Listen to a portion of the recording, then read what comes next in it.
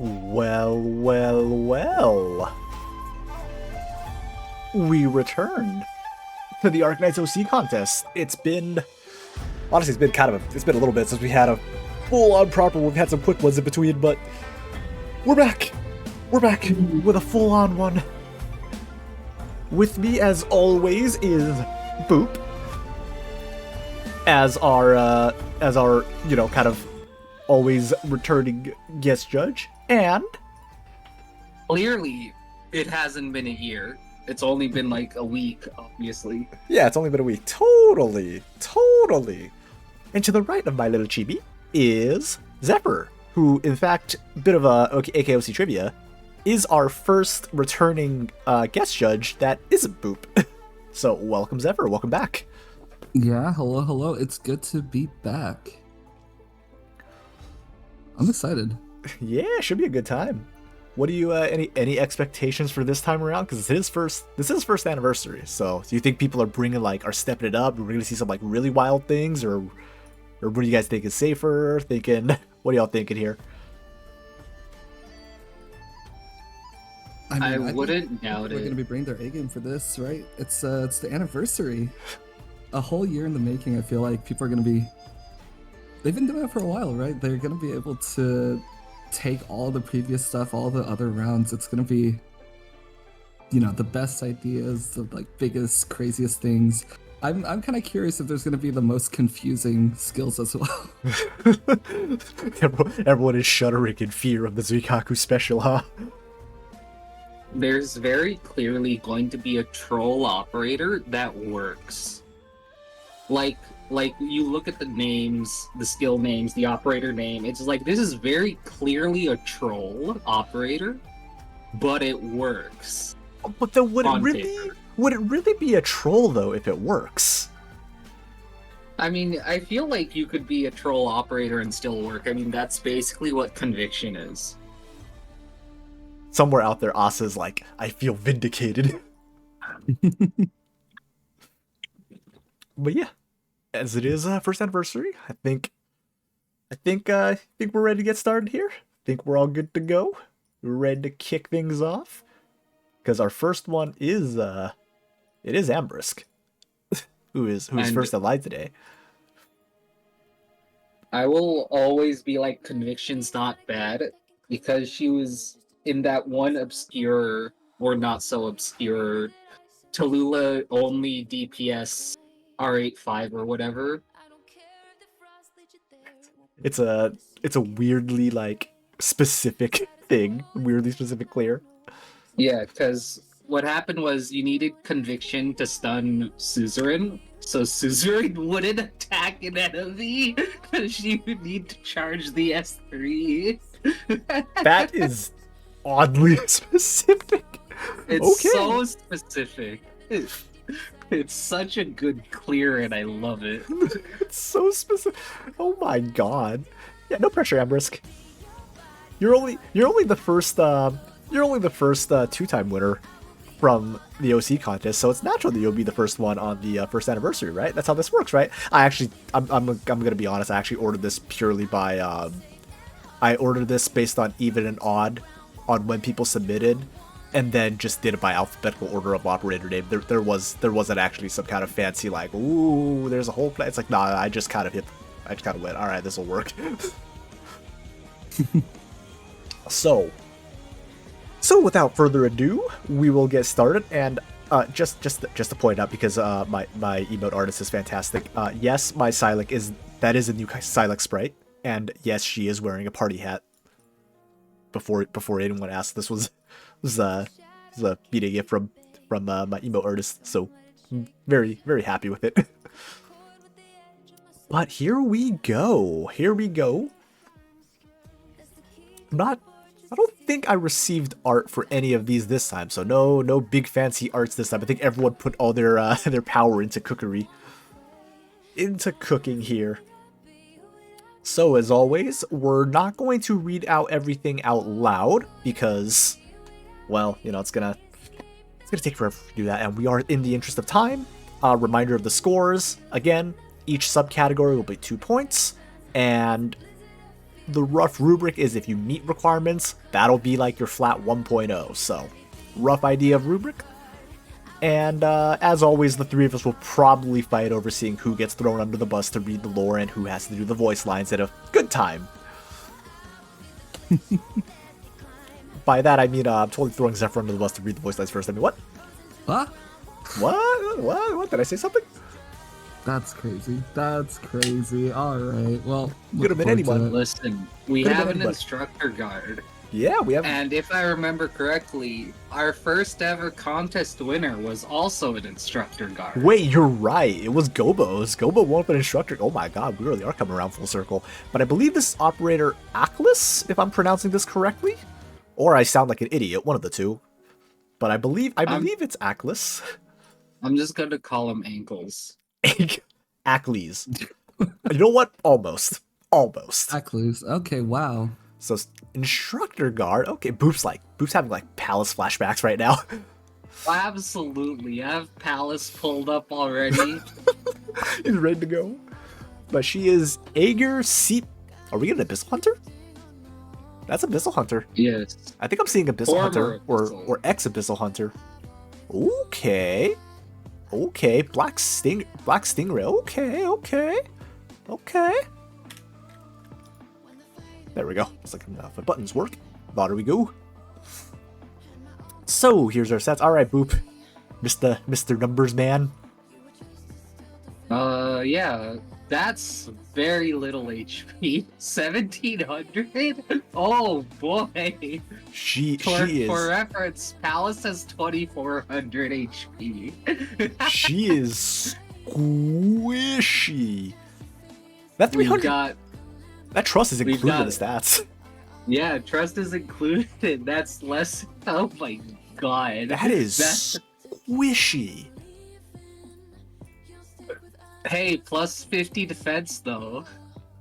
But not that it matters. They're down like 90 attack as well.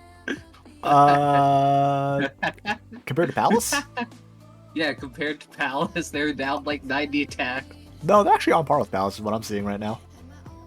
Oh, I have module equipped. Oh, and okay. I'm That would doing do it. Trust. Oh, Okay, that would do it then. Yeah, if you have module equipped, then yeah, that would do it. Yeah, okay. Okay, on par with, because I have plus 55 on top of it. Okay, yeah. It just the HP is like 700 HP is quite a bit. That is squeesh. They are squeesh. I'm wondering if this was designed with regards to Abyssal Hunter buffs. Like had the AH buffs in mind to like try to tone it down, try to tone her down a little bit. But As someone who doesn't use Abyssal Hunters or modules in general, I'm not sure if I like that. fair. Because it's kind of like the Gnosis argument, where it's just like, oh, we have to balance all the freeze operators around Gnosis. We Well, that's don't want to fair. make Gnosis too broken. It's just like, why? Well, that's true. Well, there might be other reasons depending on skills and talents. So what do we have here? We have some steel. Oh, you can steal from allied opera. Oh, Interesting. that's interesting. Okay. Interesting. So you can steal 80 or 90, and you can stack 3 times. So you can basically get a total of 270 with pots. So you get 270 extra attack with pots. Okay, that actually ramps up quite a bit. That can ramp up a good bit. Okay. And the steal lasts until so there is elemental damage involved here. Okay, that's actually interesting. That actually works in with the Seaborn part of the lore. That makes sense. I'm okay. I'm actually okay with that. I'm like, still flipping double barrel middle fingers at the Seaborn because I just don't like Seaborn in general right now. Well, actually, no, I think I've kind of cooled on Seaborn, but okay. Interesting. So nervous impairment. I feel like it has to work very well with skills to actually be made use of, right? That's my bet too, because like, Because if you really think about it, this talent works better on a primal caster.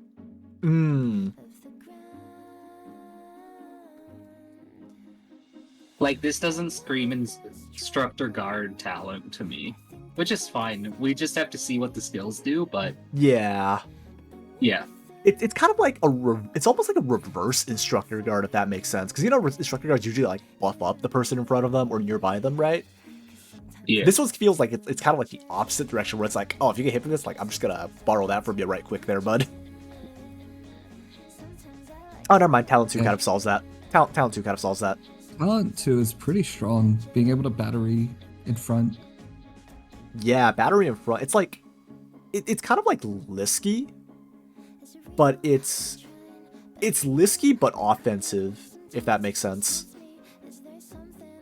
Yeah, it's like offensive Liskarm. Because Liskarm, you get SP every time she takes a hit, right?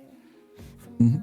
But this is Lisky, but when she's attacking, and you're able to keep them safe by, by putting her behind. Okay, that's a pretty strong talent. On the If other it hand, applies to ranged operators, that's amazing. mhm. And at the same time, it's just like, what's the word?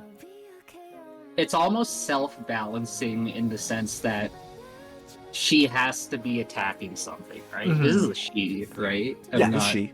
It's she. Okay, because it just like with the amount of like melee enemies these days that are super dangerous, it's just if you do this wrong, there's very high chance that the operator in front just dies immediately. You do have to be pretty careful with this. Like, how much are you willing to trade between offense and defense?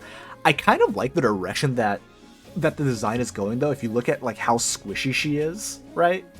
You're kind of encouraged, like, okay, you kind of want to put this operator behind someone to like make this all work, right? That's the way I'm seeing this talent right now. So it's like it's I kind of like how like with the design, like it encourages you to play to the operator's strength with how squishy they are, or with how squishy she is, right? That's what I'm thinking. But we will continue to scooch along as we do have I believe that's 3 modules. So modules, Boop's like, damn it, 3 modules.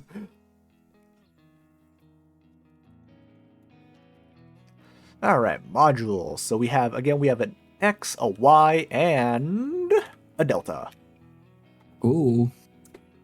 So what do we got? So we have the range, and then we have, okay, so like the X seems like that's the standard instructor guard one, I think, at least. I don't actually run instructor guards in my niche, so I'm like, it depends, because the thing is, both instructor guard ones are good, but they're also it depends on the operator as well and the situation, right? Like the ranged one is super good. I remember using it on Doberman multiple times, and then whenever I just don't have it on her, it's just like, oh, I can't put her on range tiles. Oh no! Like the range tile one is like low key, really, really good, and it catches me off guard every time I have it unequipped. So let's see. Okay, so you have extra. So you have extra steel. The second one is just better though, because now it's just like, oh yeah, now I actually inflict the elemental damage. What do you mean? The first one is useless. The first mod is okay, Loki, you can actually get some decent steel, but it's pretty conditional with the steel. But listen, if you want a steel attack, just use Shamir. Yep, but Shamir doesn't. I mean, okay, I was gonna say, but Shamir doesn't buff hero, but then it's like, wait, but technically Shamir also does buff hero by virtue of reducing their defense, so it's like, technically you're not wrong. But then you need another operator. Something, roll compression, something. But here's the thing, is that this talent one only affects, like, Ackley's herself. Shamir affects the whole team. Look, if there's one thing I've learned in FF14, you gotta play selfish sometimes, alright? But yeah, Y looks like, Y is like, okay, this is the elemental one. And again, right now, on EN, again, reminder, no CN spoilers. I actually have no idea if it's true or not on CN, but again, we're only talking about EN. As far as I know, there is no enemy that has elemental res, so elemental damage is effectively true damage right now, as far as I'm aware. So it's quite powerful. Too bad one of Wormy's skill just doesn't work. Yeah, Wormy! Angrily. Let's go! Wormy, no. Wormy's gutted up, no. Alright, Delta mod. Delta mod. Boop angrily shakes fist. Okay, so Delta mod is... Oh, there's inspiration now. Okay. I don't like that it's inspiration. I would rather it be vigor. If I remember, inspiration is from bards. Is the bards stuff, right? Yeah. Okay, so just cool. like, you can't combine a bard with this. But Bard and Guard rhyme. Surely it can work out.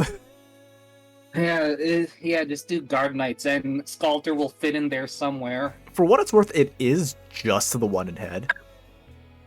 So I'm kind of okay with it. Because, like, I'm more okay with it because of how squishy Aklis is. Right? So your whole point is, like, the person in front, you're like, protect me, meat shield. And you get a slap harder, but protect me, meat shield. Like, that's the vibe that I'm getting from this operator, at least.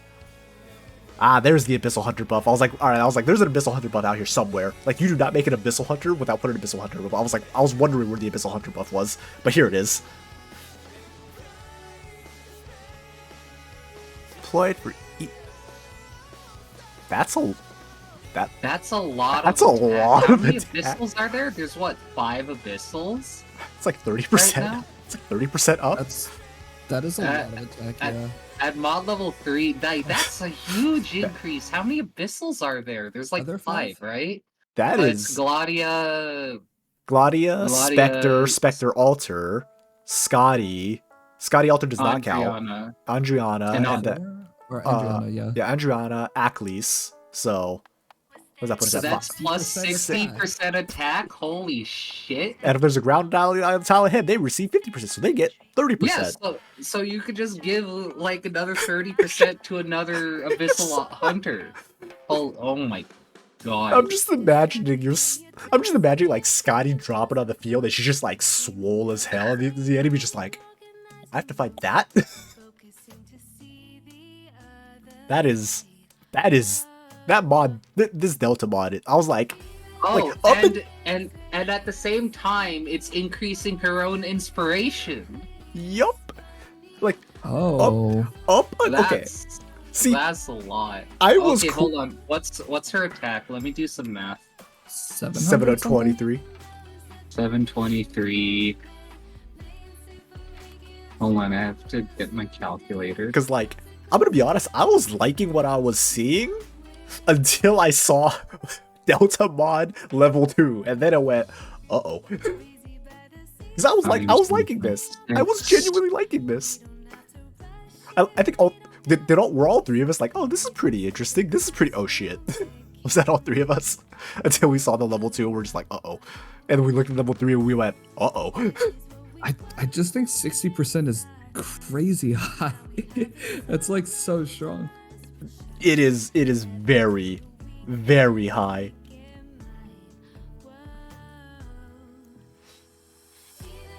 So it's like, it's I mean, honestly, I'm not even sure if we necessarily need to do the numbers, just what is effectively a talent giving 60% buff to all Abyssal Hunters is just nuts.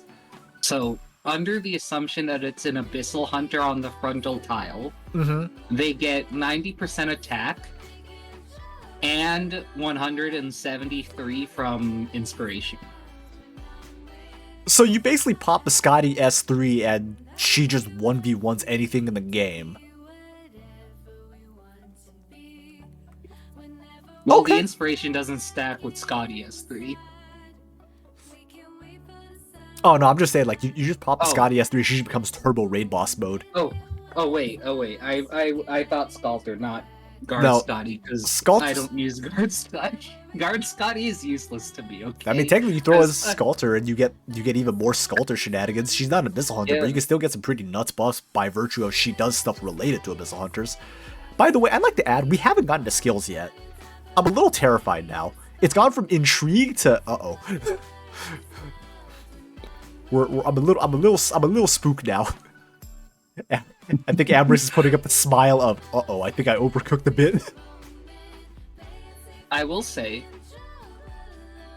considering like the enemy power creep in this game, not that I like it, that's a whole different conversation.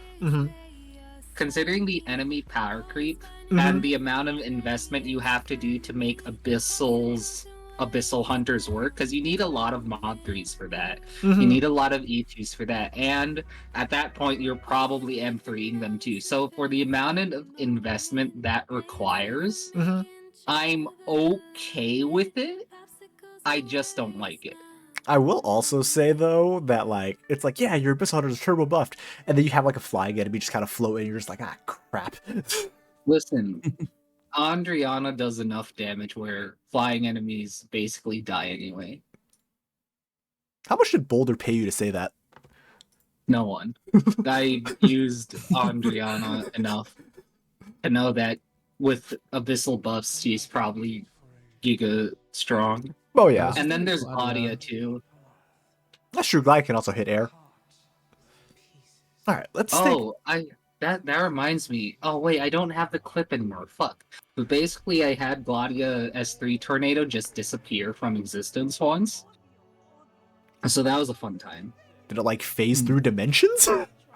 No, as in when I activated her skill, the enemy she was targeting died in like the 2 frames it takes her to cast. Jesus. And because of that, the tornado just didn't show up. It's just like no tornado necessary. They just die now. All right, let's see. So skill 1 looks like that's our. It's kind of like our usual 3 auto proc, but it does elemental damage. Okay, elemental damage with okay, so it's like a different flavor of the 3 slap auto, as I like to call it. Okay. Let's see. Attack range, okay. Mist. What does this mist do? Oh, so it's like a dot. Okay, so we have a dot. Damage over time that's doing Nervous Impair. Okay. Caps at 14. I'm telling you right now, like, dots can stack up. Oh, wow, wait, that's an infinite duration skill. 55 seconds to activate, though. There's no, 55 seconds to activate. Auto recovery, so I'm chalking that up to 0 SP start. If I don't see any SP initial, I'm just going to assume that it's 0 SP initial. So I will say 8% as nervous impairment is not a lot, because it's like, because with oh wait, plus 70% attack is there. Hold on. Yep. And you get one more tile of range. And then if enemies are. Wait, hold on. Ambrisk, if you're here right now, it says all ground units except Aklis. Because of how ambiguous it is, I'm cool with asking this. Ambrisk, does that include allies? Can you int your allies by accident? Or intentionally? I'm going to assume it is because of Talent 1. Because Talent 1 also steals attack from allies. Because the way it's worded, it says all ground units. It's not all enemy ground units. So I'm like, wait, hold on. This looks like it steals from. Oh, okay, so you can int your allies. Okay. Can I see that talent real quick again? I just need to make sure something. Talent 2. Talent 2. I was thinking Talent 2 was strong already, but it is. Sure. You're inflicting nervous impairment. Anytime. Oh, Talent 2's infinite SP to Skill 2 the is person in front of for skill 2. Oh my god!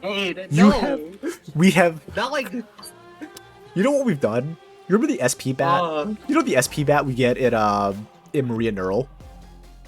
We've power crept the SP battery. By a lot, yeah. By a lot. We've power crept the SP battery. Granted.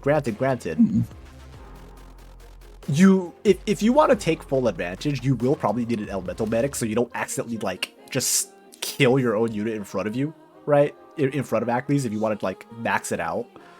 But that's kind of insane. You want? I do believe we've power crept the SP battery from Maria Neural. That S2 looks insane. That S2 genuinely looks insane. On the other hand, I could have Chong Yue that never stops punching. That never stops doing the big punch. Hold on, I'm kind of okay with this. I mean, what? No bias. No bias here. No bias here. Interesting. No bias here. No bias here. All right, let's look at S3. Let's look at S3 because we're trying to keep pace. I'm trying to keep pace. So let's look at S3. Okay. Oh, interesting. This is a more interesting S3 actually. I'm kind of curious what this S3's. It's a pusher. This is a curious S3 because it's not Moderate. like it's not like you usually expect S3 to be like, oh, this is like the big like turbo one. It's like it's usually not like a however many hit and then instant duration, like instant activation skill. So I'm like, I'm curious to see what this does. So push, stack of nourishment. So continuously attacking once in effect, refresh. Oh, so it's kind of like so you're basically just like raid buffing yourself with. Oh, that could stack quite a bit. While nourishment is active, the skill becomes auto activated. Nourishment expires. You stack activates stun for one. Okay. Interesting. You can stack that pretty damn high, but you need to just keep feeding off of enemies. From what I'm seeing. It's offensive and it's 7 SP too. Mm-hmm. I feel like it's. Oh, what's the word?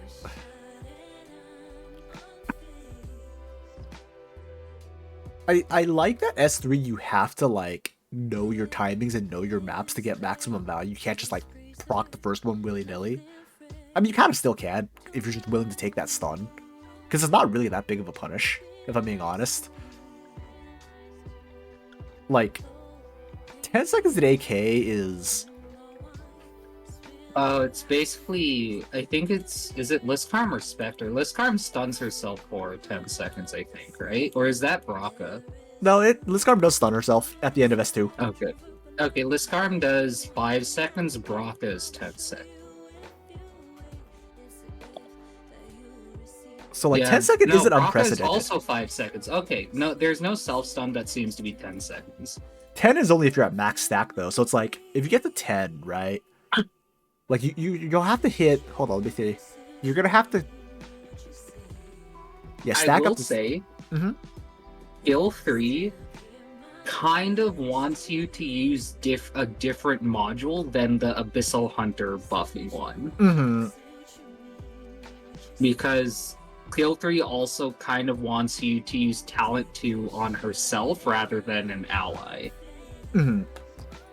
Oh, it's good. Good point, Snipes. Because the moment she gets the nourishment stack, she starts giving herself SP every time she attacks. Mm-hmm. So like you can keep this skill going. You basically need a constant stream of enemies for S3 to keep proccing like over and over and over again. Which I'm okay with. It's effectively infinite if you have a list of ground enemies. I mean you can stack that attack pretty high though. It's only plus 120%. Granted, it does scale because 220%, but that 220% is only once every 4 to 5 attacks, right? You are also pushing enemies back. So you basically, if you're using S3, Ackley's kind of needs to be the only one doing damage. Because if she's not, then you're not really going to get too far. Yeah, but like, what if you deal damage to like, a stationary boss though? That's just yeah. Right? That's true. That effectively is infinite because you just keep slapping. It's not on kill, it's on hit. So that's a lot of damage that you can pump out. I mean, if we're talking stationary bosses, we might as well bring in other comparisons, right? That's true. Because the thing is, if we're talking about stationary bosses, a lot of operators can dish out probably just as much, if not more damage. But yeah, but it's like if you have to deal with like a boss that like teleports around or like moves a lot, all of a sudden S3 is kind of like, oh, okay, this one is not as strong. I like how situational it is, or like I like that it's situational to a degree, and it's not specific like, okay, you have to use this one against bosses and you have to use this one against mobs, right? Like you have options based on map knowledge, and I'm kind of okay with that. Honestly, I think if we're waffling a bit, I'm debatably gonna say that it's okay then if we're like we can't tell if it's too strong or if it's not, or if it's like, oh, it's okay. It's like I kind of feel like it's okay the more I'm talking about S3. S2 is honestly between the 3 skills, S2 is the where I'm like, hold up. Yeah, S3 is honestly I'm okay with S3. It's a strong skill. Like you want power to some degree. Like I'm okay with the power. Like if we're straight up doing archetype to archetype thing, Alice also doesn't want someone in front of her because of her skill 3. Because her skill 3 gives her more attack if there's no ally in front of her, and she wants that. Otherwise, she does no damage, right? And so you can do the same thing for this, right? Because it's purely this sort of skill specifically for Ackley's, which is fine. And it's not like obvious. I would say it's her best skill. If we tone down skill 2 a bit, because I don't know, it's a lot of damage, but at the same time, it's not something you can. It's not like a skill you can activate, right? It's not a Golden Glow S3 that you can just press a button and the entire map is deleted, you know? It does ramp, but I will say the ramp is pretty high.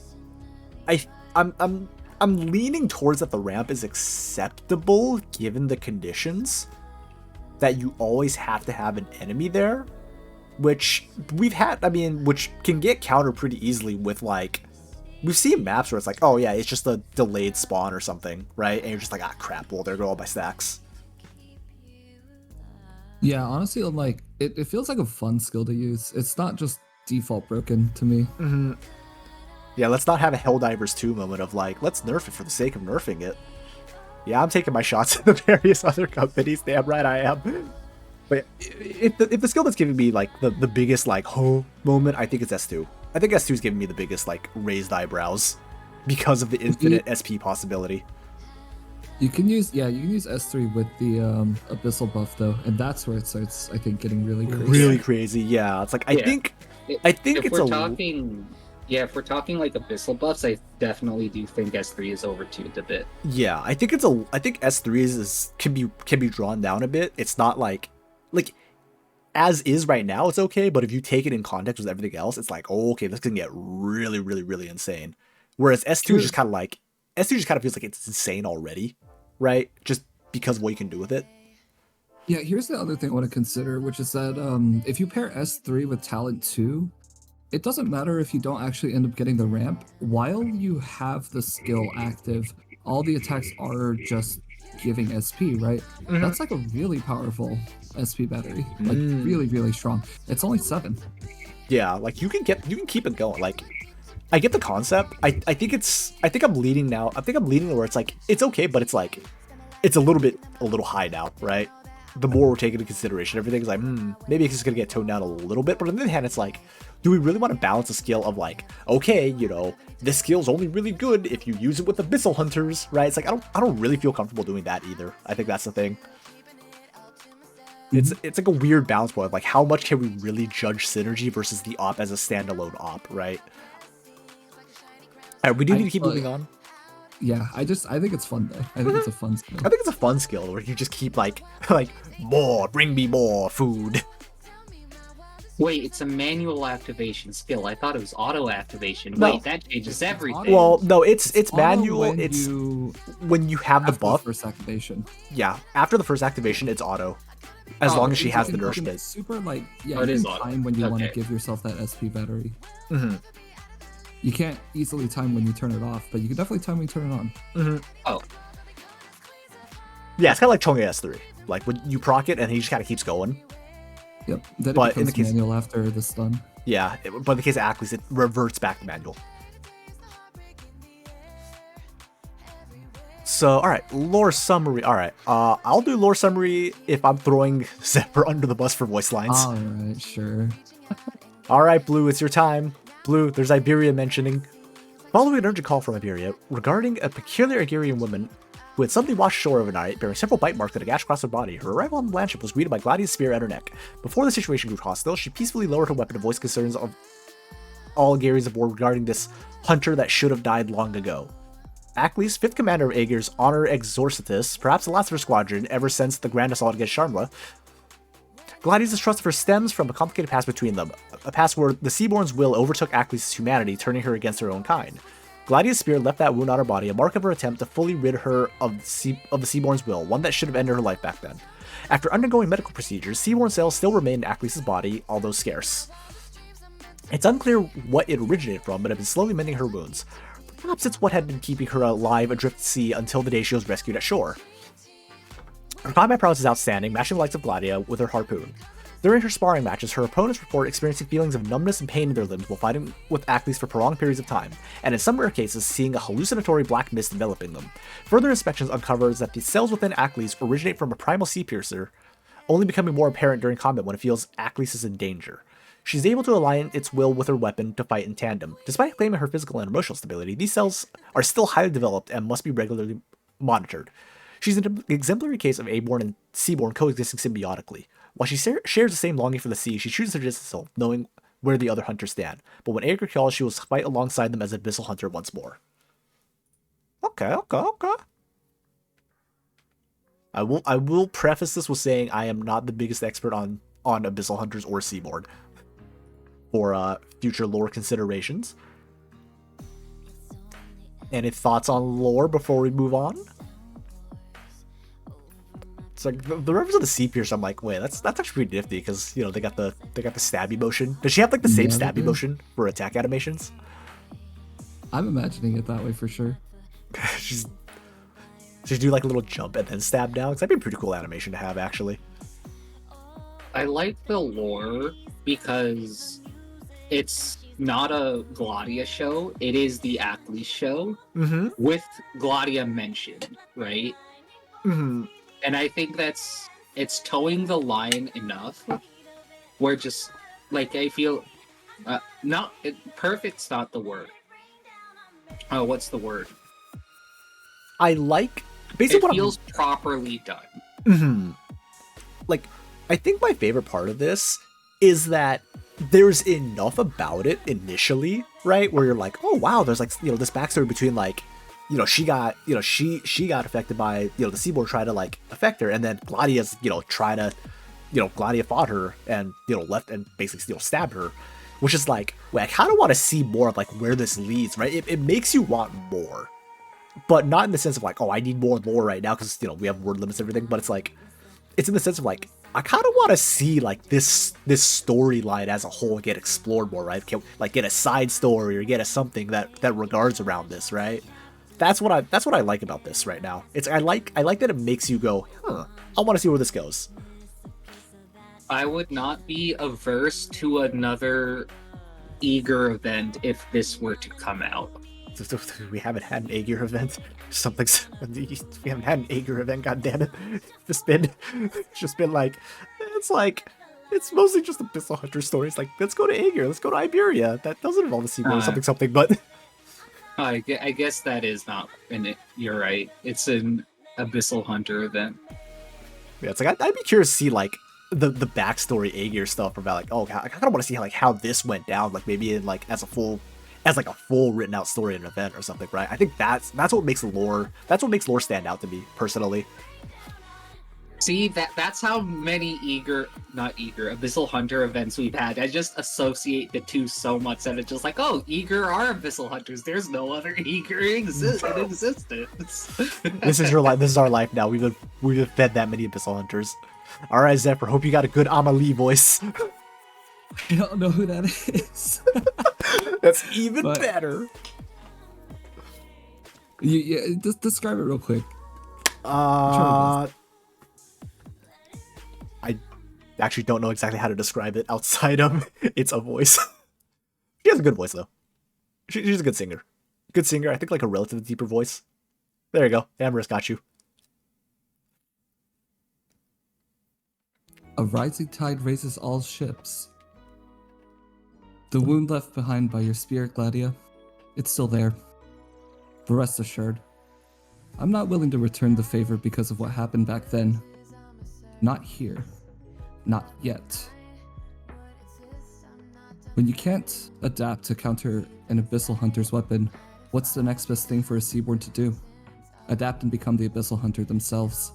To see your own captain go against you, I could imagine how mortifying it was for them. I could fully understand the other hunters' skepticisms of me. Allow me to keep my distance from them. And from you too, Doctor. I didn't expect this level of indecency from you, Doctor. Becoming a monster is a fate worse than death. Well then, command this monster however you wish. That tap line got me. Tap line got me. I like that tap line. The tap line got me. We got a good mix of personality here, where it's like she seems conflicted. Where it's like you have moments where it seems like you're like, wait, like is the Seaborn taking over? And you have other moments where it's like, wait, is that her or is that the wait? I like the mix here. I like the mix. I like the personality we're getting out here. This is personality that's like showing here.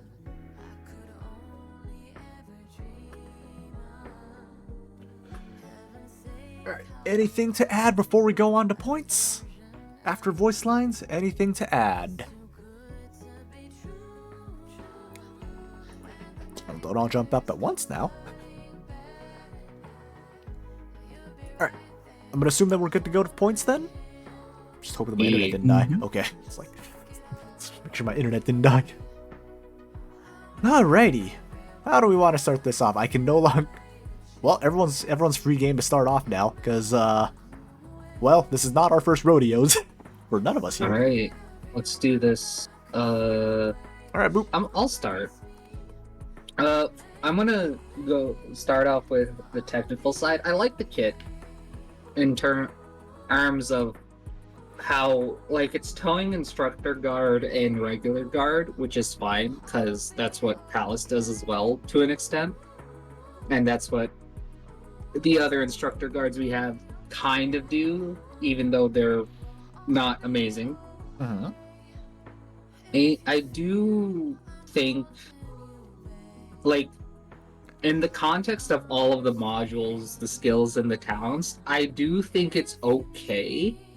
But at the same time, I feel like it would fit better on a primal caster. Because, what do you call it? It's elemental damage, right? And obviously, we'll get more and more elemental damage in the future. But elemental damage on an instructor guard just doesn't sound right to me. You know, just as a concept, right? But I do like it. I do like the direction that the guard went and that the concept went for. It just, I guess it just me like trying to come to terms with it so far. She'll beat the numbness into you. Yeah, I'm sure. It's fine. So for the balance, I do think the operator is a bit overtuned, while being lacking in some place. I feel like the talent one is lacking in a sense. Though I guess at the same time, when you think about it, the talent one probably makes the operator more broken because of how skill 3 works. Oh god. Anyway, I do think it's overtuned overall. I think skill 2 is overtuned. I think skill 3 is overtuned to an extent. I would rather some of the attack speed get, or not the attack speed, the attack scale get removed. I don't mind the push. I don't mind the multi-targeting. I don't mind the amount of stacks and the attack that they get from nourishment. But I think the attack scale on top of the plus attack is a bit much. Right? Because that can scale way out of hand really fast, especially when you, again, take in talent 1. And then there's, of course, the whole skill 2 thing of, hey, infinite SP for the person in front of me, right? Because that can be used in a lot of ways. For cohesion, I do think this is probably like the highest part for technical, is that it's very cohesive, where all of it, like skill 2 has a goal, skill 3 has a goal, skill 1 is basic but still has a goal, and then talent 1 and talent 2 both support all of those skills, right? So overall, for technical, I would probably go for 1.2 for kit, probably a 0.9 for balance, because I feel like, again, it's just not there, right? And then for cohesion, I would give it a 2. I think the cohesion was very well done, but Okay. And then for the flavor, I do think the integration was slightly subpar. Or I do think the lore fits, and the character focus was very nice. I'll probably give 3.3 total for flavor. Okay, so that comes up to a 7.4 overall. Assuming I Alright, did I can go mathematics next. correctly. Yeah. Should I give mine? Oh, yep. You want to go next? Sure. Go yeah, I can for also it. start with the technical. So, for the creativity, I thought it was pretty good. Elemental damage as a concept from operators it makes sense, and it's fairly creative to take the nervous impairment, which is just for enemies right now, and then apply it to having allies be able to deal it, as well as still being able to deal to the allies. So I kind of like that. I also agree with the balance. I think it's really strong. That's my initial impression. I think it might be like really, really, really strong. Definitely I'm somewhat more sensitive to roll compression and the idea of like an operator might be doing too many things.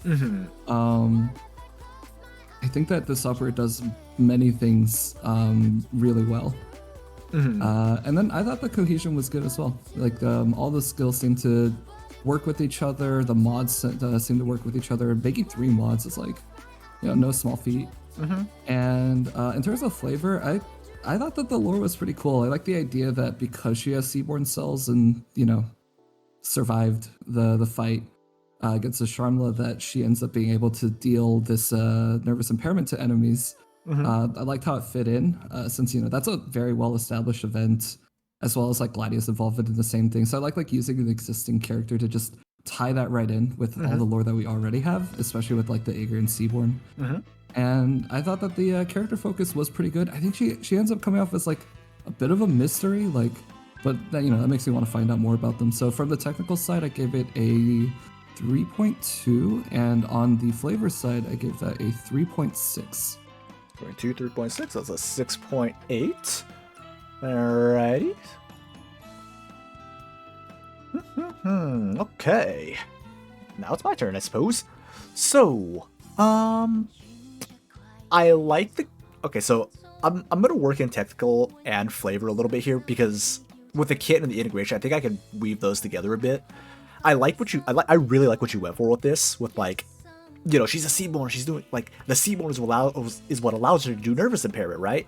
And it kind of just affects anyone, but it's like, I like that. I like what you're doing with that. Like, I think that, with like the lore you've written, actually, I'm gonna start more with lore then, I suppose. I think with the lore and the characterization, I think is where you cooked very well here. I think you did a really good job on that aspect, where it's a mix of like, I want to learn, it's like, she's a mystery, but in a really good way, in that, like, I genuinely want to learn more about the character. I want to know what the backstory is. I want to know where is she going? What's the whole arc? I'm really curious to know, but not in a sense where I'm like, boy, we're just missing a whole bunch. Like, not in that sense. It's just okay, you have my attention now, right? Like, you very much have my attention with the lore. I think again, with the integration of like Zephyr said, how it all fit in to the abilities in game. Right, you have a Seaborn, like, you have the backstory. The backstory makes sense with what we already have in Arknights, right? And then the Seaborn allowing her to do nervous impairment, like, that all makes sense and works in.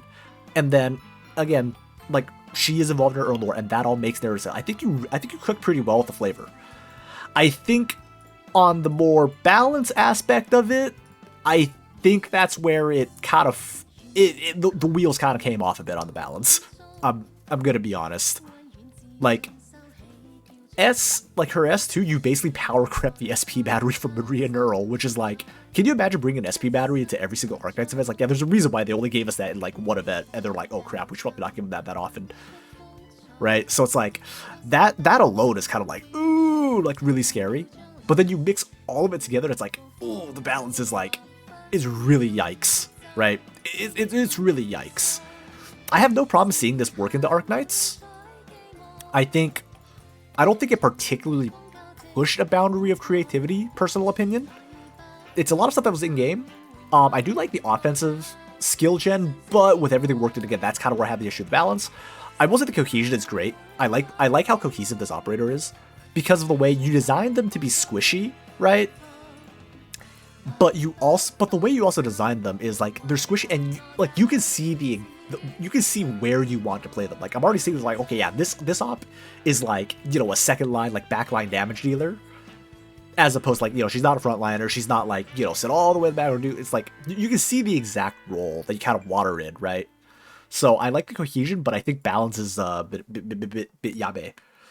Flavor, I think for flavor overall, I will be a little more generous. I'll give it like a 4.3 for flavor overall. For technical, I think the balance just did not quite cook well enough. I like the balance itself is what's gonna bring down your technical score the most. Let me think. What am I gonna give here?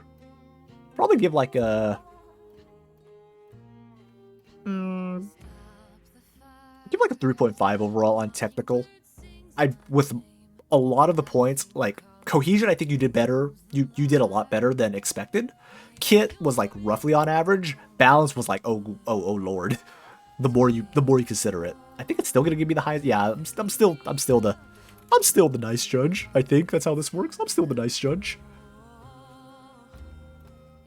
So that puts us at a 22 even to start off. Very respectable score to start off. Alrighty.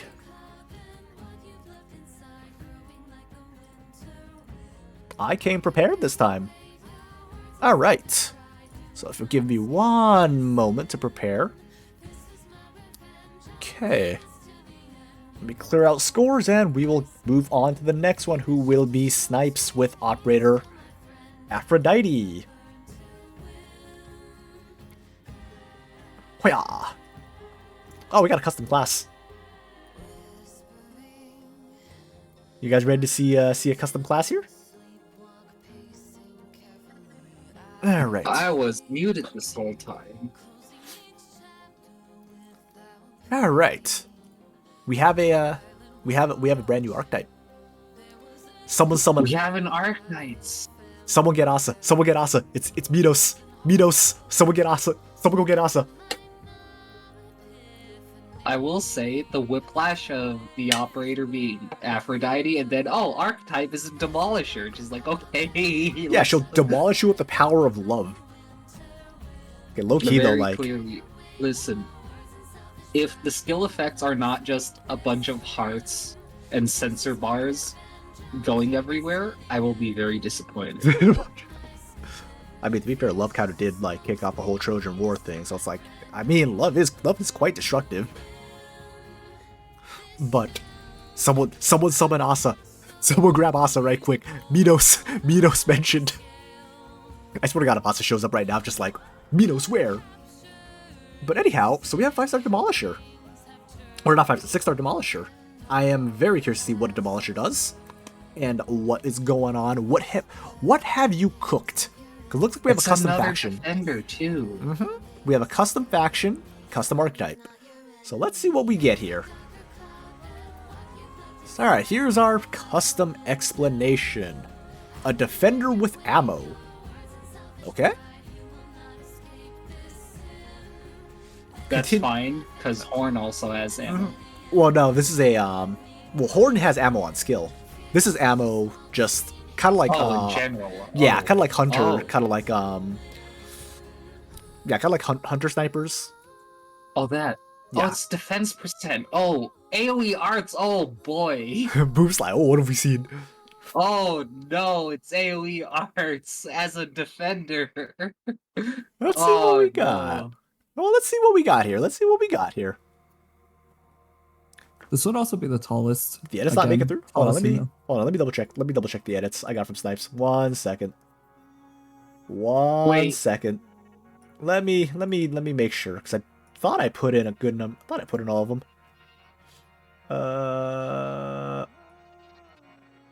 Let's see. Oh, here we are. One moment. Let me update this trait here. It is, in fact...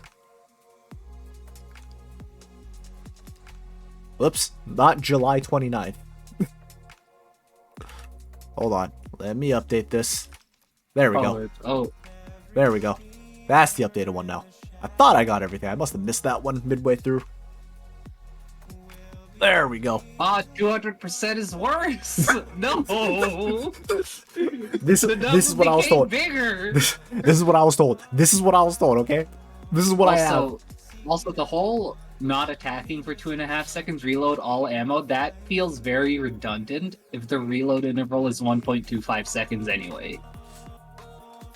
To a degree. Okay, so what do we have? What do you have the rest of the trait? Oh, so it is reloading one at a time, not just yes. So you basically reload the third one, I guess, a little faster. I'm assuming maybe. Yeah, for free. I guess. Reload can't happen while autoing too. Yeah. So what's our exchange? HP no. is... So I think it's more like it. After you don't attack for 2.5 seconds, it spends that 1.25 to reload, and it gets all three back instantly. It doesn't seem like a hunter thing at all. Like, but if you're not attacking for 2.5 seconds, aren't you reloading anyway? Yeah, because the whole point while you're not attacking for those 2.5 seconds, I don't think you are reloading at all. It's only after you've made it 2.5 seconds that you start reloading, and then you reload all three instantly, just like immediately. Okay. All right. So. Oh, okay. Interesting. Okay. That makes sense. Okay. All right. So what else about the archetype? HP is lower in exchange for higher defensive res. Has block 1. Okay. 1 block. Okay. 10 to stall. Okay, so it's kind of like a 1v1 archetype. Okay. I can see the only on tile range too. Okay. I can see the. Okay, I can kind of see the vision. Then why is this a defender?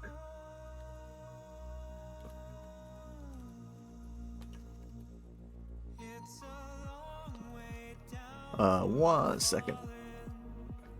Alright. Well, let's find out for stats. What the hell am I looking at with HP? Lower HP in exchange for higher defensive res. That's 1,000 base defense? Is what I'm seeing here? That is really high.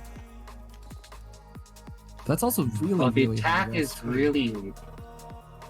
Oh wait, the attack doesn't matter because the you're scaling off based off defense anyway. Wait, this is a mega tank. This is a giga tank. Okay, so you're basically trading. Okay, yeah. Yeah, you're basically trading all your HP for this. So it's like if any enemy does like true damage, I guess you are so boned. That's what I'm seeing right now. Like you use this against anything that does. Because I feel like arts damage would kind of screw you over anyway, too. But that's a lot of arts damage. That's a lot of arts damage.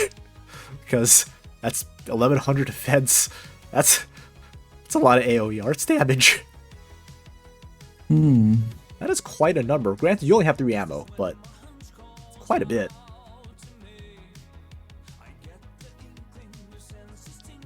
Also quite expensive. 27? That's quite expensive.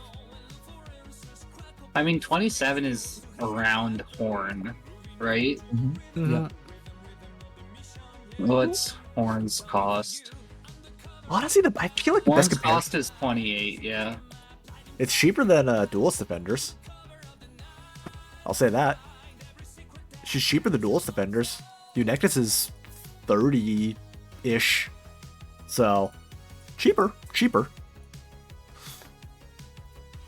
It's like she's not even a glass cannon though, because like glass cannon implies that they're squishy as hell, but it's like 1,100 base defense does not make you squishy. I'm here just like I will say for a defender though, I would say she's squishy. By like HP standards, oh yeah.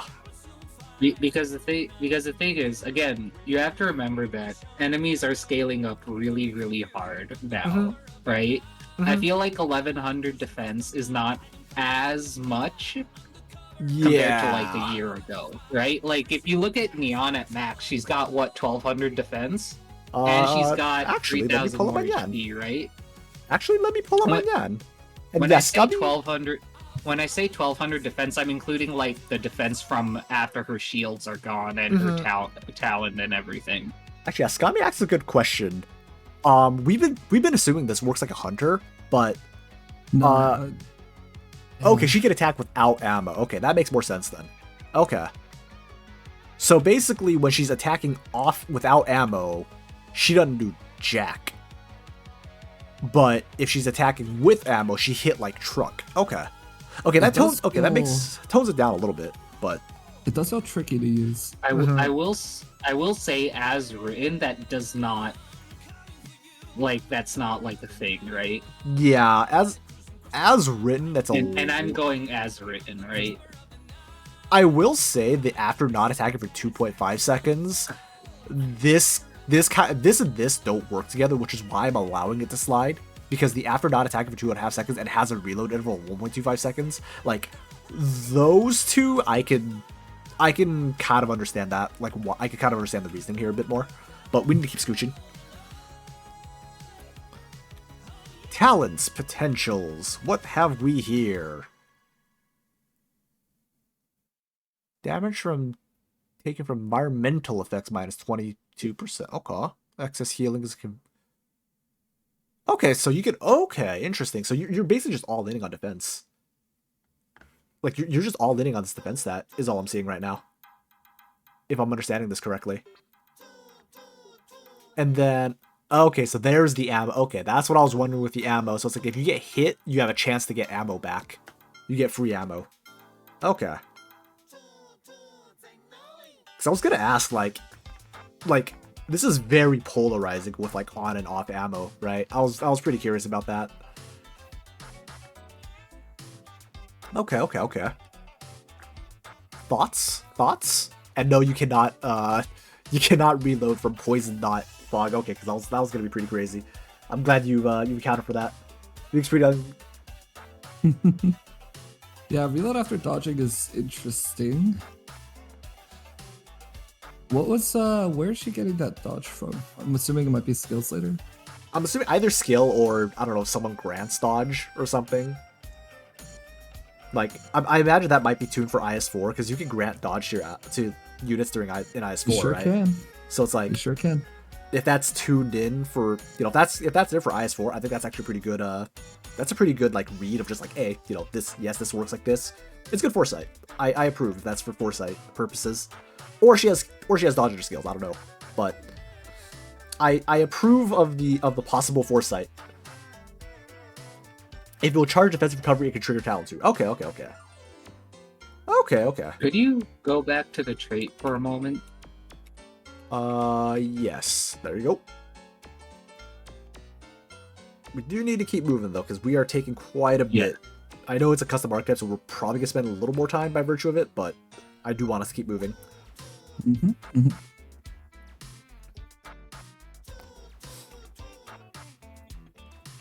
All good, Boop?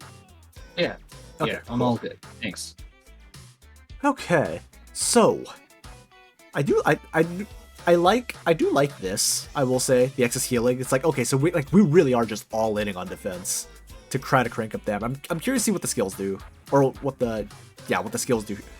What in hell's name is that? That is certainly a range I've seen. This is a range. That is a range. That's why I'm confused. From what I can see, That is a range of all time. Which one is her? I would assume it would be this little tile here. Okay. I would assume that's left? the tile. Yeah, the white tile on the left here. That's what I'm operating off of. Leftmost tile, because it just doesn't. Just based on positioning, would be like, yeah, you shoot like 8 miles behind you. As funny as that would be. Trick shots only. I'm trying to figure out if there's like something hidden here, because otherwise I do not understand why this is the range. I don't understand either. I'm gonna be honest. The range confuses me. I wish knights moved like this in chess. That'd be really interesting. I'd also like to add, Oh. Flamey, this is 1-to-1 the range that I got. I'm looking at the screen right now. This is 1-to-1 the range. Again, I am just as confused as y'all are. If it's any consolation, all three judges are very confused right now. I'm really wondering if there was some particular stage that you were hoping this range would solve when you were designing this. So Can you imagine what the paradox? Like, hold on, Scobby's bringing up paradox. I'm like, I am so curious to see what the fuck the paradox is. You gotta use skill 2 for this. Here's the state. It's just like, what the hell is that? All right. Anyhow, let's get to the skills. Oh wow, that's a lot of zero initial defense SPs. plus 80, defense plus 80 with a 30-second duration is pretty cool. And Plus 80, HP lower than Healing 85. time. I mean, you're gonna need the healing tile with how low your HP is, and you heal more off of it. Interesting. I mean, you're gonna need it, if I'm being honest.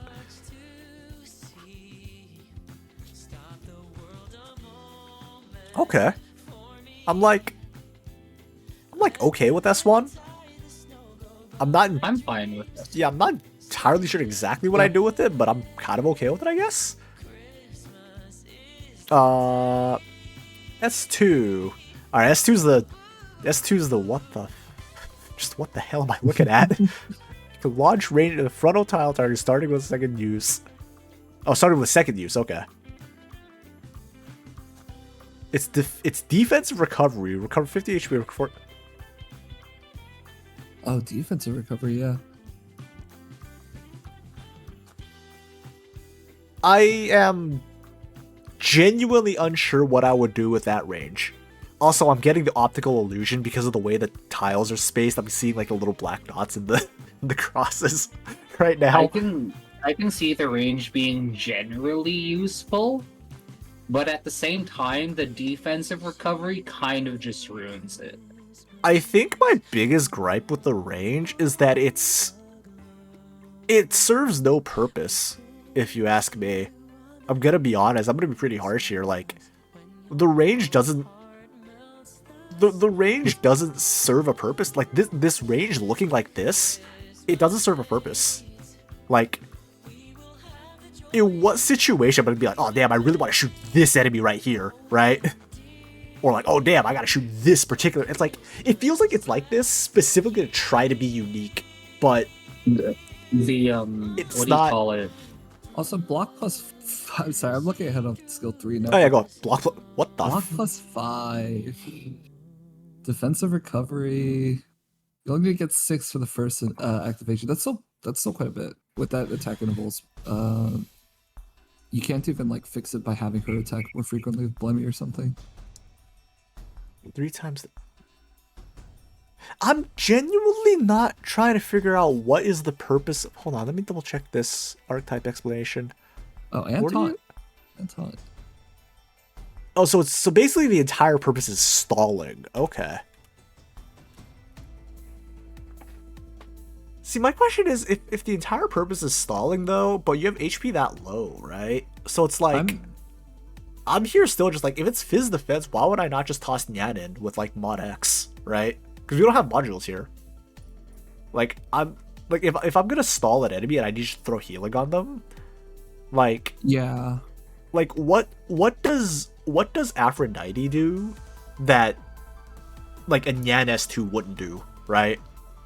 That's my curiosity. Like, yeah, S2 has this funky range of unfortunate, but then the S2 just kind of feels out of place now for me. It's like, oh, you have defensive stall, what the hell is this, right? Like, I think you're onto something with the archetype. I'm just not sure. I'm just not sure with use situation, and then specifically this S2. This S2 has me like thinking in like 18 different loops right now.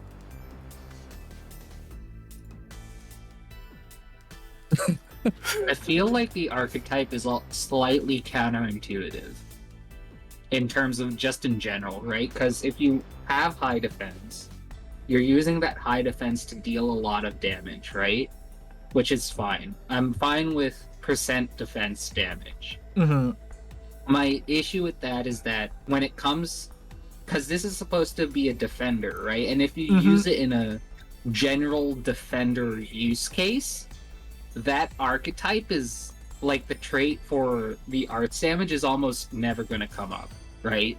Because if you're having this high defense unit stall or tank an elite enemy for a long period of time, it's just never going to come up. That's what I said. Like S2 for me just feels antithetical to what you're trying to do with the unit, if that makes sense.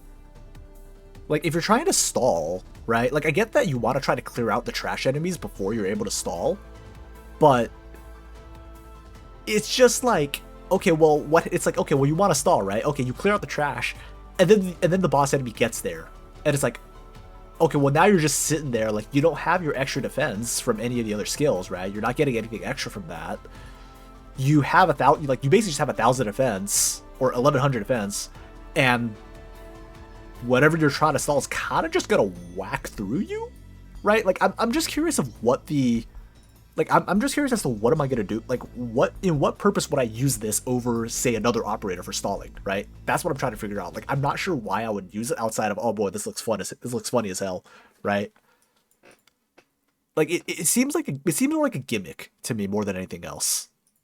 And again, this is my personal opinion. This is not the judge's opinion. This is my personal one. It's like, I tend to not be as big of a fan of like operators that have a gimmick for the sake of having a gimmick, if that makes sense. And that's what S2 feels like. It's like a gimmick for the sake of having a gimmick. I like what you're cooking with the archetype. I just don't know what this S2... the S2 is the one that I'm just like really not liking right now. I'm not sure what S3 is for either. If the range for S2 made any type of sense, I would be okay with it. S3 just seems like your range tank mode. My qualms for S2 is that its defensive recovery and the range doesn't make sense. I can see the range being useful, but it doesn't make sense. And the defensive recovery is really dumb, in a sense. Yeah, it's like, S2 to me, it's like, I can see what you're trying to go for, but just to me as a whole, it just doesn't fit. It just feels out of place. There's a couple of things that like confuse me. One of them ones is that like there's like stuff about dodging and resisting damage with nothing in the kit that allows it to happen ever. I think that's just more for I actually don't mind that. I think that's just clarity. there for clarity purposes, which I'm okay with. Which is fine. Yeah, I'm okay with that. That's not the one that sets me off. That's the one where I'm just like, okay, it's there for clarity. Again, like IS4, you can grant dodge resist, so it's like, oh, go ahead. But there's also the problem with the like all the skills are defensive, or like all the 2 and 3 are defensive recovery, while also the ammo seems to incentivize not blocking, or like not blocking things, right? But then you have to charge a skill by blocking things, and it feels very difficult. It feels very difficult to use. Yeah, it feels anti-synergistic. Yeah, I was actually initially super excited that like this might be, some kind of like a new tank idea, where like a defender that is really great at tanking without necessarily being really great at blocking, but that HP is just so low. It's really, really difficult to imagine where this might work out. The HP is so low that it's like I don't see the like one-shot defense, but it only blocks one unless like under skill 3, which is very specific. So like charging to that 18 also is really hard because you can't be taking attacks as easily, because a defender with defensive recovery usually just blocks multiple enemies and can then just charge up on it. Can't really do that here.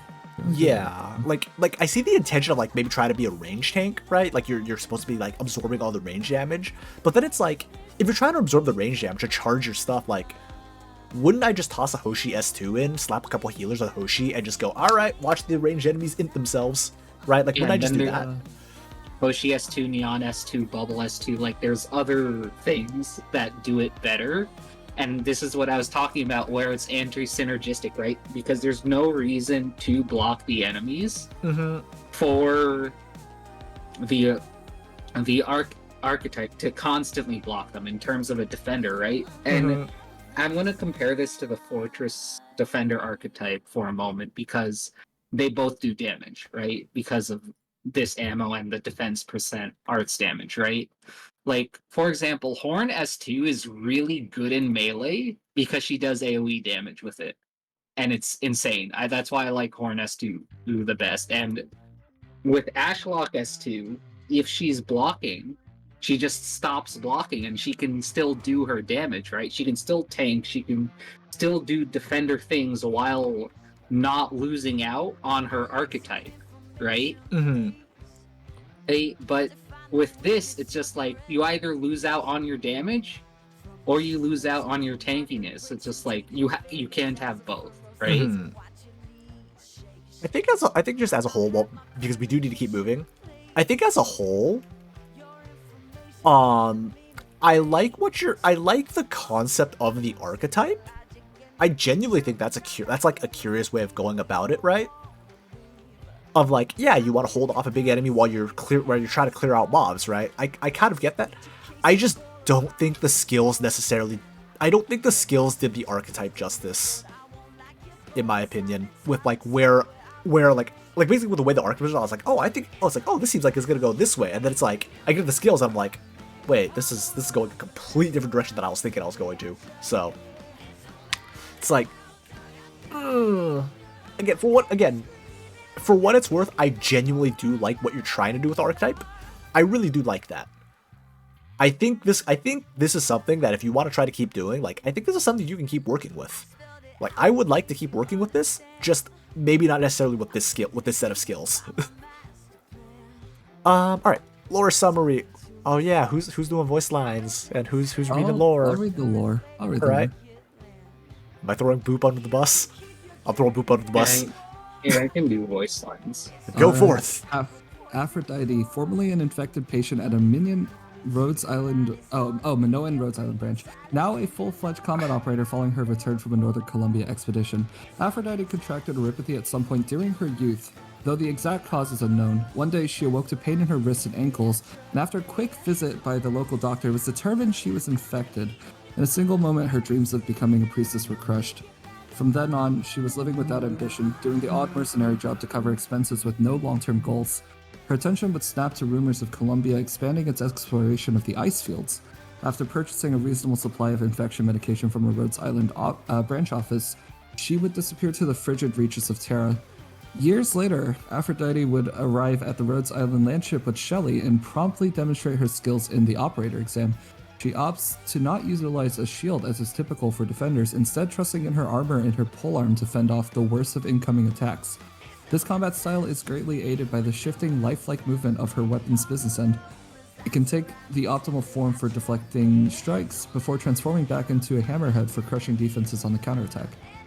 Declassification complete. It must be noted that she manages these feats despite a relative lack of Originium arts assimilation.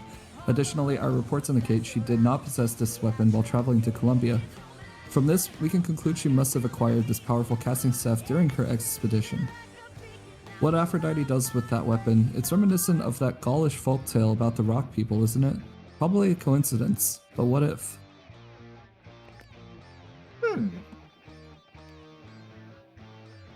I like it. It's very reminiscent of an archive file, which is fine. It's got that air of mystery to it while also giving just enough, which is also fine. So yeah, I will say is okay. I will say my biggest my this is more just like a personal question of just like I guess her name is just Aphrodite. I'm like, how did Aphrodite end up being a demolisher defender? I'm kind of curious of how did Step A with yeah, I was super excited. I'm like, oh yeah, we're gonna go into mythology and folklore. Just like, nah, it's just the name. Just the visual imagery. Yeah, my expectations were high, and then they just, nope, not there anymore. Mm-hmm. All right, Zephyr, have fun. Me again? Oh wait, no, Boop. Go Boop. Yeah, my bad. I'm actually throwing you on my skin. Go Boop. Let's. Okay, hold on. Pokemon trainer. Once upon a time, there was a beast that roamed Terra's surface. It ate rocks, and from those rocks it grew limbs of metal it could wield with far greater agility than the arms it was born with. But as with all of the mythical beasts, the people banded together to drive them into extinction. Do you like that tale? I've many more from my travels I can share. You know what really annoys me? All the gossiping I hear about my relationship status. That's something I really don't miss about being around people. At least they don't comment on my infection. I'd never hear the end of it back in Minos. I never finished telling you how I met Shelley, did I? Now where were we? Right. False ledger slipped out under me, and I landed on a Reginium, and well, next thing I know, that pretty face is waking me up and my hands sore from holding my fancy stick. Best and worst day of my life, because when the pain caught up to me... Hey, are you even trying to hit me? I couldn't feel that one. Alright, I think that's the last of... I'm alright. Just stepped on my foot weird. Ugh. With Gaul's French, I'm just imagining her just going like mad or something. Okay. Are we ready to move on to points then? Anything we'd like to add before we go on to points? Nope. Not on my side. Ready? Cool. Alright, who wants to go first this time around? I can go first again. Sure. For flavor, Go ahead. For flavor, I do like that there is a little bit of lore in the abilities and skills. So, but overall it feels very, not bare bones, but it meets the requirements. So 3.1 overall for flavor. Mm-hmm. For the technical, I like the archetype, right? Mm-hmm. As much as I don't like defenders that deal damage, I do like the archetype, right? Mm-hmm. I think it's there was a lot of potential there. Everything else, not so much. The balance is okay. It's more of the clashing of the archetype and the skills that hurts the balance rather than the numbers itself. I think if I were to remove Kit and just focus purely on the numbers, I think the numbers are okay, but not anything special. Mm-hmm.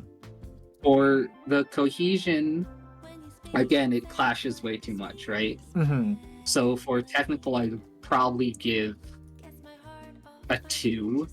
No, not 2. 1.9. 1.9, so that is a 5 overall. Okidoki. Alright. I'll take the next one then.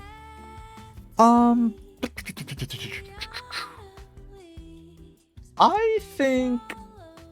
Okay, I'm gonna preface this with you... I just can't give a good set of points for cohesion. I just don't think this operator is very cohesive at all. I think that lore... I think lore-wise, I am curious, right? It does make me curious. Also, more importantly, I'm just like, holy crap, some Minos lore. Like, oh my god, finally. But at the same time, though, again, it's like, can't let personal bias get in the way and whatnot, right? But I do like the different ways you're trying to incorporate, like, the different lore styles of Arknights, right? So, I think you're hitting Rex. I will say I'm not necessarily sure if you've necessarily pushed it beyond Rex, at least for lore and integration, right? The integration part for me is a little bit of just like, wait, I'm not entirely sure of like the whole arts and ammo, like where does the ammo, like I'm a little bit lost on that part. But I mean, I think the lore can I mean, okay, low-key, the lore probably fits in the AK universe by virtue of we have nothing on goddamn Minos. So it's like, smart choice. As for character focus, I like the personality. I can get an idea of what the character's like. I like what the character is going for. So I think I think I'm just gonna give like probably like a flat 3 for flavor. Bump it up 3.1 because I do like character focus. I do like that character focus a bit. 3.2 for 3.2. I'll give you a little bit more for character focus. But that was it didn't quite make it an integration though. But for creativity, I like the creativity. Like I'm with the archetype at least. I like what you're trying to go for. The skill 2, I'm gonna say the creativity kind of went too far. Where it went to the point of I don't know what I'm supposed like what am I supposed to do with this S2? Like the range is so wonky. It just feels like it's wonky for the sake of it, as opposed to like an actual purpose where you could just have like, you know, more. I don't know how should I put it, like a more non-wonky range, I guess. Balance. I think balance in terms of in terms of like raw numbers, I think it's fine. Like you hit Rex there, but I think cohesion kind of fell a bit off a cliff with like what I want to see from like what I was expecting from the archetype and with the way the archetype works, and then like with the way the talent works, I'm like okay, I can see where we're trying to go here, and then just what the like just wait, I get to the skills, I'm just like whoa, like wait, hold on now, right? That's the vibe that I kind of got from it. So balance. So on technical aspect, I think I'll give it like I mean, cohesion is really going to kill you here. Like, the cohesion is just what drops it the most for me. Balance, I think, is fine. Kid is, like, it's okay. I'll give, like, a 2.5 for balance. I'll give, like, a 2.5 for balance. My monitor also apparently decided to turn off for a second. Give me one brief moment. I'm not sure what entirely happened here. I think my foot must have bumped against something.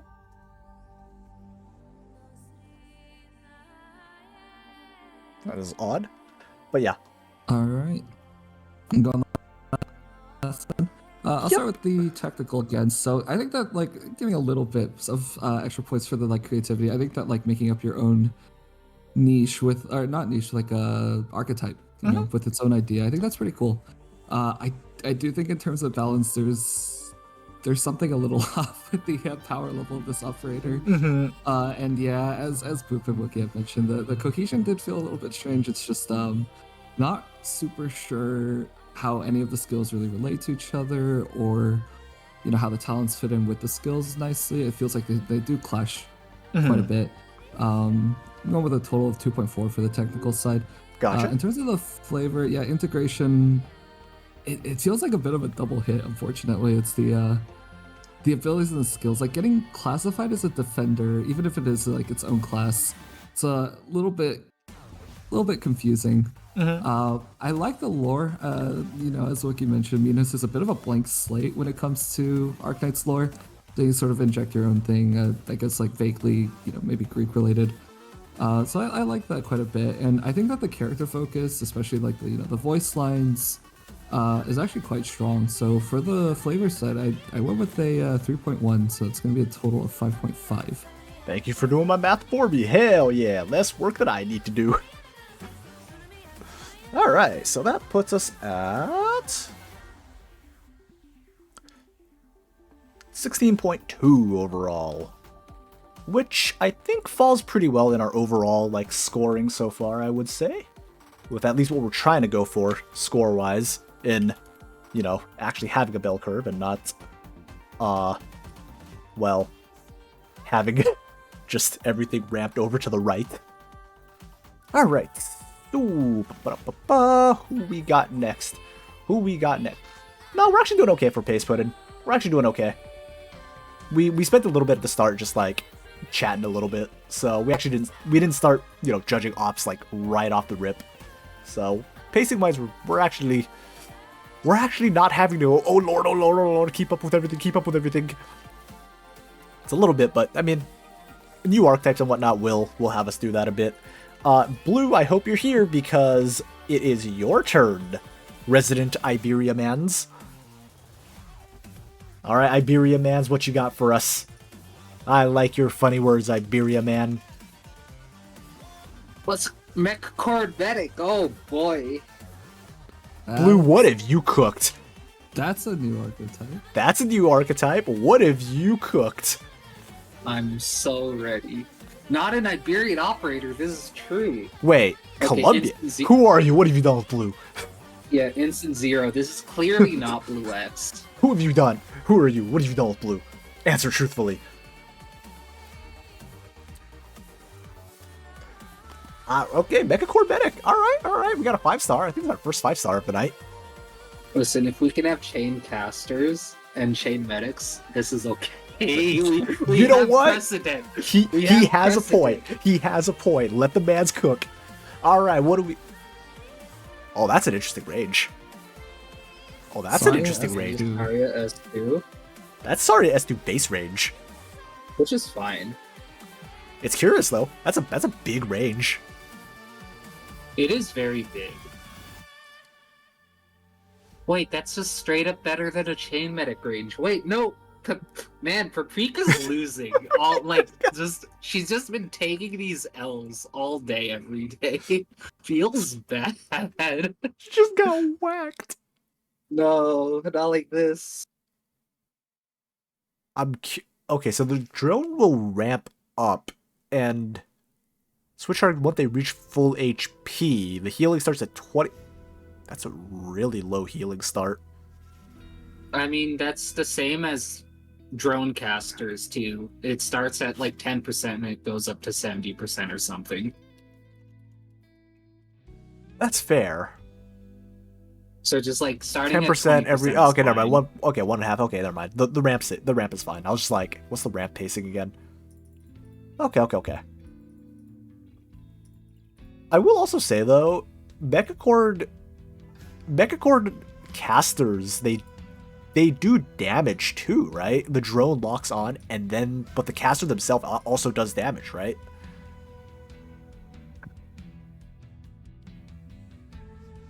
Or am I just like crazy here?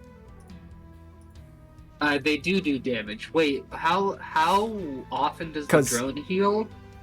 I'm assuming that would just be the attack interval. Yeah, only the drone heals in this situation, so you're not getting like auto attack heals basically. What's the attack interval of the operator? Are we all good on the custom Arknight? Double checking. Alright, cool. Appears to be 1 second. 1 second. Okay, that's not bad. Okay. It is a departure from the 2.85 seconds of most of the medic archetypes. Okay, That's so nice. so basically you're healing a lot faster, but you're gonna need some time. Okay, I'm more okay. I'm cool with this now. Because I was like, how much healing are you getting if the main, if the quote unquote main body isn't healing? But it's like, okay. Oh, the attack is really low. That's really low. That was what I was curious about, That's seeing 20%. super low. That's what I was curious about, seeing the 20%, because I was like, okay, if it's 20%, like, is the attack a little bit higher?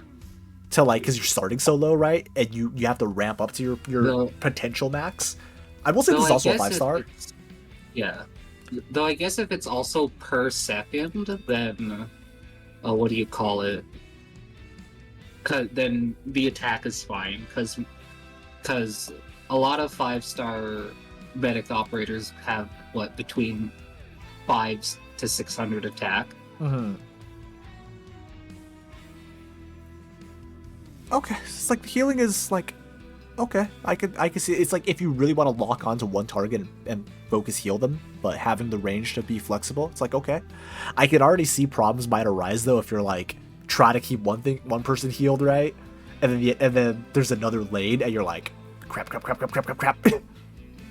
Yeah, I'm imagining you put Surtur in range of this, and then the drone is stuck on Surtur until she's gone. Basically, like it's gonna be pretty tricky to use. I feel like with like because you're gonna want to maximize the range, right?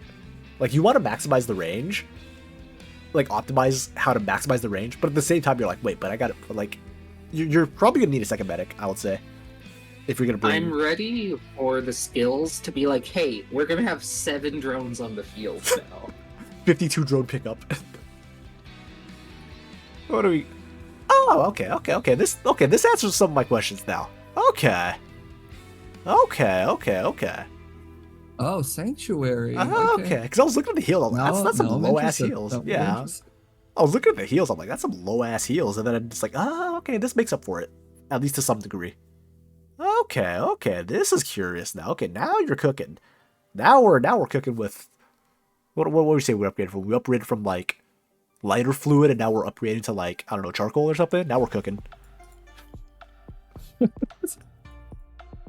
Now we're starting to cook a bit. Also, Sanctuary does not stack. Sanctuary, I believe, is highest effect. It works like fragile. And Vigor, yeah. It's just the most effective ones. Just the most effective one. It's interesting that it's only the operator being healed. So yeah, if it's not healing, did we figure out what it does? Does the drone just Drone just go locks back onto them. to- Oh. It's 1% less than Quirkus. No, not like it. Or 1% more, not 1%. Okay, the drone just returns back to the person. This is a very specific question for people who play a very specific game. This is just more just between me and Blue. This is a very quick side tangent. Blue, did you design with Kona in mind? Did you design with Kokona from Strinova in mind? All right. Anyhow, so I'm like, wait, this sounds familiar. I got you. I knew it. I know my games too well, you fool. Okay. Anyhow, side tangent aside, I like the Sanctuary. It makes up for the early ramp, I guess, if that makes sense. It makes it like, okay, what if your op gets punched in the mouth real hard? Like, then what, right? Because like, look, it's not necessarily gonna start with like, the doggo nibbled on your operator's ankle. Sometimes it's just like, oh yeah, it's like you're at full health, right? And then this, whenever one enemy just comes, it just goes boo, and your op's like, oh god. So that's when so it's like, okay, that answered my questions. Let's go to skills. Oh no, I find this really funny because I can see the drone just completely panicking during like one of those poison mist stages because it has to run around. The drone is like, oh god, oh god, oh god, oh god. So S1 is hold on. What's the target prio for target switching? lowest HP, I'm assuming, but let's yeah, probably just lowest HP percentage. Yeah, okay, that's what I'll assume. It does start at 70%, so that's actually pretty interesting. lowest HP, yeah. Oh, not percentage based, just HP. Okay. HP, yeah. I'm just imagining a poison mist stage going shh. You just need to mash this S1. But I like that you have a target switch built into S1, so you can actually take advantage of the range. Okay, like this is like the skills are actually answering my questions, and I'm like, you've done well. You're predicting my questions before I ask them. I like S1. Assume you can't switch targets while the drone is in pursuit. Like if it's moving to another target, like would you be able to activate the skill again for some reason? I see what you're meaning. So like if like you hit the skill to switch the target, right? And then all of a sudden someone gets nuked down to like 2 HP, you're like, oh crap, go to the other one. I'm assuming that's your question, Boop? Yeah. That actually is a good question. What do you... Okay, so it can swap mid-flight. Okay. Okay. Alright, I'm fine with that. Pretty cool. I'm fine with that. I think I would have been fine either way. I will say that them being able to swap mid-flight is better. And I think helps more than it hurts. So, okay. I agree. Yeah, also, I mean, it zips pretty fast, so, like, it might not even matter that you're mashing it that quickly. Yeah, it's what, 2 seconds that it would need? I mean, the drone movement speed increased to 2.5. Yeah, so 2.5 times. So, it's like, I mean, it's a pretty short tile move, so it's just like it zips pretty quickly. So, I'm cool with that. Mhm. S2. What do we got? So, you get an extra drone. And then extra drone, double sanctuary, and then if you overcharge it. Okay. I'm okay with this. I think this is interesting and balanced. Personal opinion. Overcharge is not overload, right? Just overcharge is Karn. Think Karn. Okay, yeah. Okay, Carnelian, yeah. Okay. Cool. Yeah, I I think I'm okay. I'm okay with this. Like, I'm looking at this. I'm like, yeah, I'd give this medic a shot. Like, I'd give it a roll. Be like, oh, this is interesting. I think the SP cost is a bit much for what the charged effect gives. Yeah, if you want to overcharge, you're gonna have to go to 60. That is a fair point. I think. Yeah. I also like how I If it mentioned card was- once and Spiffy comes sprinting in like where? If it was 25 SP cost, I'd be okay with it. Coincidentally, well, let's see. Karn S3 is 28. Karn S2 is 25. So yeah, I Karn will. also increases her own SP recovery is the thing, so it's not as bad for her. I will say though that the talent effect going double, that's actually a good bit of Sanctuary. It's 20 seconds of Sanctuary, of 30% Sanctuary basically. You're not getting anything longer than 20 seconds. That's a pretty long. I think the Sanctuary is okay because it's offset by the duration. You're not getting perma 30 Sanctuary. You're basically just getting extra. You're basically getting 20 seconds of extra Sanctuary while you're getting turbo healed. Plus, it's not like it affects everyone in the range. It's only 2 people. Yeah, you're only getting each 2 drone is draws. healing 1 target. I mean, the range is very large, though. I don't know. I'm okay with the range. I think the range being large is fine. Because the thing is, you're getting a slightly larger range for less healing at the start, right? Because if you're constantly switching targets, you're not getting as much healing as a regular medic would do. Like, basically the intention is you slap the drone on someone, like someone starts getting healed by the drone, and you just let the drone go, and just keep, like, topping them off all the way, and if they're constantly taking fights, the drone can ramp up all the way, and then they're getting, like, turbo healed, basically. So it's like, and they have Sanctuary, so it's like, basically the Sanctuary is to kind of hold you where you're not gonna die while the drone ramps itself up. So, like, it actually works together pretty well, personal opinion. I kind of like that the healing is kind of low because that means that you get the Sanctuary for longer. It almost feels like it's bad when you hit full HP and then suddenly you don't have Sanctuary anymore. The drone just goes, adios. You're just like, wait, come back. Like, You see, I feel like that wouldn't really matter in most situations, though, because if you're constantly taking damage, the drone is going to keep healing you. You're only going to stop taking damage when the enemy's dead, right? Or stop So it's just attacking. like, If for you some imagine reason. you heal back up to full and then the drone switches targets and then suddenly you take damage again. Based on the description, that drone will continue going over to that other target, finish that, then come back. That's like non-trivial. This is it's something that you'd have to work around. I was imagining like your high ground unit getting healed or whatever, right? And then the drone flies away, you lose a Sanctuary, and you just see Patriot like clocking back the spear, and the op's like, ah, crap. I think it's cool though. Like, I think it's really cool. I like the concept. I mean- it's like you're bringing a little bit of Abjur into this, but not necessarily invalidating Abjur, because Abjur is everyone in range, if I remember right. Abjur is everyone in range, yeah. Yep. But then again, 2 out of the 4 Abjurs suck ass, so You're not wrong it about doesn't that really either. matter. Look, they need a place to suck ass, and this op lets them have a place to suck ass. And that's what's important here. No, not really. But I like the concept. I genuinely like the concept. I do agree with Boop that I think that the SP cost to try to get that overcharge is a bit high. But on the other hand, it's like, you know, if you have downtime where you're like, oh, I don't need to pop skills, you could just go for that. Like, the overcharge doesn't feel like you have to go for it, I guess, if that makes sense.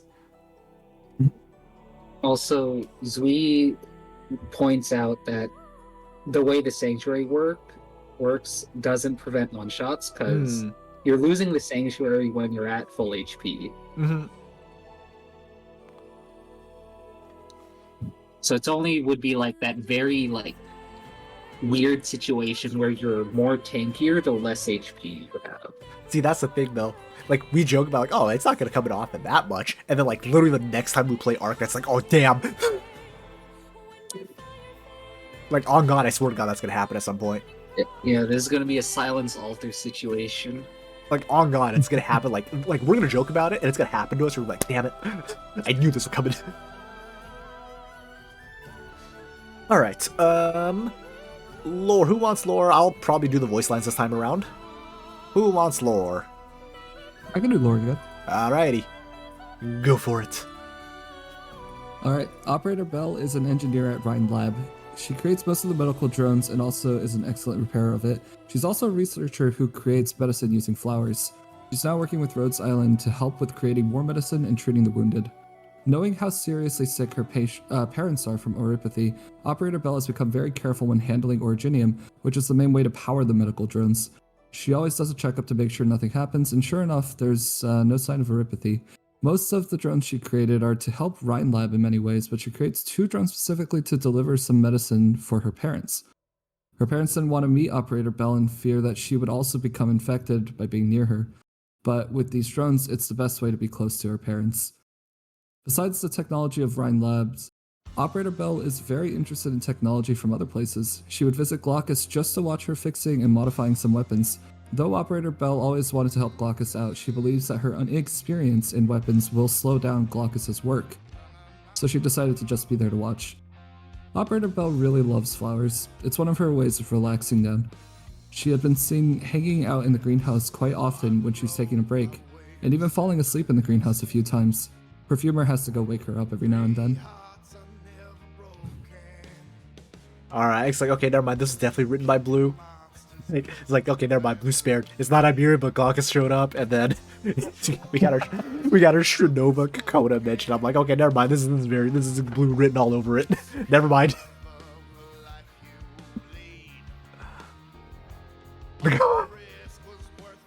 Okay, but would it really be a Blue designed operator if if an Iberia op wasn't mentioned? Right, like would it really be a blue designed op? All right, voice lines. Hey doctor, Operator Bell has arrived. As promised, I did bring some extra medicine I have from my lab over. Hope these can be useful. The greenhouse on Rhode Island is huge. Doctor, can I head over there for a bit? Really? Thanks, doctor. Don't worry, I can fix this real quick. Drone ready. Preparing medication. Drone has arrived. You'll be A-okay. I'm not used to pitching my voice up that high. Alright. We ready to hit the points, or is there anything we want to double check one more time? Could you go back to lore for a moment? Aye aye. There you go.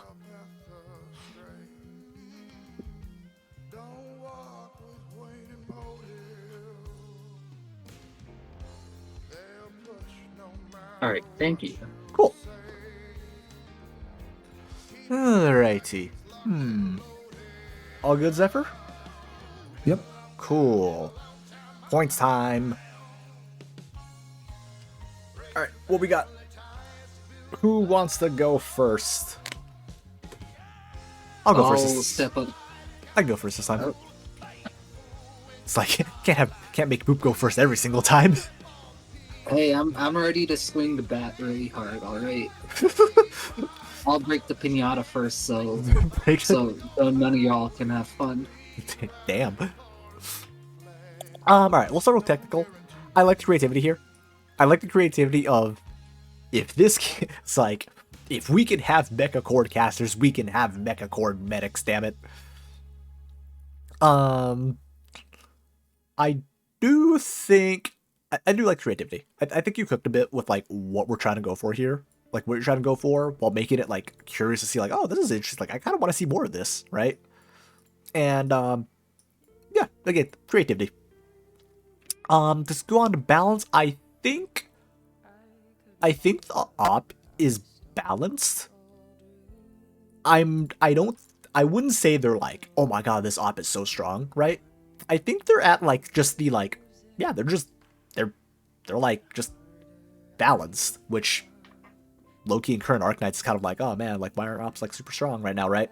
Like the op is balanced, but I do think that I feel like the attack could go up maybe a little tiny bit, but on the other hand, you have the Sanctuary, right? Where like I feel like the Sanctuary makes up for a lot of it. Like makes up for that kind of weak, like kind of like slower attack, I would say. So it's like I just feel like it's again, I don't think it tips a scale one direction or another. It's like I think it's just like it's balanced. Like it's not like a strong balanced or like a weak. It's just like flat down the middle, which kind of works out pretty well. Personal opinion.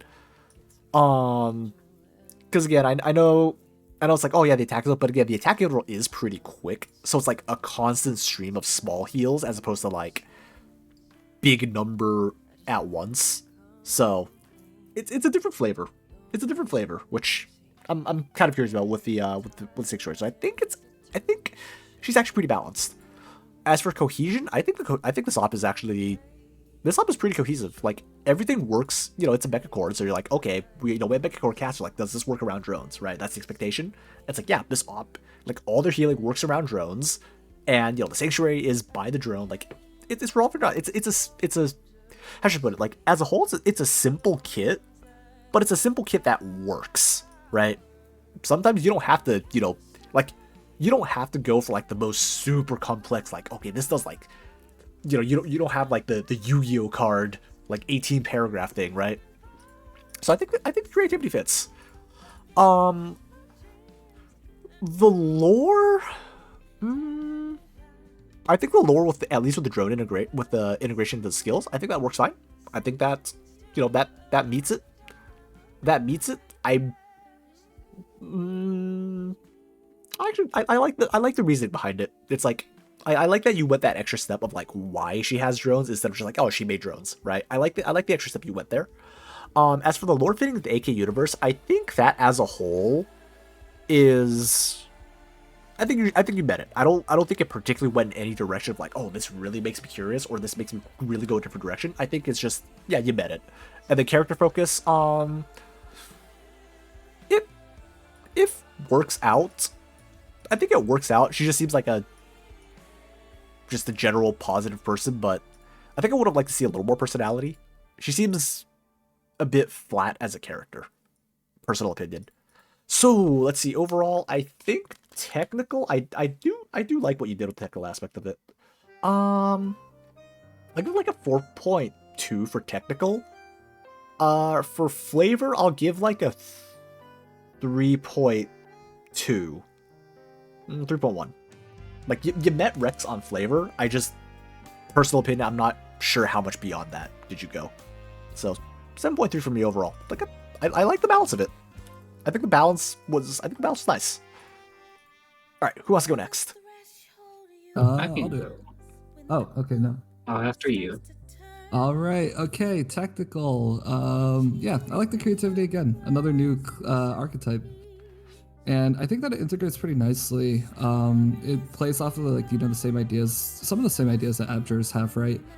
So it's not crazy out there in terms of what already exists in the game. So I could totally see that being a thing. But then having the drones actually move and being something to consider when using Ob, that seems really cool to me. I think that's slightly underpowered, maybe just a little bit, but not enough for me to be like, oh, this needs to be really called out. I think it's okay for a 5-star medic to perhaps not compete with Quirkus specifically. In terms of the cohesion, I really liked it. I think everything it's nice and clean, and sometimes I think that really works out in the operator's favor. So I went with a 3.6 in terms of the technical. For the flavor, I think it was a little more bare bones than the previous ones. I think that the lore makes sense, and there's a tie-in with Rhinelab, which sort of makes sense. With engineering, having someone who works with drones end up with Rhinelab, I can totally see it happening. But it does feel like you don't really learn too much about the character. I know it's so few words to convey all that you want, but it does leave a lot of questions unanswered. So yeah, so for flavor, I went with a 3, which is gonna be. Got a 6.6 overall from you. That's right. All right, Boop, Mr. Harshest Judge. Speaking of being harsh, I'm actually gonna be a little bit generous on the flavor side because I feel like simple, uncomplicated lore is underappreciated, and we have a lot of 5 stars and 4 stars that are very simplistic in their lore, but at the same time, it's very good lore, right? Because it's very straightforward, and that's what the feeling I got from it. At first, I was like, lore's unimpressive. And then I thought about it, and it's just like, because it's unimpressive, I like it. Because there's nothing going on. It's like, because here's the thing, Rhodes Island is made up a lot of operators, and a lot of those operators are just average people, right? So just like, this is just an average person, and I see nothing wrong with that. So I'll give flavor a 3.7 overall. For the mechanical side of things, I do like the creativity, but I do believe it was also very undercooked. Look, I feel like a lot more could have been done, because it's very simplistic, which again isn't terrible, but at the same time, it doesn't feel like the full extent of the like the potential of the archetype could have been explored, right? And I feel like that applies to the balance and the cohesion as well. Like, it's very cohesive and like, the operator getting healed to get sanctuary, that's nice and all, but I feel like it's a little bit it undercooked and sort of like in all fronts. So I'll just give it a 3 for the mechanical side overall. Okay. We got a 6.7 for Boop overall. So 6.7, that's 7.3, 6.6, 20.6. The reason why I give like a 3 and not anything less is because I can see this being an Arknights. I can see this undercooked operator being an Arknights, because there are a lot of undercooked operators in Arknights. Gives a Boop, or gives She would blue. make a good 4-star. Yeah, I agree with that. If this was a 4-star, I would be much more open to it in a sense. These would like maybe a little bit more power from a 5-star. Basically, if I'm understanding correctly. SMH not weird enough to be a 5-star. Alright.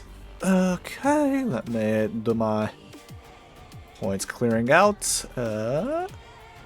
Because our next contestant is Skami. Okay. Ba-ba-da-ba-ba.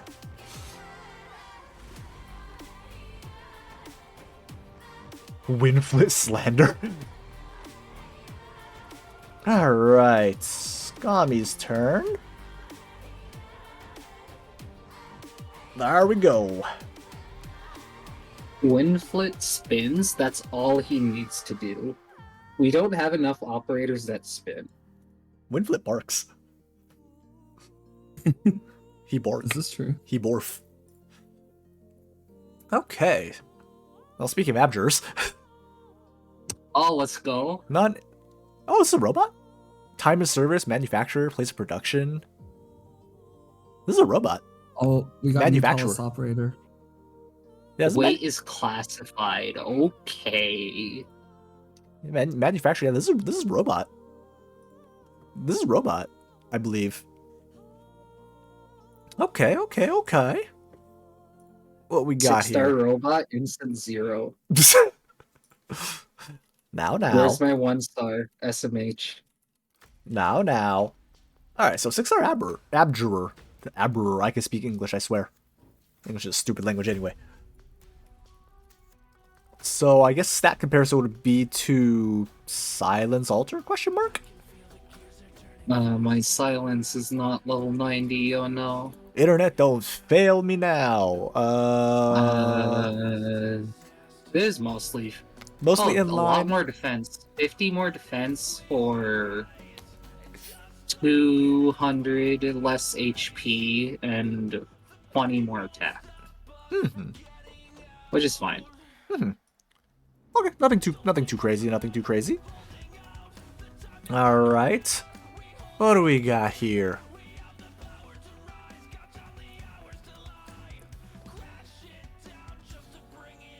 Okay, so damage reduction and barrier. Okay. When out of the reason I'm gonna gain the same amount of barrier. So they still take the damage, they just get barrier after the damage calculation, as far as I can tell. And then the barrier decays.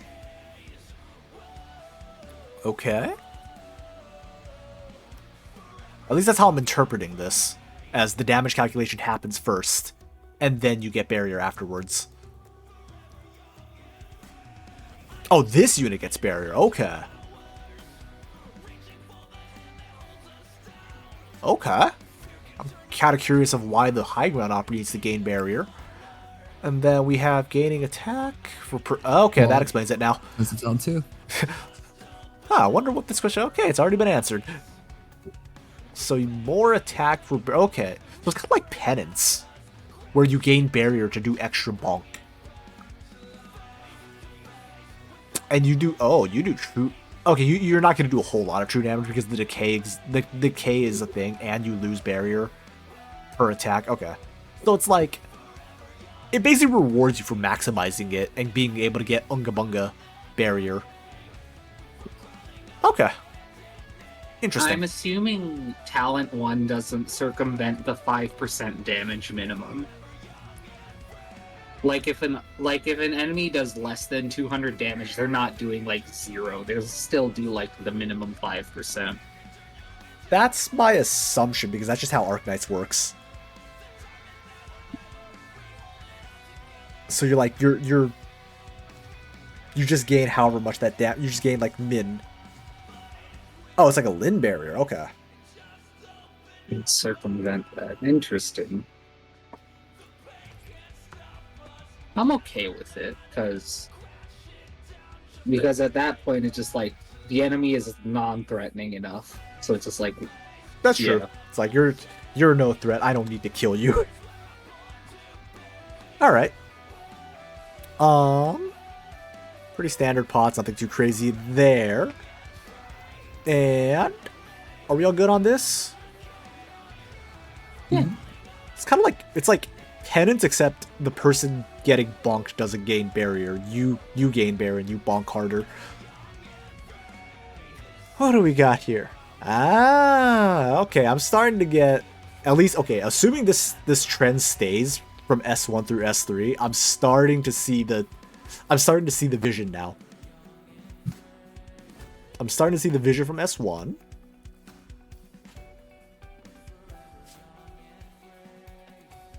Okay. That is a very large rate. Yeah, I was like, the image was not the slide was not quite cooperating. I was like, I gotta try to fit this in somehow, but it's a little small, but it is a big range.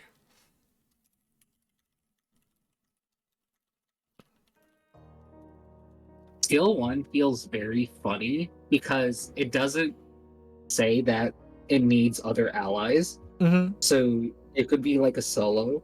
You could have 200% barrier, activate the skill, and it'd go up to 400%. Or even if it's by a flat 100%, that's still a great amount of what do you call it? Shielding. I mean, it can also ramp you up to above that 400 threshold, and now you get double pure. Now you get double true damage.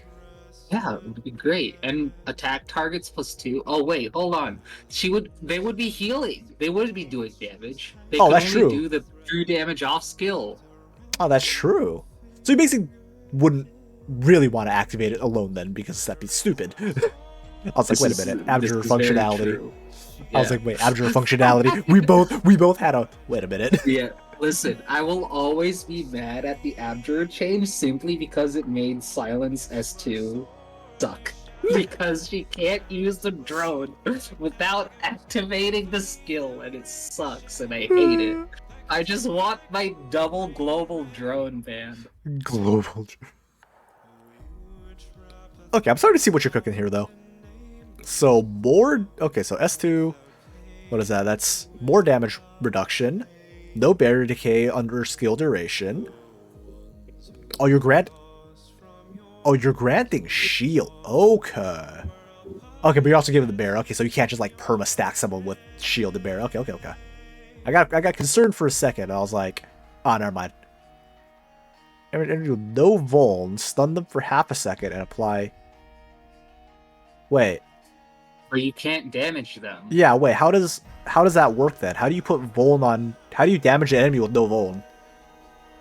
Well, it was at 400% plus. The trait changes to dealing cure damage or like true damage. But the healing would overwrite that. No, it changes the trait, so it does override the trait. Oh, okay. It overrides it. So never mind. Okay, so no, we did interpret it correctly. Oh, okay, cool. Okay, that answers my S2 questions too then. Okay, I was like, wait, if you don't do the damage... Actually, wait, no. So basically, you have to get up to 400% if you want to inflict vuln then. Because if you're not at 400%, then this second part, this vuln part of S2 doesn't do anything. That is what it sounds like, yeah. I like the min... Okay, I'm going to be honest, I like this. I like the room for skill expression. Like, you have the slap barrier, right? You have the standard, like, alright, slap barrier. And then there's like, okay, if you're really able to maximize barrier and know when to proc these things, you can start, like, going on the offense with this. So it's like, okay. I like the I like the room for skill expression. I like the internal, like, the built-in skill expression here. Okay. The vuln is doubles damage taken. Okay, so you can boost vuln to however much damage you... Okay. So more often than not, it's gonna buff one attack, essentially, to a certain amount, and then it wears off. Yeah, it's like pre-adding that 20% of the attack. Mm-hmm. Okay. Yeah, basically you get the double. So you basically doubles up to that or more in total. Okay. So basically what you're trying to aim for with that vuln is you want like one really big hit before it, just where you don't want to do like a bunch of little tiny hits. Interesting. What do we got for S3? Convert all. All right, so we're doing this. No barricade. Oh, so you just straight up activate kill mode. Okay. So we just activated kill mode. My question is it barrier on self only or barrier on all allies? Because then you just kind of killed your entire squad. Some of you may die, but that's a sacrifice I'm willing to make. I also realized, I think I had that. Okay, no, I need to leave that. Ignore this second part in. This is here purely for spacing purposes. So that way this doesn't clip into that. I was like, why the hell did I do? Oh yeah, I had to do that. This is actually pretty cool. And like, it doesn't even seem too terrible to use. I mean, you know, there are medics that are just already putting out tons of healing, and it's like you might as well let them keep bursting healing. I'm gonna operate off the assumption that you don't in fact kill your allies, because that wouldn't make sense. Unless you're Ock, but the vibe I'm not getting is that this operator is not Ock, and you're not just gonna int your allies. That being said though, equal to 400% of barrier to all enemies in range, and that's a lot of damage. If you're converting all but 1 HP into barrier, because I'm assuming it's a 1-to-1 conversion. That's Seems like it, yeah. That's a lot of damage. Oh, it can be deactivated too, which is very nice. I'm assuming the deactivation just triggers it immediately.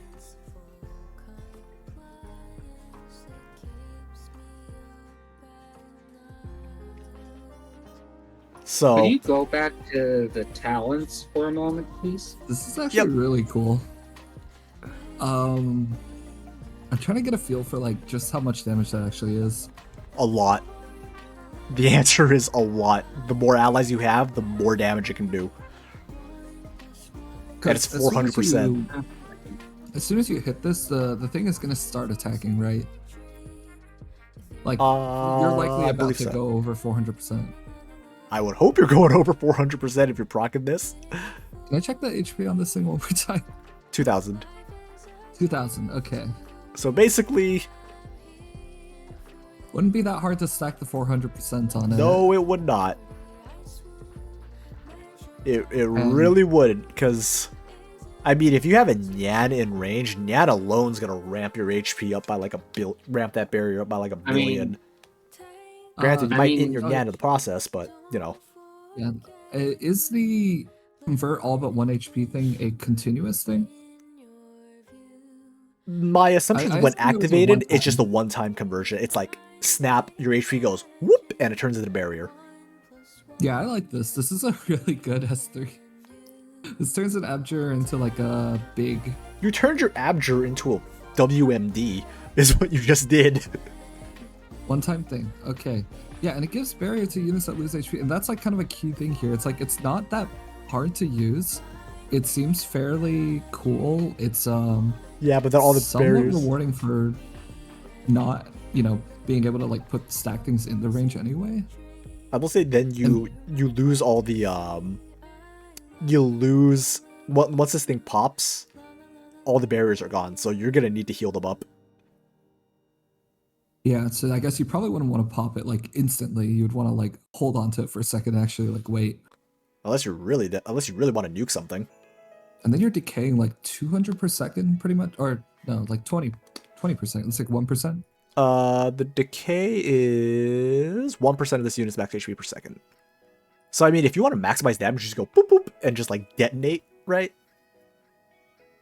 Because I'm trying to think of what situation would you want because like you're not gonna hold it, I imagine. Pull all the HP, use a healer to like heal everyone back up, That's true. and then pop it later. I guess. It could be interesting, and I wish I was like able to just like pick a number, exactly like numerically how much damage this is. I think like- I'm Skill just 3 feels very weak to me. Because to get the most effectiveness out of, what do you call it? What's the word?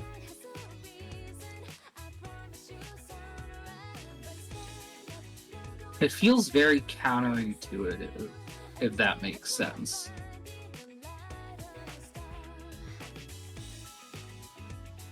I'm looking at this though as just like you can do so much true damage with this though. That's my concern. Cause like you put in three, like if you have like 3 defenders, right? Like Yeah, exactly. that's my concern right now, cause like Nyan base HP is like 3.6k, right? And that's without like, that's without actually no, Nyan has like 4k HP, right? And that's not with her talent getting slapped in.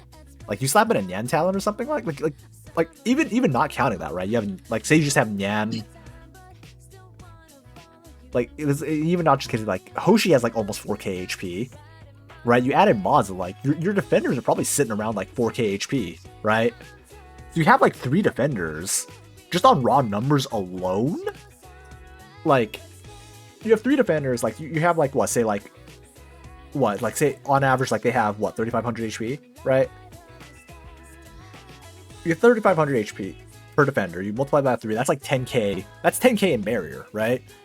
Mm-hmm. And then 400% of barrier. That's 42,000 true damage. If I'm understanding this correctly. And then there's also the Vuln, right?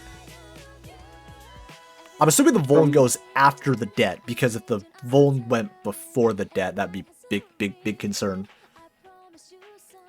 Yeah, sounds like after. And then remove all barrier is... Yeah, fair. From what I understand, the barrier that skill 3 is talking about is only the barrier that's on the operator itself, not allies.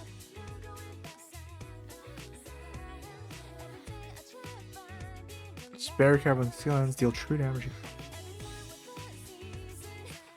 Wait, hold on. One more time, Boop. So when it says deal true damage equal to 400% of barrier, it would be the barrier that's on the operator itself, not on any of the allies. So if the ally has 3900 barrier, but the caster, the operator, has like 1000 barrier, the true damage would only be 4000. Okay. Convert all but 1 HP of all allies into barrier. That's not barrier for this operator. That's barrier for the allies. That operator. Okay. Yeah. That's not as broken then. That's not. I was gonna say like in IS, especially with like huge HP pools potentially. You could like easily one-shot bosses with this. I'm assuming if that was how it worked, and it just isn't. I'm gonna assume that the convert doesn't count as taking damage, because if it does, this gets kind of wonky.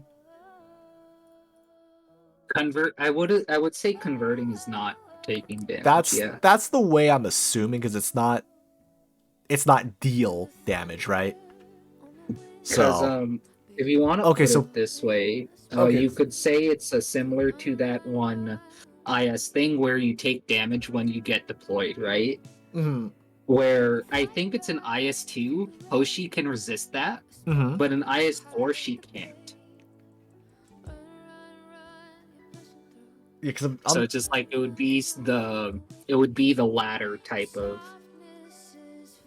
Would it be the latter? Yeah, it would be the latter type of convert where it just can't be resisted. Yeah, I'm just trying to figure out exactly how much damage. Yeah, okay. If it's just because I was operating off the assumption that the barrier, like the allies get the barrier and the barrier is put on the unit themselves. Oh, but no, if it's not that, then okay, that's much more okay then. No, that's much more okay then. then. This unit gets any barrier from converting HP. It's only for the allies. That makes more sense. So basically, you want to charge up your barrier all the way, and then you get a deal. Okay, that makes a lot more sense now. Because the way I was interpreting, I was like, do you just like eat your allies' HP and just turn into a fucking WMD? Like, is that what you do? I mean, you could also say that this is like a somewhat improved Shining S3.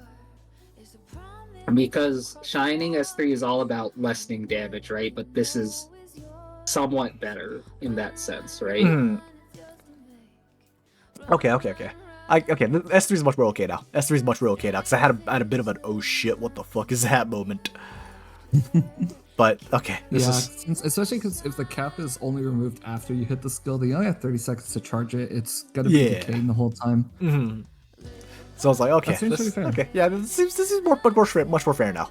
Okay, I had a bit of a what plus it has plus it has that skill expression of and the choice of, hey, do I want just an instant barrier for all of my units, or do I want the damage? Because you could do skill 3 and give barrier to all your units for like whatever AoE is coming in, but just not do damage, right? And if you want to do damage, you can do that instead. So that there's that as well, which is really nice. So yeah, you basically get what? So if you're so you basically get 200% vol. Okay, 200%. That is a pretty high vol considering how much barrier you can get if you're trying to do the. Okay, so you basically have room for big ma. Okay. I get this now. It does seem like the moment you press the skill, it's very difficult to get any more barrier. That's my assumption too, because they're no longer taking. So I'm assuming that it actually this it really does function as an abjurer. Okay. It's cool because not only is it like if you have one shot potential, right? Suddenly you're not getting one shot. You can go down to 1 HP, have the barrier, and then heal them up, and now they can have double their HP basically. At the same time, if that does happen, you're ramping up the damage potential as well. So it's like it kind of makes sense. It's somewhat cohesive that like Yeah, it works. It works. When it does its job to its fullest extent defensively, that's when it also pops off offensively. Okay. I get it now. I understand it now, at least. I was like, 30k true damage in that giant AoE isn't bad either. But it's not. I really don't think it's that broken. I mean, I would say it doesn't fit with an Abjurer more than anything else, but It's definitely not an Abjurer thing, but in terms of like the operator itself, it technically fits if you want to talk about talent too. yeah, like it makes sense. After like out of everything, it's like, okay, this makes more sense now. Okay. Also, I'd like to add taunt on barrier, so it's like that's pretty interesting with 200% barrier. So it's like it is actually pretty hard to get to that 400% to actually go kaboom. So it's like it's interesting. It's interesting. You're guaranteed to do true damage no matter what at the end of the skill, but it just depends on how much. But it's like, okay, this makes more sense now. And now I'm starting to understand why Boop said like this feels a little underpowered now. I'm starting to get that now. Yeah, because the thing is, like, defensively, it's perfectly fine. It's the offense that's a little bit... Because the thing is, you have to force your operators to constantly take damage, but at the same time, the barrier is decaying, right? So you'll never get that chance of, hey, let me do the maximum value type of thing, right? I don't think that second part is more of just like I feel like a cherry on top more than anything else. Like, it gives you potential to like optimize a min-max, but for all intents and purposes, you kind of don't want to do that unless you really need to. So I kind of get it now. I get it now. I get it now. That took a minute, but I think we got there. Yep. Our three collective brain cells were working their hardest to get this figured out. We're like, we'll figure this out eventually, guys. Okay. All right. We've solved the mystery. One more real quick thing before for the S2. Okay, it's just like in chat asking us all. This was my interpretation, right? Yeah, S3 is like if you want it to be the DPS. But S2 kind of seems like the real like nice skill here, because if you have really big single hits, the vulnerability doubles damage, not up to the value that it is, but like rather just doubles the hit. Which means that like stuff like Ray specifically, which already is doing giant single numbers, in conjunction with this, can continuously keep getting like occasional like double damage hits, right? That's actually like really impactful. This is it's cool to use it to boost big single numbers rather than like small consistent number. Yeah, I think I said that too. Or it's like you want because you get the double, right? So it's like you might as well just go for the all or nothing big double. Just like go for the massive hit, and then just keep hitting big slow single target, like big slow attacks as opposed to small fast attacks. So like don't use Alexia, right? Like you'd rather have this with like. I mean, hell, have a Crusher go in and just start bonking. Let's go. Power Strike is back in the game. Power Strike is full. We're so Barack, guys. If the attack interval is like perfect enough, imagine if you got double hit on every Ray attack. That'd be pretty nuts. Be crazy. Oh god, that actually is kind of nuts. But again, I like the concept of like you have really high potential, but you got to work towards it, right? And I do genuinely like that in overall op design. All right, let's move on to lore. Who wants to do lore and who's gonna do voice lines? I could read all the lore. Zephyr's just desperately trying to avoid voice lines right now. No, I'm just a real big lore enjoyer, you know. Yeah, sure. Yeah, feel free to do the lore. All right. The Preserver project that gave rise to Friston was not the only jaunt into computerized intelligence conducted by the civilization that gave rise to AMA-10, to Priestess, and to the Black Crown. Hidden deep within the depths of Rhodes Island was a more primitive, pure artificial intelligence, FAI-1, which lurked in the old sealed-off computer systems that hid Calcet's backups, acting as a line of defense against whoever might accidentally stumble into those important secrets. For ages, it watched and listened as the landship traveled all over Terra, lay dormant and traveled again, satisfied in its job well done, gently nudging intrusive would-be hackers away from the truly valuable systems, and even occasionally activating the physical security systems. One day, as part of Logos and Closure's experimentation with reinforcing Rhodes Island's security with witchcraft, they inadvertently severed the intelligence from the broader computer system, shunting it into a prototype monster. When the two of them, alongside Keltsid and Mechanist, discovered it, it wasn't sure what to do. It wanted to keep protecting the landship systems as it had, but trapped as it wasn't sure if it would be able to. For the landships, for a long period of time, it talked to a number of members of the landship, operators, mostly via texts and letters, many of whom it felt it grew close with, the robots who could wander around Rhodes Island more freely, and finally the Doctor, who impressed upon it that it was free from its past and could make its own decisions. Finally, Faye's new body was upgraded and reconfigured to let it wander freely, and to fulfill its self-declared goal to no longer just protect the systems of Rhodes Island, but to also protect the people of Rhodes Island, who it had grown quite fond of as a combat operator.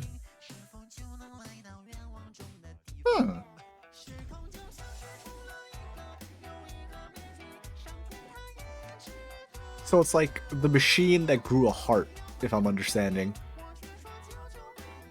That's the vibe that I'm getting, at least. It's a Tin Man. The Tin WMD grew a heart. Nah, that's not it. The S3 thankfully does not do that. Okay. Who wants to handle voice lines? When I sound like that's gonna be me, I'm gonna throw one of you under the bus for the next one. That's fine. Alright. Installing combat data. I'm entering standby mode. To exit standby mode, you may either lightly tap on my chassis or get attacked. Sorry, the last part of that line caught me off guard. The information I had access to inside this landship system was far greater in magnitude than anything I can experience in this body. However, the information I've gained recently seems greater in significance despite its much smaller quantity. I'm not certain that data on my personal interactions is directly relevant to my mission, but I will continue to gather it as long as you do not object. Do not be alarmed. I am here to protect you. You may have failed in your goal, but you have succeeded in mine. Nobody was seriously hurt. That is cause enough to be satisfied. Would give head pats to robot. Would give head pats. Probably like punch me in the throat for it, but you know, I still try. Sorry, just the idle line caught me off guard. That's the last part of the idle line. All right. Are we good to go on to points? Double checking. Yeah. Cool. All right. So plan is after we give points for this one, we're going to take a quick stretch break because I think that is our halfway point. So quick stretch break after this one, and then we'll come back and knock out the last 4. Alrighty. Who wants to lead us off? I can go first. Go forth, Boop. I really like this operator mechanically because it's something fresh. It's not cookie cutter. Mm-hmm.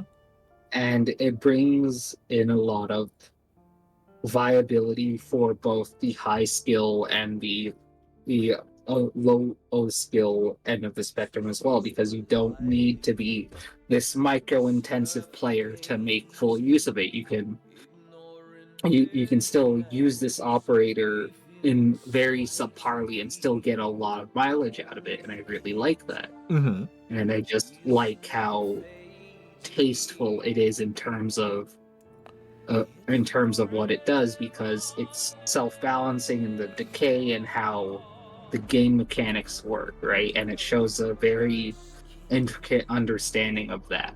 Mm-hmm. I would give technical overall probably, honestly, a 5. Okay. For flavor, I think the flavor's okay. I don't think it's anything out of the ordinary. It does fit. Mm-hmm. Like, the lore does fit the universe. Mm-hmm. But I do feel like it's Like it's just it meets the expectations, but that's about it, right? Gotcha. So I'll give it a 3.1 for that. So we got an 8.1 from Boop. All right, Zephyr, what you got for us? All right, sure. Yeah, so I think that the kit is. I think I've been saying this for most of them, but yeah, I like the creativity here. Integration also makes sense. I like that it's a taking an existing class this time, but staying true to I want to say the core idea of an Abjurer, but also like changing it quite a bit in terms of how it does that. The balance I also think is actually really good this time. The skill makes sense. The damage isn't crazy. It is true damage, but it's still not an amount that like makes you scared of it. Nor is it an amount that makes you think it's not worth looking at. I like that the skill 3 can be used in multiple different ways, and I like that the skill 2 actually sort of it's this like big enabler that I think there's some depth to that. So I went with a 4.6 for the technical side. Oh yeah, and also the cohesion. I think it's a very cohesive kit. The entire thing being focused around barrier, it just works very well. In terms of the lore, I like that there was like some tie-ins, to the existing lore. For example, like Kaltze, Friston, the robots, and there's like a justification for why it does what it does. And besides that, I would have loved to see how the lore explains how it does the things that it does. I think that would be pretty interesting. Didn't necessarily figure out how that works, but I like the motivation. So for that one, I gave it a 3.4. So that's going to be a total of 8. Flat 8. All right. I think my scores will probably be somewhat in line with what Boop and Zephyr do, where like the technical side is like, yeah, this is some good stuff. Yeah, creativity, like this is definitely a new flavor of Abjurer where I'm like, oh damn, like, this is pretty cool. It's not just like, all right, Sanctuary, go, right? It's like it's a new flavor, and I like where you're going with this, and mixing in of that like supporter aspect where it's not just purely like heal, Sanctuary, heals. Like there's an offensive capability here, and I like adding that in.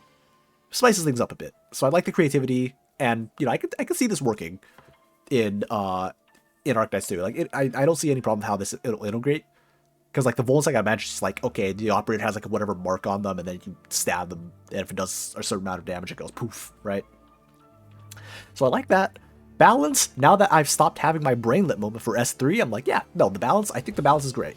Like, it's a solid, it's like a solid floor. We're like, okay, it's a simple to use floor of like, okay, hit button, get barrier, or like ally take damage, get barrier, right? It's like, it's a simple floor.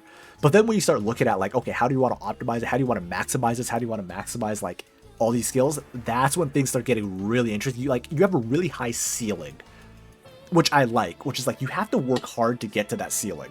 So I do quite like the balance and the cohesion with how everything works with the barriers. And especially how everything works with being able to ramp yourself up. But like you have to work for it. So, yeah, I think balance-wise, I'll give it like a 4.8 balance. I think it's really well done. I think it's really well done. I wouldn't say perfect, but I think it's really well done. Flavor-wise, I think, I have some questions with like the lore integration of like, providing barriers, right? Like, where exactly did the barrier part come in, right? I want to see a little more of that. Like, I think there could have been a little bit more on the integration side of things. I think the lore fits perfectly fine in the AK universe. Like, we got references back to like Amatem, we got Priestess, right? It's like there's some Lone Trail stuff that's like some lore that came out from Lone Trail that getting put in here, right? Which is like, yeah. But does it particularly push the boundaries to make me, again, I'm gonna have to, because this is a competition, right? And I am gonna be comparing this to other operators. So like, if I'm looking back at Amber's operator, I'm like, I want to learn more about this event. I want to see more events around it. I don't think that this operator necessarily gives me that same feeling. So, again, you hit the Rex for everything over flavor. I just don't know exactly how far you were able to push it where I'm like, oh damn, like this is like, I want to know a lot more, right? Like I think it's good. I just don't know how much further. I do like the little personality of just like, he's got like that kind of like sardonic humor, I guess, cynical humor of just like, yeah, you know, just pat on me, or you know, I don't get shot or something, I guess. I don't know. it's like I like that. I really like that little bit of a personality that floated. So I'll give it like a 3 point. I'll give it like a 3.3.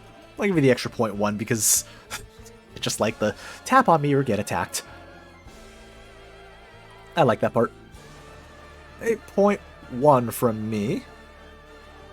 Boop is no longer the harshest. Boop, you're no longer the harshest one. What happened, man? You're losing your touch. Oh no. He's losing his. Dare you? He's losing his touch. He's losing his touch. Boop. All right. Listen, Scobby brings out bangers. All right. I will say that has been like a pretty consistent trend in that Skami's operators tend to be incredibly well balanced. That's been like a running trend ever since they joined the competition. We are gonna take a quick break right now. We're gonna take a quick break because we've been sitting here for, we've gone through 4 ops, so we're gonna do a quick stretch break. Be back in like, let's just say, be back in like 5 minutes, or actually be back in 3 minutes. So be back on, I don't know, the 16, I guess. I was gonna say 15, but then it turned to 13. So quick break.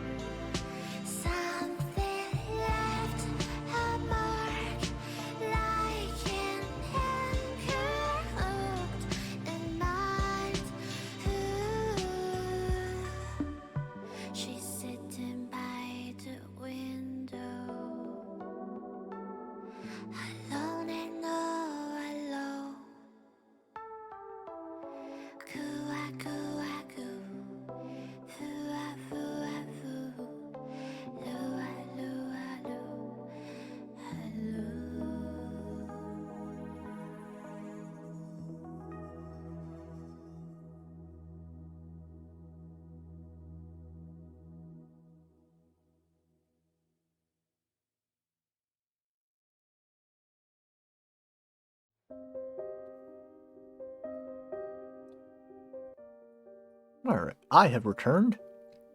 Just waiting on my fellow judges to return. But here's our current leaderboard.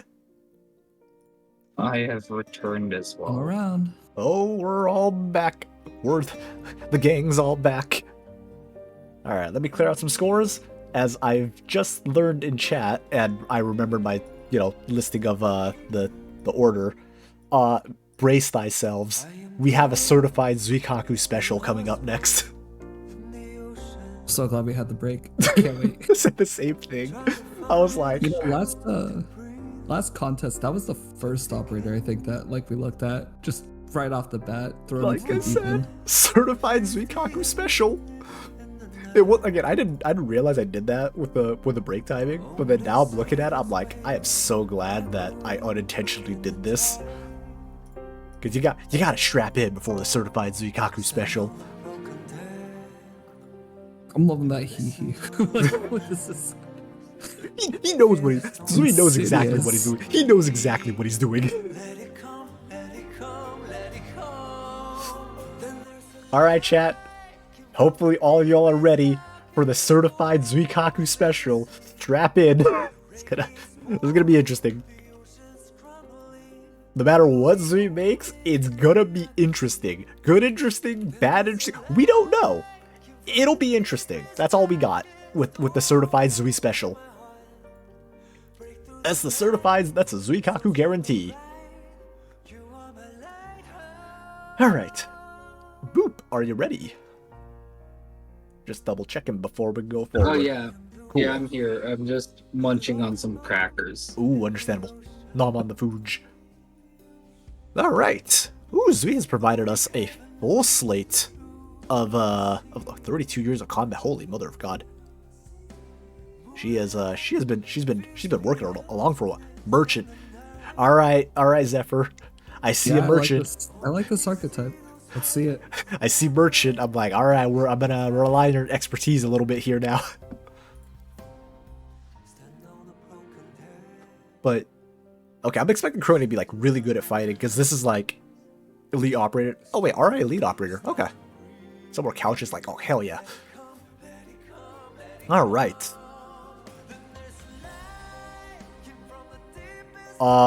Zephyr, you. Anyhow, here's our stats. Unsurprisingly, we're probably going to be comparing this operator to Mr. Lee as, well, 6-star merchant things. And Swire Altar. Oh, sure, we have Swire Altar. So we have. Let's see. Trust is not included, so you have a little bit less HP, a good bit more attack, a little bit less defense compared to Lee. How about Swire? That's what we have here for Swire. A little less HP.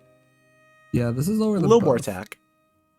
So less HP, but you're trading that off for a higher attack stat and a little bit. So you're a little squishier in return for punch harder. Okay.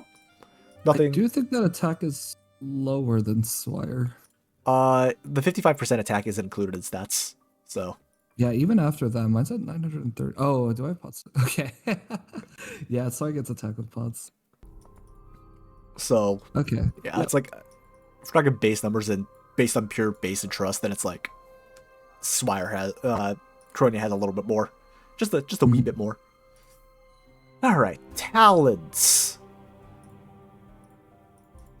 Talents. Let's see, so 2S. Oh, okay, so faster DP charge. Okay. And you get to refund. Okay, that's pretty interesting. Okay, so you can actually get DP back. Okay, I like that. I kind of like that. It gives you more flexibility. Talent 2, you're... Well, it's not knives. You're stacking hourglasses. Interesting. What is this? So more attack. Okay, so basically the longer this operator's retreated... Okay, so you could get up to... What is that? You can get redeployment down to what, 15 seconds? If you have full stack. But you need to have skill active for each time DP is consumed. Okay. Interesting. Interesting. Yeah, and there's also attack on this pot too, so I think Coronia does ramp higher than Swire Altar in terms of overall number for attack at least. Just raw number. Alright. We ready to go to the module? Boop, Zephyr. We ready to scooch on to module? Yeah. Yes. Cool. Module. Okay, I'm gonna sound ignorant here, but what the hell is a Tourbillon? Tourbillon? Tourbillon? Like, I'm gonna sound ignorant here, but... That is a thing in a watch, I think. A mechanic of what? Oh, okay, I see.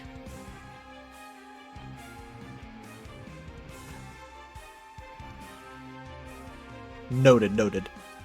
Hyperclaw, okay. Reduce redeployment. Oh, okay, so it's the redeployment time one. DP cost is not refunded.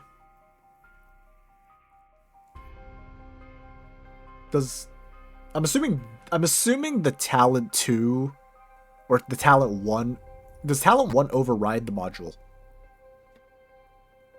Override the module 1 with the DP cost not refunded part. I'm assuming talent 1 overrides that.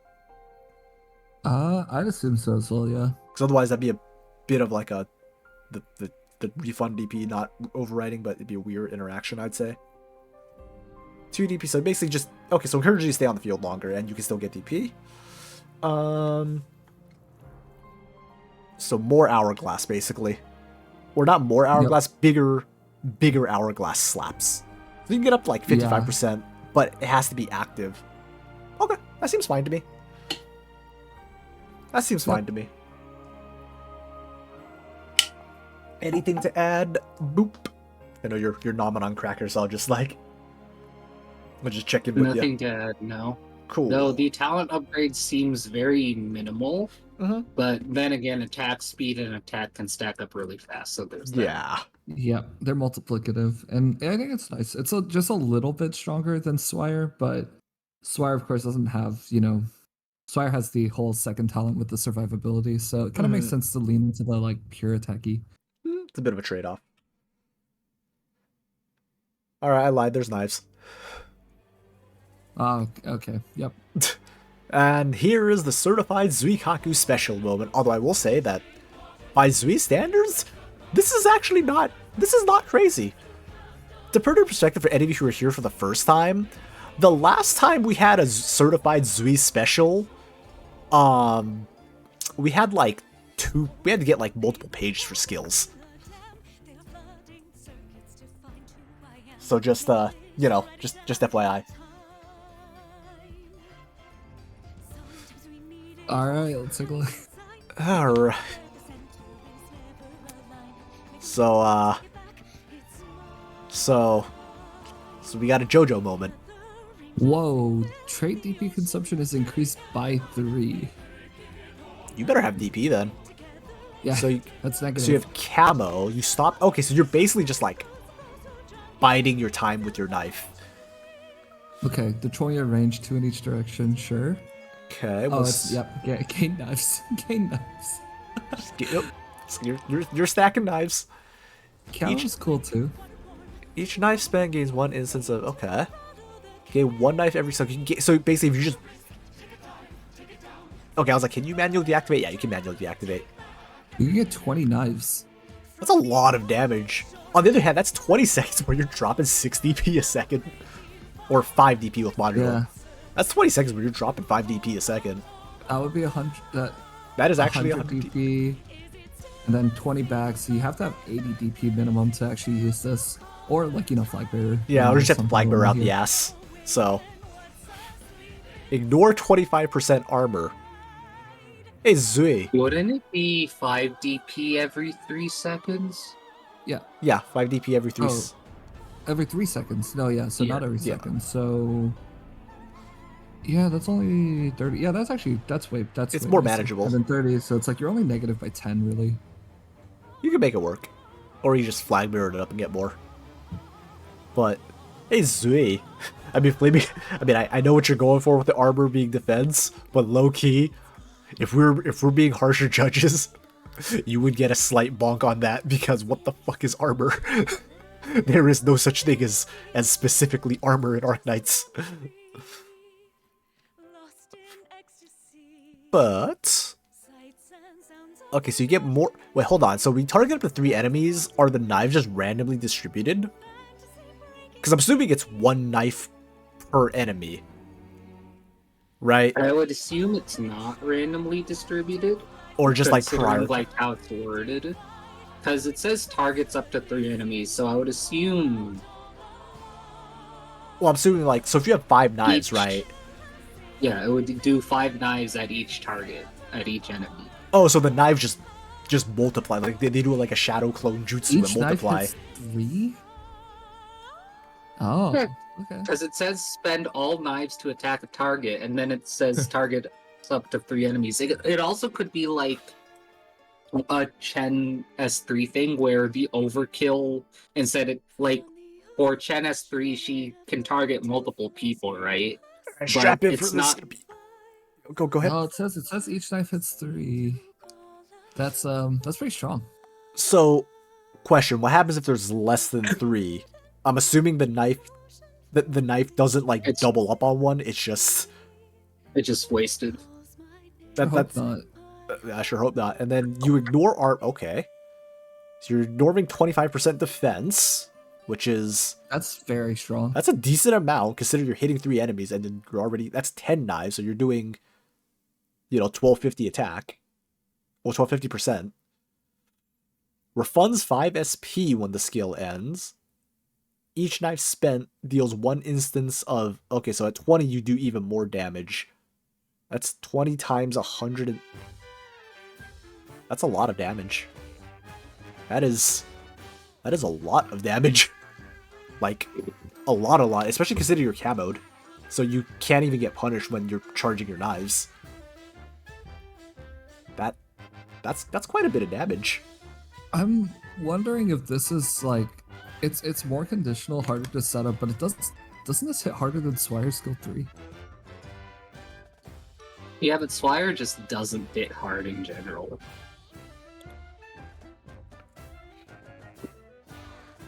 In an ending 3 friendly way. Yeah. Specifically. That's a good bit of damage considering the defense ignore. Okay. I don't think it's excessive though. It really I don't think it's excessive.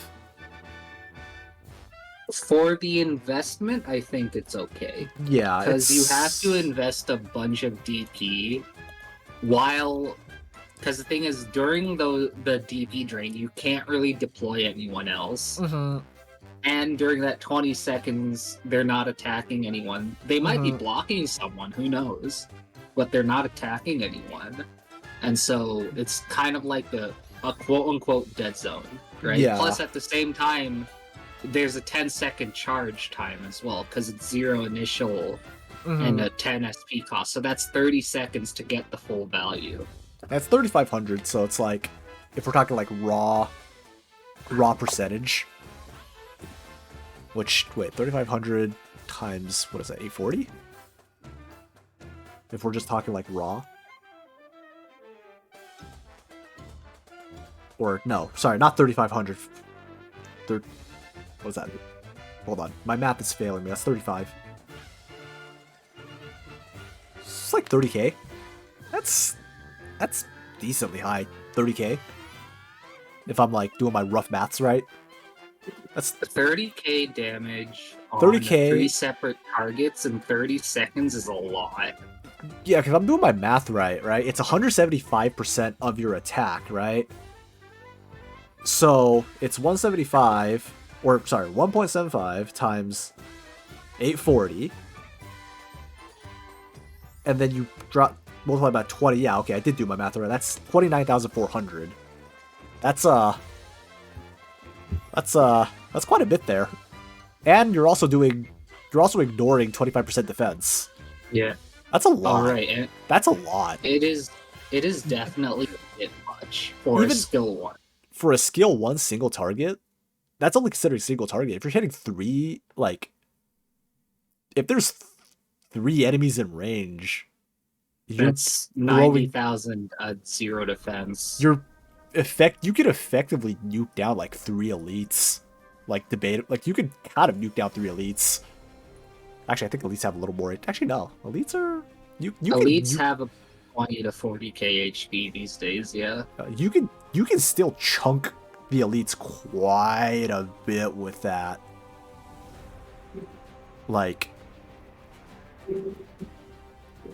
that's quite a bit of damage. Again, for an S1, that's a very strong S1. All right, let's see what the other ones look like. Let's see what the other ones look like before we say thing. We got a lot of Chongyue S3s. There's something you would like to tell us, Zui? The more attack. Big fan of Chongyue, huh? More attack means that someone was playing too much League of Legends. Trait increased by 4. Okay. Overdrive. Okay, so that's if you just let the skill run it again. Oh, this isn't even taking into account talent too. Holy. Oh, true. You get... Because we get 50% attack with module. Okay, that is way too Nah, much. S1's overcooked now. S1's overcooked now. S1's a bit overcooked. I think you overdid a little bit too much there. Because I feel like there's not enough. Like basically, the floor is very high. The floor is very, very, very high, right? Like the range between the floor and the ceiling is like, the investment is not. But the investment is also not very high at the same time. You're investing 90p 30 seconds, right? So you effectively have a, what is that, a 30 SP cost, right? Effectively 30. You have effectively 30 SP cost, and you're doing like a bajillion damage. Yeah, you also are spending DP. Like, that's the part that like tries to pull it back down, but it's still kind of nuts. Because the thing is, it's very easy to like put this operator down last. They won't get attacked because of camo. Their range is big enough because of the Changwei stacked S3 range. So they're not in danger, you can place them down last, and at that point, you can have the other operators during the 30-second downtime do whatever stalling you need to do to have this operator do all the damage. Like, it would not be very hard to work around the downside, because, again, even if we were to round up the DP consumption of 5 DP every 3 seconds and have that 7 times, that's 35 DP. Right? And in reality, you're only losing 15 because you gain 1 every second. So it's really not that bad. Because doing that like 1, 2, it's like, what is it? 1, 2, 3 drop, 1, 2, 3 drop. So it's not dropping like clunk, clunk, clunk, clunk, clunk. Yeah. Because your DP is still regenning the entire way.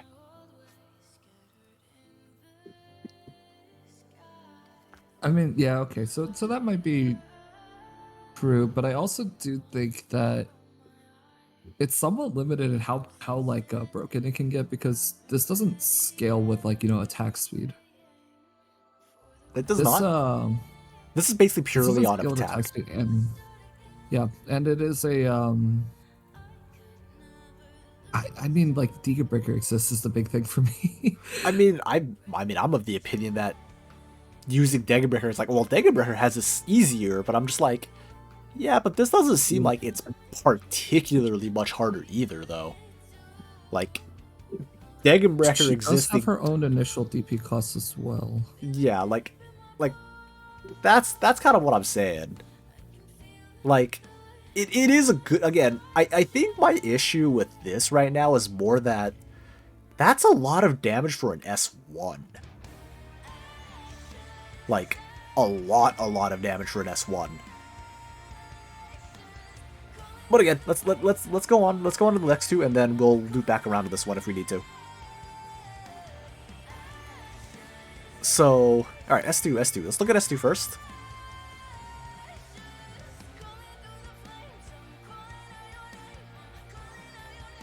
Now, overdrive is like the second half thing, not the. Yeah, overdrive is second half. overcharge, right? Overcharge is waiting. Again, overdrive is the second part of it. Got it. Yeah.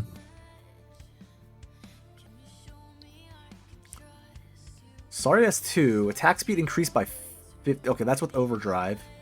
Double hit, ignore 70% defense. Lose 10% HP attack. Trait increase by 8. Okay, see, this That's is more. wild. This is That's a more. Like, this is more Um, like, you know, a lot of investment to do things. It's only 32. Yeah, but this is more Second like. duration. Like, it feels like you have more investment into the S2 for, like, hypothetically less reward than S1. Because what's your attacks? Because you get how much attack speed? 50? Right? Because 50 doesn't stack with the 25, right? So you get 50% more attack speed. So now you're slapping. So you're getting two attacks a second, right? If I'm understanding that correctly. It's like slap, slap, slap, Yep. slap. The 70% defense ignore is going to be big on enemies with a lot of defense. If enemies don't have defense, it's kind of like, I mean, you're going to shred through them anyway. Yeah. The lose 10% per attack, like, this is a very big investment to the overdrive. Like, the feeling I'm getting is that the investment that you have to put into skill 2 is a lot more than the 1-for-1. That's the vibe I'd that I'm rather getting. just use skill 1. Why would Yeah. I use skill 2? Like, skill 2 I mean, feels like, unless I need the range, but at that point, if it's you're, just like I can optimize that, you know? like if you're dropping in the S2 with the overdrive, like, okay, so you know you're getting the overdrive going, you're gonna get, well, if it's 12 second duration, the overdrive kicks in at 6, if I'm understanding overdrive correctly. Hmm. Or 70. Hold on, let me think. So it's 100% attack. So you're hitting for, what is that? 1680. Attacks are hitting twice. You're hitting for, if it's raw number, that's 3360 a hit. 70% armor ignore is really strong as well. Yeah, it's the armor ignore. It's the armor ignore. And the range is also very strong. This is It like is- a really nice range. Yeah, so it'd be 840. So you're doubling your attack, so it's 840 times 2, right? And then you're hitting twice. So you're basically hitting 4 times.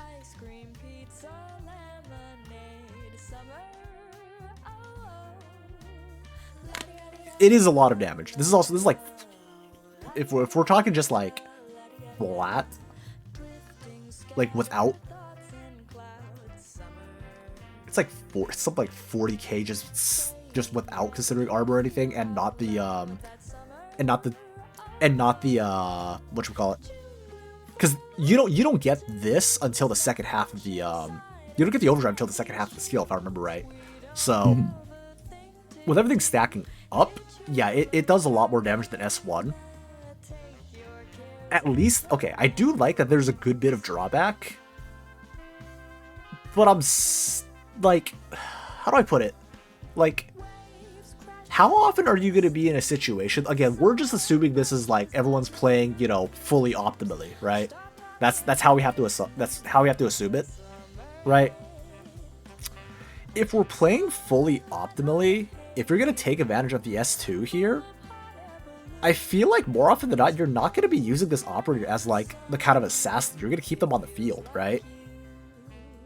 So it just feels like if you slap a medic on them, and you're not nearly as worried about the HP drop. You are losing a lot of DP, but if you're set up optimally, like to me, like, I feel like if you're setting up optimally, more often than not, you're capped at like 99 DP. I feel like. No, you're the skill is DP negative if you pop it on cooldown though. Like very DP negative. Yeah, that's if you pop Extremely it on DP cooldown. negative. But I'm saying, like, how often are you popping the skill? How often are you gonna pop the skill on cooldown though?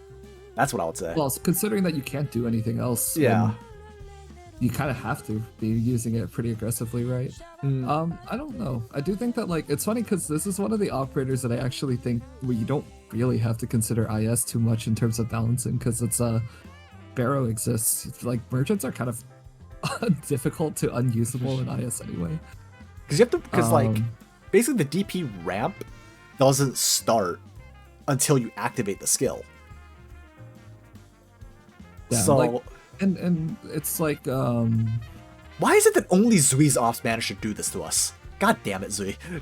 it does feel like you already, like, I like the, okay, so I like the general angle though, which is, I like it. I feel like this comes from an idea of this. It's like, you hit 99 DP. What's the point of having DP? You're just sitting there looking at a giant DP pool. Oh, okay. Here's an operator who can actually take advantage of your DP, right? Yeah. And with that also means that you're probably not even using her early. You're using her after your whole squad is set up. Yeah. Somehow to me, this almost feels like it's less scary in terms of balancing, because it's like, well, yeah, you sure, she is doing quite a lot, but she's also probably the last thing that you set up. And if you already have an entire thing put down, you're probably like, good cycling skills. That's true. You already have other ops doing things. Again, like, you can imagine that you have Deegan somewhere. Yeah, like, okay, in that light, that makes it more okay, because, like, it's not, like, just instant on-demand unga bunga, right? I mean, it kind of is to a degree, but it's not like, oh shit, let me nuke down the boss at half a second from the second they walk out the door, right? Because you're like, okay, I still gotta set up everything. I definitely do think skill 1, it has the potential to be a little too strong. Like, you could work around all the, like, drawbacks and still end up doing a little much. It's like, as a merchant, right, that seems really strong. It's like sort of questioning what the merchant class is about suddenly. What do we have for the last one? This is just 1 and 2. It's like, again, this is a certified Zuikaku special if I've ever seen one. What do we got for 3? So, 0 block. Again, Asari S2 range. Every second.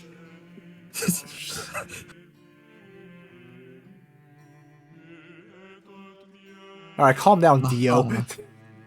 I see. Okay. The fact that the temporal shift doesn't sync up with the merchant loss means that you have to actually wait for the correct 3-second cycle in order to pop these.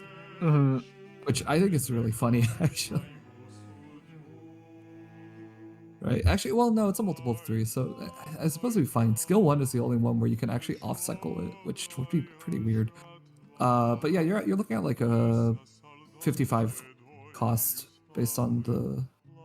Oh wait, no, but this is it goes up by 1 every 2 seconds. Stacks. This is horrible math. I think, like, at min. So your trade DP goes up to this is 15 by the very end. And then you're granting your allies up to 90 attack speed. And then what? Man, dude, my brain is not functioning for math.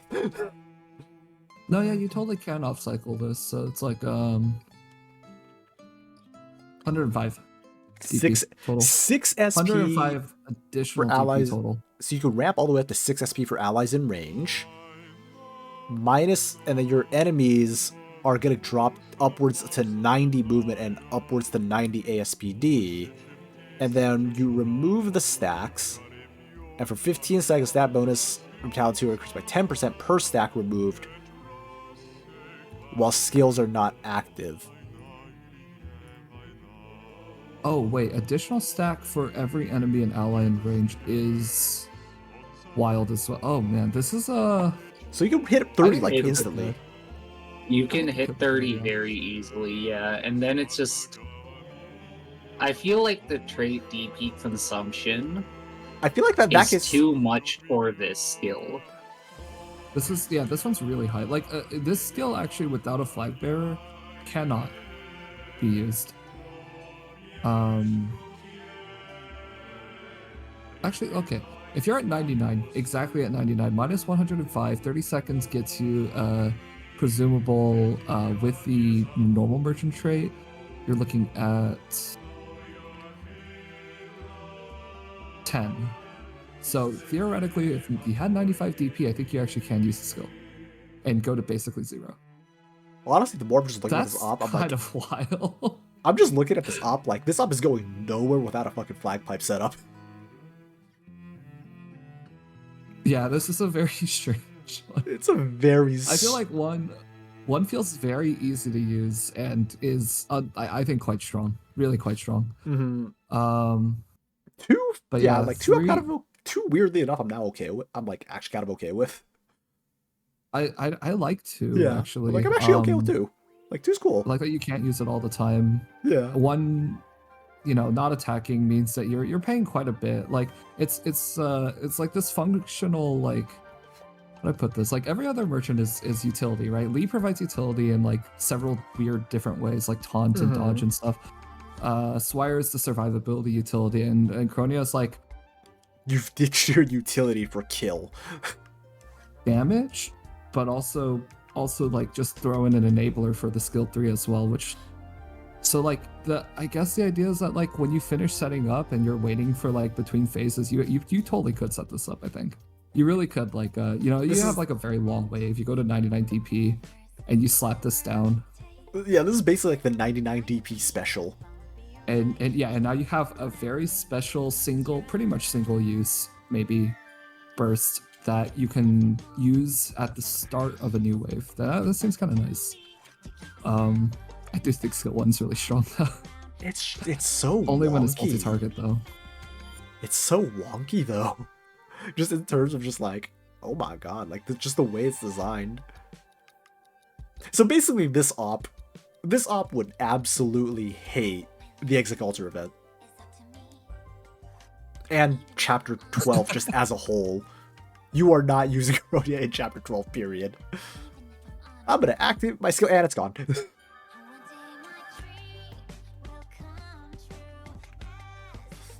Like you would not be using any sort of DP cap. You would not be using this op in that situation. It's definitely not a CC op. 75% DP down. Godspeed. You are, for that matter, like, what is it? Battle, like, what is it? BP? Yeah, you're not using this in BP either. Like, this is very much an op that you use. This feels like it's a normal stage op. Or RA, maybe. You can do some really funny shit in Annihilation. And probably nuke your DP in Annihilation, but you can do some really funny stuff in Annihilation if you really want to go for it. Yeah, I've always thought that Swire didn't ruin your DP fast enough in Annihilation. Yeah, this is... I think it's interesting, though. So like the Swire Alto, when those are rookie numbers, let's pump those up. I'm like, okay, I'm like coming around to it now. And the one big thing that I think is like a saving grace for the skill 1, I'm going to argue that it's not that broken, is that when you use a merchant,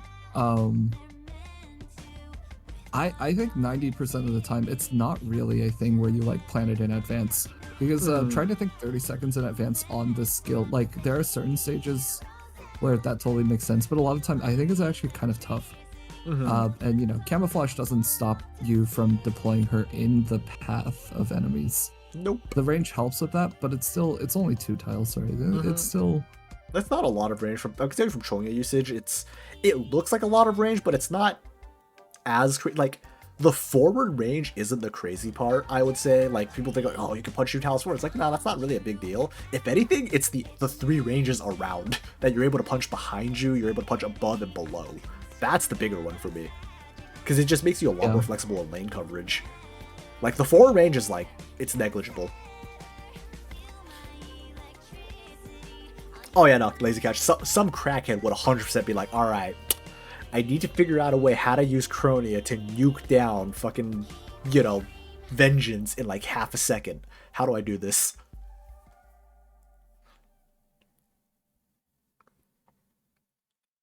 So it's like, basically, I'm just chalking this up as another certified Zuikaku special. That's all I really got right now. This is a certified Zuikaku special. I think S2 and S3 are actually fine. Now that I'm coming around to it, it's like, in the context of, yeah, you are using this op purely at 99 DP. Like, you are probably not using this op before then. Unless you're in, like, a very big oh shit moment. Is the way I see it.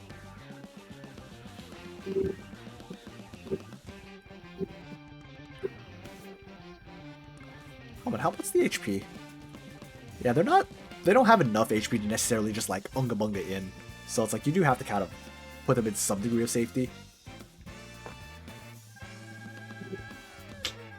I still feel like the numbers are a bit high, personal opinion. Like, just across the board in terms of S1, 2, and 3. Like, I'm a lot more okay with it. Like, yeah, you are feeding a lot of DP, but it is a lot of damage. Like, that is quite a bit of just extra damage they can stack in. Because like Zephyr says, like, okay, well, if you're at that DP, right, it's like, well, what are you gonna do with it, right? It's just gonna sit there. So it is quite a bit. That's like that's what I think the saving grace is. It's just like you have to wait. You don't get to just throw it down and use it. It's just not like the other merchants, not like any of the executors. It's like, even on the skill that we think is pretty broken, you gotta wait 30 seconds for that. That's like putting down. That's a commitment. It's definitely a commitment. You do have to commit, which I do appreciate. I just am of the opinion that the numbers are still decently high, like are still pretty high, even considering the commitment, like the DP commitment and the time commitment. No pun intended. If I were to put it correctly, or not correctly, but in a certain way, it's overtuned in all the right ways, if that makes sense. Yeah, I can see what you mean, where it's like it feels like one of those, how to put it, in games, like, you know the mechanic is like a win more mechanic, right? This feels like a win more op, but like the win more is cranked up to like 1 billion, is how it feels like. So like I think my just like question marks on this op is just how high the ceiling is. For as an overall, like, I don't think it's particularly hard to hit the ceiling, is the way I see it. Because it's mostly just thinking and planning ahead. I think that's really my only thing. Because I like the concept of, like, okay, yeah, you know, you have that kind of late round merchant instead of just like, oh shit, throw him in, right? Or throw her in. Instead of like that oh shit moment. Zui keeps mentioning Talent 1. Can we go back to Talent 1 for a moment? 2 SP each time DP is consumed. You're retreated, you refund DP cost. Every 10% reduces the refund by 10%, so if you're just sitting the prolong, you don't get any DP back. So it's like, okay, so you charge a skill even faster then. So you charge S1 faster, basically, is all I'm getting from this S1. Because, like, to me, the DP, like, if you retreat while a skill is active, I mean, yeah, you could get a little more use off it. I don't see how this would have her be used in a totally different way, because it's only refunding her base DP, not the DP she's consuming from her trade. Unless it is refunding the DP consumed on her trade, in which case that doesn't help. In which case that doesn't help your case in why I feel like she's like, that doesn't help your case if that's what you're trying to say. No, I think it's pretty. It seems pretty much like her own cost minus like, so, like, that's my assumption. That's my assumption that, like, you know, if you pop it, you don't suddenly refund like 15 DP because you consumed 30 or something, right? Like, yeah, the FRD nature of it isn't too broken. The second out of talent is sure. Okay, when operators retreated, consume the stacks, reduce your deployment time by 1 second for each stack. So yeah, if you have been on field, used 1 cycle, and then hit the skill and immediately retreat it, like, yeah, you can, I guess, like, redeploy pretty immediately.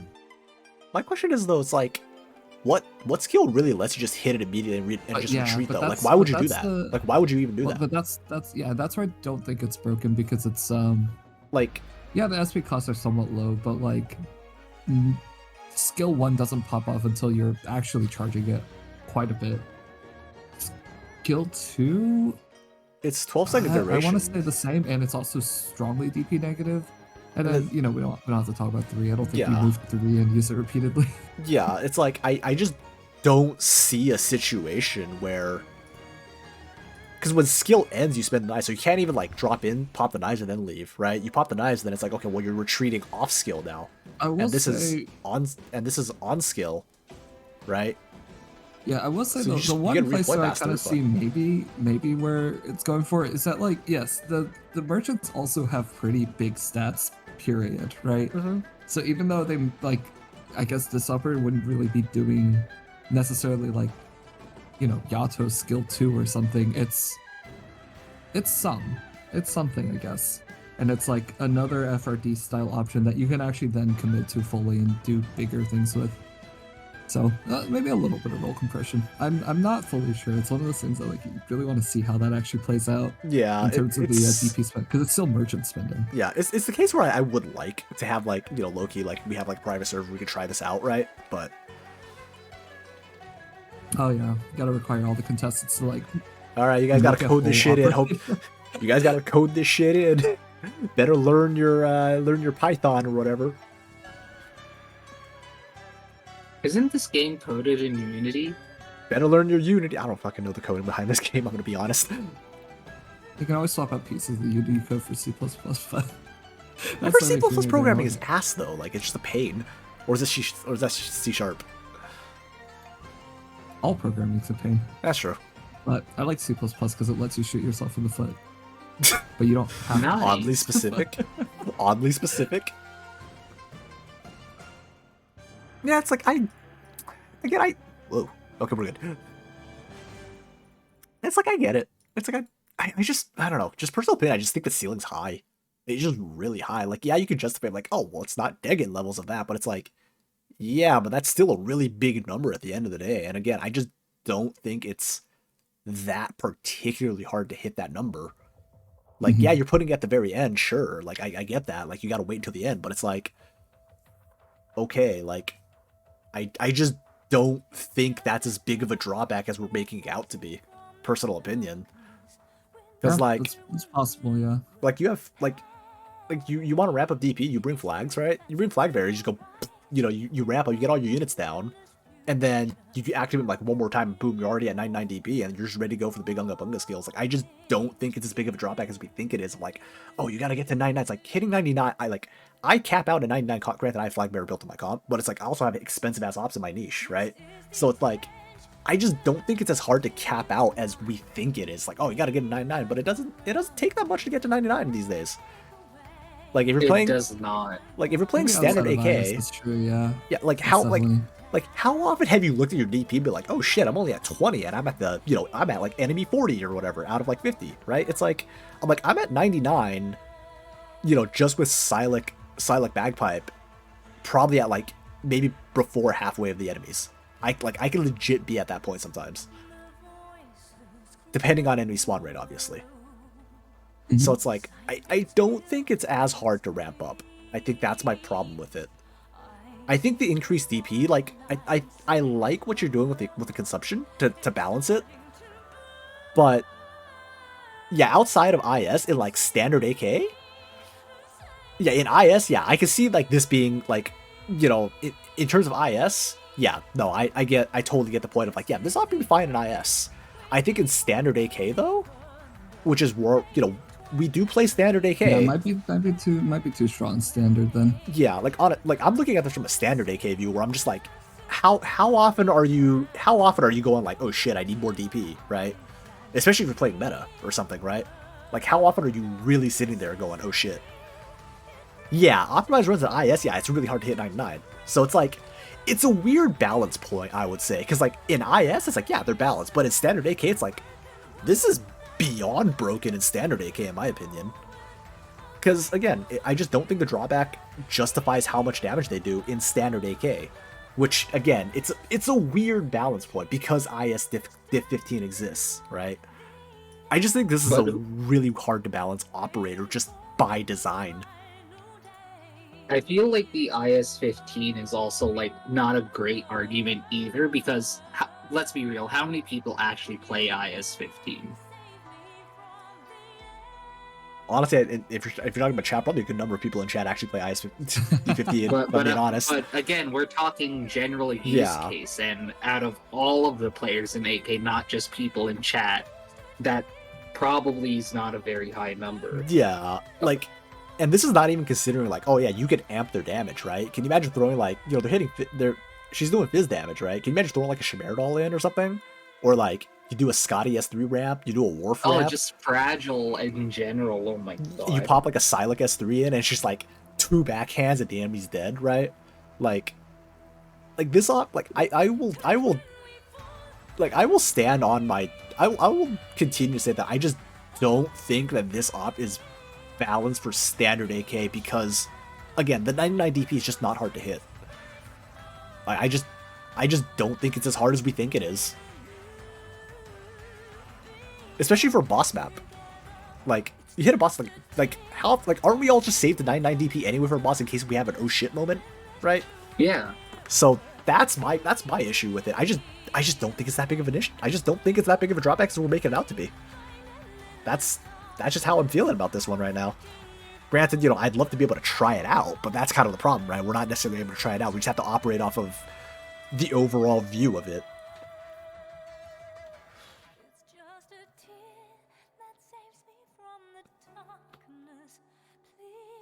Yeah, Flaming, like, again, it's like, it's good for endgame states in a map, but it's like, I mean, you can hit that state pretty often. Like, if you're playing, you know, this is assuming we're playing correctly, right? Correct Arknights, you're not just inting units. So it's like, if you're playing correctly, then you're gonna be hitting that end state. That's the thing. So it's like, if you're hitting that end state, like, that is a lot.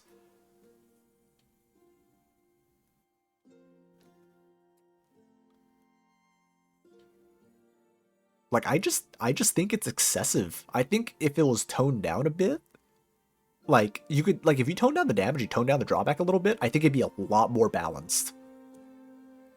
I just think the highs are too high. Like, it's unbalanced, not in the sense that, like, the concept is unbalanced. It's unbalanced in the sense that the highs are too high. If that makes sense. So...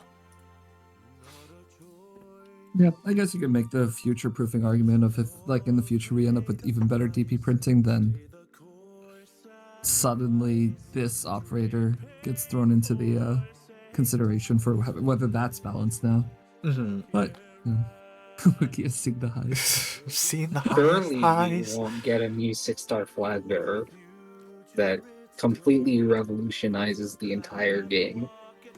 I mean, also, yeah, puzzle stainless. I mean, if you think about, like, I mean, you want to farm infinite DP, like CW with the balls, right? You just plant puzzle facing down, have ramp speed, and then just like boop, 99 DP. Like, I was capping out 99 DP with just puzzle slapping a ball, which sounds a lot worse out of context. All right, lore. I will do lore this time. Which one do you might throw on? All right, you two, decide between thyselves who wishes to be thrown under the bus for voice lines. I can do voice lines. All right. The stoic and grim Rhodes Island elite operator Kronia, former commanding officer of the Military Commission's Bone Guards. Ah, no wonder. Like her brother Safer, Kronia grew up a mercenary, a life filled with conflict. Swiftness and ruthlessness was the way she knew to survive. Strike first, unseen, and at weakness, then victory would be certain. All these, with their time arts, forged a reputation of brutally assured victory within the Scar market. But this was not without its costs. Physically and mentally, the war took its toll on Kronia. Killing again and again people who could have been comrades one day and the enemies the next, she was simply living on borrowed time. It was this that drove Kronia to seek the military commission, a form of stability even for somebody like her who only knew how to kill. It was a chance break cycle, be different, and thus she became a Bone Guard. For a time it was as she wished, life as a guardian rather than a brutal assassin. Yet as time passed, as she climbed the ranks to become major, owing to her martial skill and arts, she learned of the growing conflict between the Commission and Her Majesty. As Cronia's doubts and fear grew, eventually she found salvation within Teresa's ideals, a dream of peaceful slumber. Still, Cronia knew that it was too late for her, she would not find peace. The journey she'd come, however, still could, and so she left following Her Majesty. Still, Cronia supposed it was bitter irony that civil war erupted once again, and she strode into the same conflict she once fled from.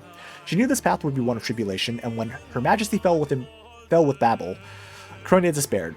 If she knew it was not the end, Babel survivors still carried the embers of the dream of peaceful slumber. Cronia swore to herself, to the memory of her king, as she was named Elite, that Rhodes would carry the embers of this dream onwards, even if all she could be was kindling. Ayo? Ayo? Alright, boop, go. Alright. Am I muted? I'm not. No, you're good. Cool. Elite Operator Cronia report. I've completed my primary missions, so Dr. Calcit saw fit to give you authorization to deploy me. Beyond that, I don't have much to say. I'll be going. Doctor, is that you? You say I was restless. Oftentimes, I have trouble sleeping. I've seen many horrors and atrocities, and committed even more. Still, in some twisted sense, I'm glad that I'm still tormented by this. I would be far more worried if I wasn't. Ah, Doctor, sorry, I was lost in thought. About what, you ask? Her Majesty, of course. I'm not sure if I have yet to come to terms with it. Her dreams lives on in all of us, yes. But she, herself, was truly something beyond words. I think I'll be taking my leave. It seems I need a moment. Over and over, the hourglass turns. A peaceful slumber to all in the land. Rest well, Doctor. Every clock needs to be rewound eventually. Cool. We don't really have much time for other thoughts, so we got to keep going. Because the Zuikaku special has hit. I need to start blocking out time specifically for Zui's operators at this point. So every single time, it's like, just gonna go like double the time that I have allotted. Or we just need to power through it. One of the two. Alright, who wants to go first here? I can go first. Alrighty. For flavor, I think the flavor, like, it fit. It's nothing. I don't think it's anything special, but it fits. I'll give it a 3.5.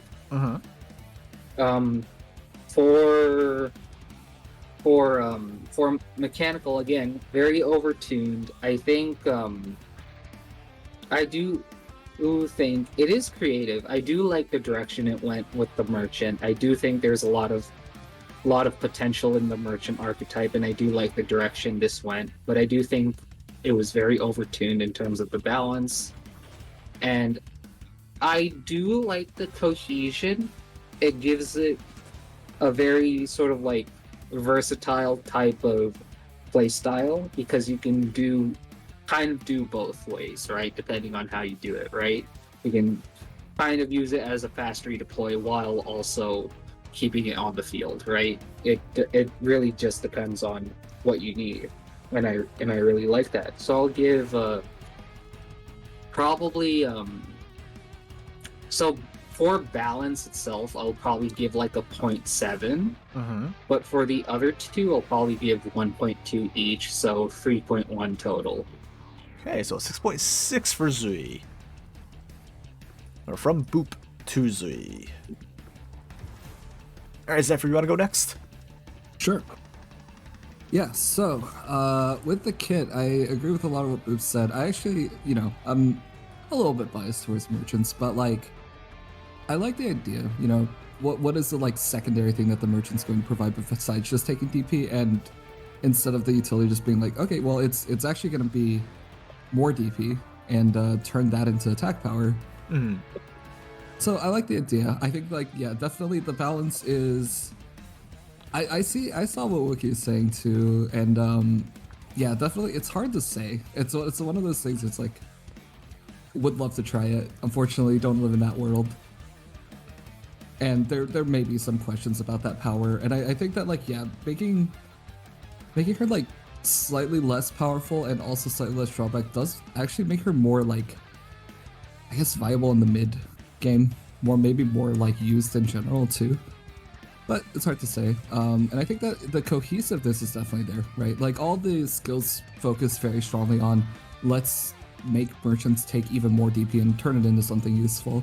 So I like that a lot, actually. I ended up giving a 3.8 there. As far as the flavor, I could tell that there was like, a very obvious time theme. I like that bit of the lore, but I wasn't sure I was able to like figure out clearly like why exactly. I would have loved to hear more about that. I do think it fit very well into the 8K universe itself, though. And, you tied it into real events, tied it into, like, Sarkaz lore specifically. And I think that, like, they are definitely the main character of their own, like, lore. But, again, I would have loved to, like, know more. So I gave it 3.2 there. Okay. So that's a total of 7. Okay, okie dokie. Okay, on my end, starting out with balance, how do I put it? I really like the concept. I think I like the concept a lot more than I like the overall balance of it. Because, it's something, it's merchants, kind of not being used for utility at this point, right?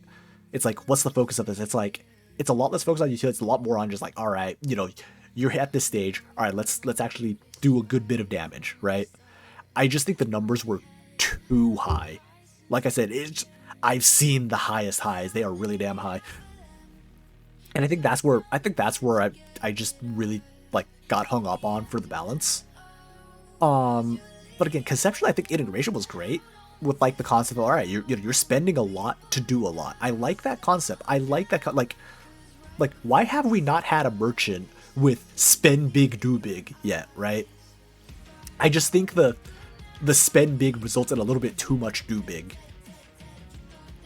But as a concept, I really do like it. As for the creativity, I think this is very creative. This is something that's, that I can see going into Arknights in terms of like conceptually.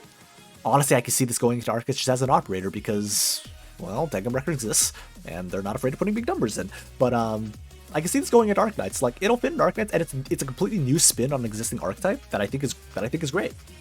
Balance gonna hurt you the most here. I think I'll probably give you like a 3 points. I'll give like a 3.7. I'll say 3.7. Because like I am trying to consider the various different ways that people play. So it's like, but just overall, I just think the balance just it was too much. It was too much big for spend big. I don't mind the spit like maybe a little bit down and it would have worked fine. Integration for lore fitting with the abilities and skills. I can see the experience and everything fit in. But I'm not sure how much more I got from that, right? Like I think you definitely hit. You hit the Rex for all of them. For integration, I'm not sure how much you really pushed it beyond that. I think the lore fit pretty well, and you have everything written. It's like, yeah, I can see this. I can absolutely see this person being a character in, and I think you did a really good job with that. So you get more kudos on lore. And for character focus, I think they're very much the main character of their own. So you get kudos for lore and character focus, and integration. It's like, all right, you met it, but I don't think you went particularly beyond it. So I will give you a 3 point. I'll say 3.5 for the lore section. So 7.2 for me. I like how every time I'm still just like, it's like, I don't like this particular part. I'm still just like, I still like it. I think if the balance was, I think if the high wasn't as crazy high, I think this would have scored a good bit higher from me. Yeah, I mean that's the word cap. That's the nature of the word cap. Again, I'm trying to figure out a better workaround for lore, but stop giving me a goddamn hour-long balance section and then we'll talk. So like. I will say the one like most unbalanced part was that skill 1 has a word count that is truly absurd. Nah, that you have to explain the 5, 10, 15, 20. That is really a lot. If you don't like a long ass skill, then you sure as hell don't like Zuikaku Arknights. All right, so Zui comes in at numero trace. Yeah, good enough. That'll do. Yeah, close enough. All right. Let me clear out some scores, and we need to keep on scooching. We need to keep on scooching, as we all say collectively, damn it, Zui, Zuikaku special. Alright, this is by Artemis. Y'all start taking a look at this while I edit things.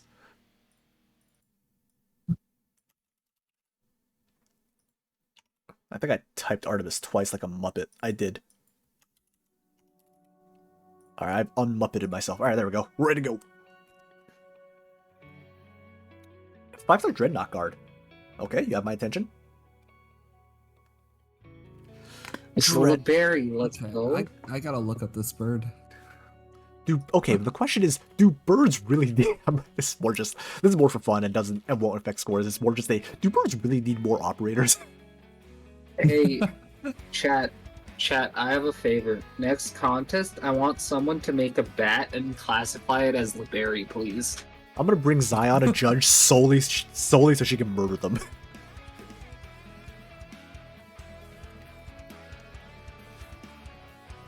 Alright, so...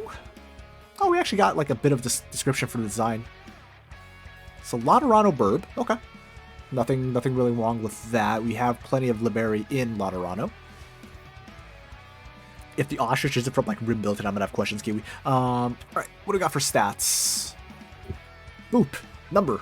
Do. Thing. I choose you. Oh, yes. Bhoopadoop. 1 second. I was farming in Firelight. Give me a second. SMH. Listen, my LD player is open. It was standing idle. I had sanity. Flamer, Who's the where right are you? comparison here? Would it be like Franca?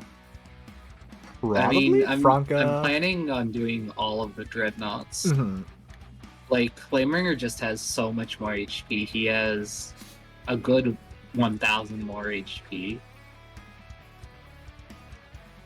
Wait, this is losing HP with talent and module? What? That is what that says, yeah. Let me double check that. That's kind of insane. Let me double check Okay. that just to be safe, but I'm pretty sure I punched those numbers incorrectly. Let me double check to be safe though. That's why I do have the submission form open just in case. Let me see. Yeah, no, that's what it says. That's what it says. Huh. Well, if we're talking base only without module, HP is on par with Franca. Mhm. Attack is on par. Defense is on par. Yeah, it's basically just on par. Cool. So not much to say there. Alrighty. Let's go to... I'm gonna be honest, I don't like this talent. Like, why are you're sacking 10% HP for one tile? That's really... It's not terrible, I suppose. I just don't understand the why of it. Like, I mean, why does there From need to what- be a drawback for this talent? It's not...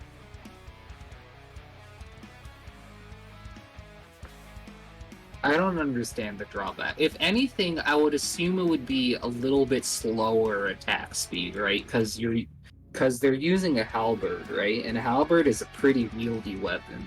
Mm-hmm. And the thing about the minus HP is that one of the dreadnought's bigger strengths is its HP. So losing the HP is kind of why? Why would you take away one of their strengths? I'm just of the opinion that I just don't think that minus 10% HP is even necessary. You could literally just have +1 tile, and I think that would have been fine. Like, just straight up. Like, it would have been simple, but it would be like, yeah, okay, it's a dreadnought with 1 extra tile. Like, alright, what are you gonna do with it? Yeah. Like, Yeah, it's fine. I literally don't see a reason why minus 10% HP is necessary. Plus, it's a 5-star, so it's not like it's a OP. It's gonna be super overpowered anyway. Yeah, like, I I just don't see why that 10% HP is necessary. Yeah, I agree. Well, let's see if this, maybe we should see if the skill somehow justifies it. I don't know. Maybe skill module justifies it. If I'm going to meta game slightly, Artemis is still a pretty new player. So that could also be a little bit of a thing. No need to metagame. We're just taking what we see as is also obligatory all rise for the Silac national anthem. I mean, what? Yeah, it got to Towards Her Light in the playlist. So it's just like all rise for the obligatory national anthem of the temple. But okay, so that's a pretty. I mean, I think that's a pretty standard Dreadnought mod. But why is the minus 10% HP still there? Like, you get more attack speed, but you have less HP? You barely get attack speed too. It's a +4 ASPD total without like the module stats itself. That's a terrible talent upgrade. Like, you're not. I mean, to be fair, Silex's talent also doesn't give that much, but at least Silex is AoE. This is individual. Yeah. So it's like it's less the ASPD number. If anything, I'm just still on the why is the 10% HP even necessary? And the module does give 30 ASPD. It says, I'm pretty sure it's 30 attack for ASPD. Yeah, well again, this one is ASPD. Or, wait. Hold on. You're not copy. I mean, the way it's there we go, sorry. written for level 1 is, there we go. It's attack plus... a bit confusing. Attack plus 30. There, I forgot a comma is what I did. That's what I did. I forgot to put enter and a comma, so it looked a little more confused. I was like, wait a minute. No, there we go.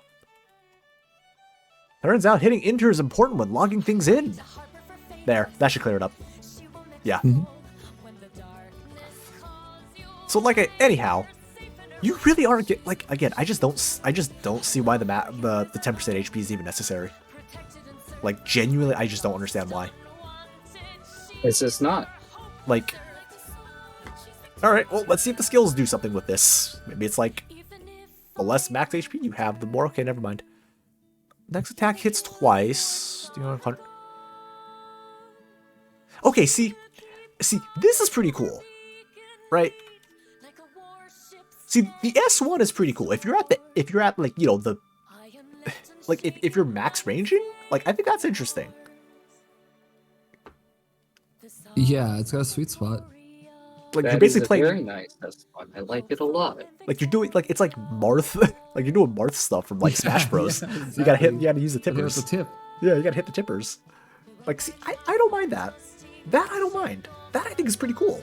That's like a genuinely cool S1 for like, oh, that's why you have the one extra range. But then it's like, okay, well, it's like, okay, you're trying to keep them away. I get that, but what's the? All right, what's the next one? So you attack faster. Okay, so 50 down difference. to 1.25 instead of 1.5. You still get tippers, but you only get the tippers when you're attacking enemies at the end of the operator's range. So still tipper, okay. Attack ignores 50% defense and increase the damage to 140%. I think skill 2 does too much. I would remove one aspect. Like, I would either remove the plus attack, the ignore defense, or the increased damage. Just What is one that? of the Initial three needs to speed? go. It's a 30-second duration. That's a pretty long duration. I would say if you drop the defense ignore down a bit, I think it'd be more okay. Like, I think one of those needs to drop just a little bit.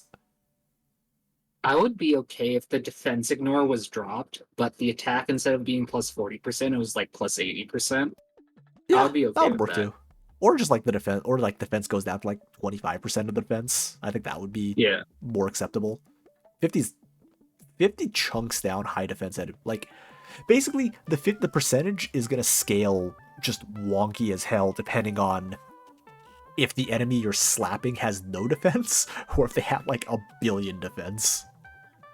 Because the thing is, the This operator can also be safe, unlike other dreadnoughts, because of that one extra tile, Mhm.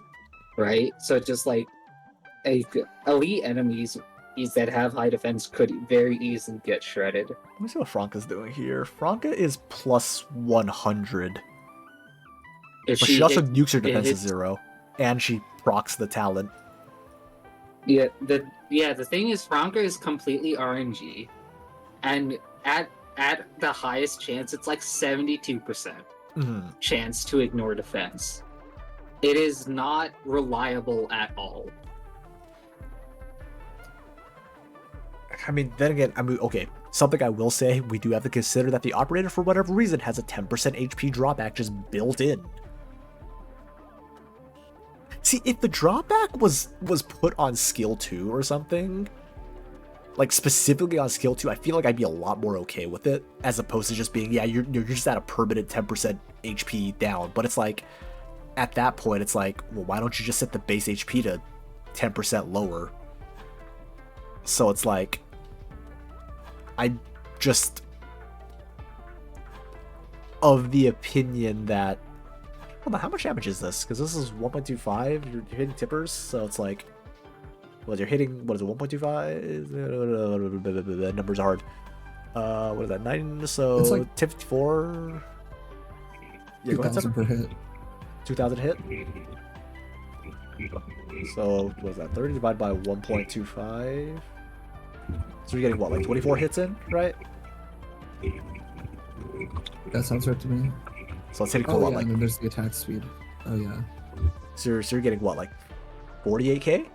If you're assuming if you're optimizing fully, Yeah. and then you're also having 50% guaranteed shred.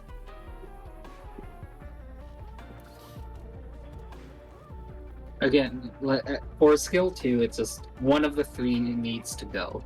I think for a 5-star operator, this is a little excessive. I think if this was like someone's S3, I think it'd be a very simple skill 3 for what it's worth, but like I think if the defense ignore was a little bit less, I think I'd be okay with it. I think it's really just the defense ignore. I think the overall number. Actually, I think definitely that is a lot of defense ignore. It's like really high. Yeah. I think if the defense ignore was lower, I'd be okay with this. Because then it's like, okay, yeah, you're hitting hard, but there's a decent amount of defense involved that can, kind of whittle that down a good bit. And it's like, oh, if you're hitting no defense enemies, like, okay, well, anyone can kill no defense enemies, right? Like, Exia just, turns them into dust. I do like S1, though. I think S1's neat. You got, like, the tippers. It is very neat. I really like the interaction of the tile relegation, right? Yeah. I feel as if tile relegation isn't used as much these days. Mm-hmm. It's a very simple kit, I will say. Which is fine. Which is fine. I was like, honestly, I like S1's really nice. I think S1's a good example of like a simple but still creative thing. It's a good example of it, I'd say. It's a power strike skill that's not a power strike skill. Let's go. It's a power strike skill that kind of actually works. All right, lore. Zephyr, I'm gonna make you read voice lines. All right, sure. You've dodged your responsibility long enough. Boop, do you want to do lore? Sure. Cool. Lila was born in Waterano from a proud Liberi family. She showed already a big interest in the guards of the city, and so she started early to train to join them. She struggled a bit with the heavy gear, but she fought out in some ways to still achieve her goals. She joined the Pontifica Cohor's ladder, and at roughly the same time as Plume, where she even helped her to be approved to be a guard as well. Sadly, she was stationed in other areas and lost her. Wow, and I'm just not even gonna bother.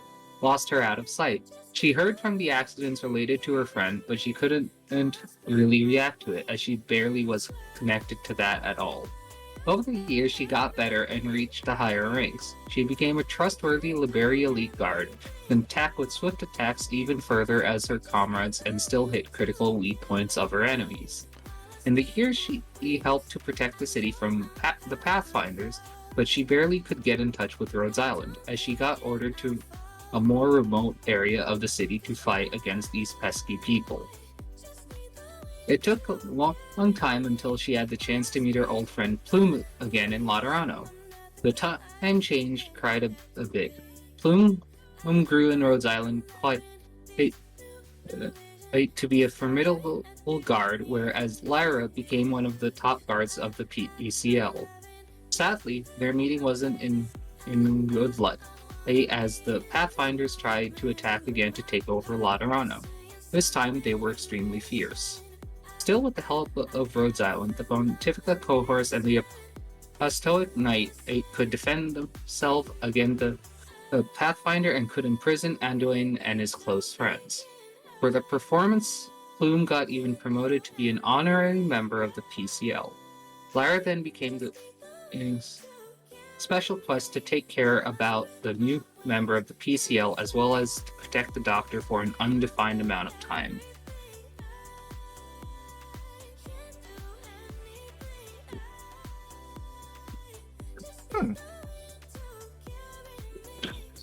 As I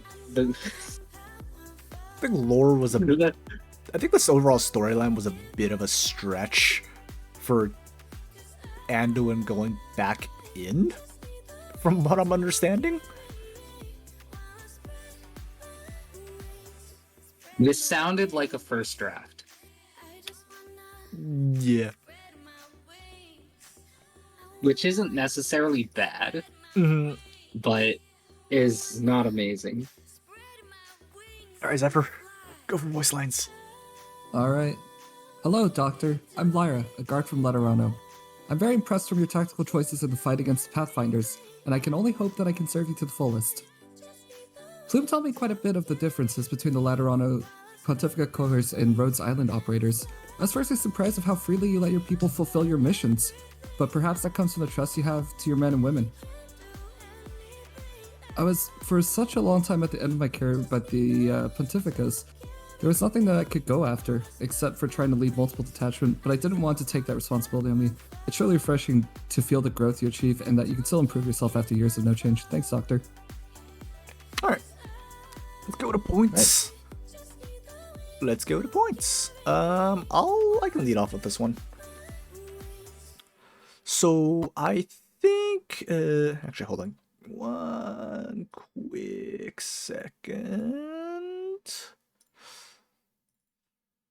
I think balance wise, I think the creativity, like I said, I think it's a good example of being creative. I think at least for the S1, I think it was a good example of being creative while keeping things simple. Like, I really do like the simplicity of the S1, but it's still different.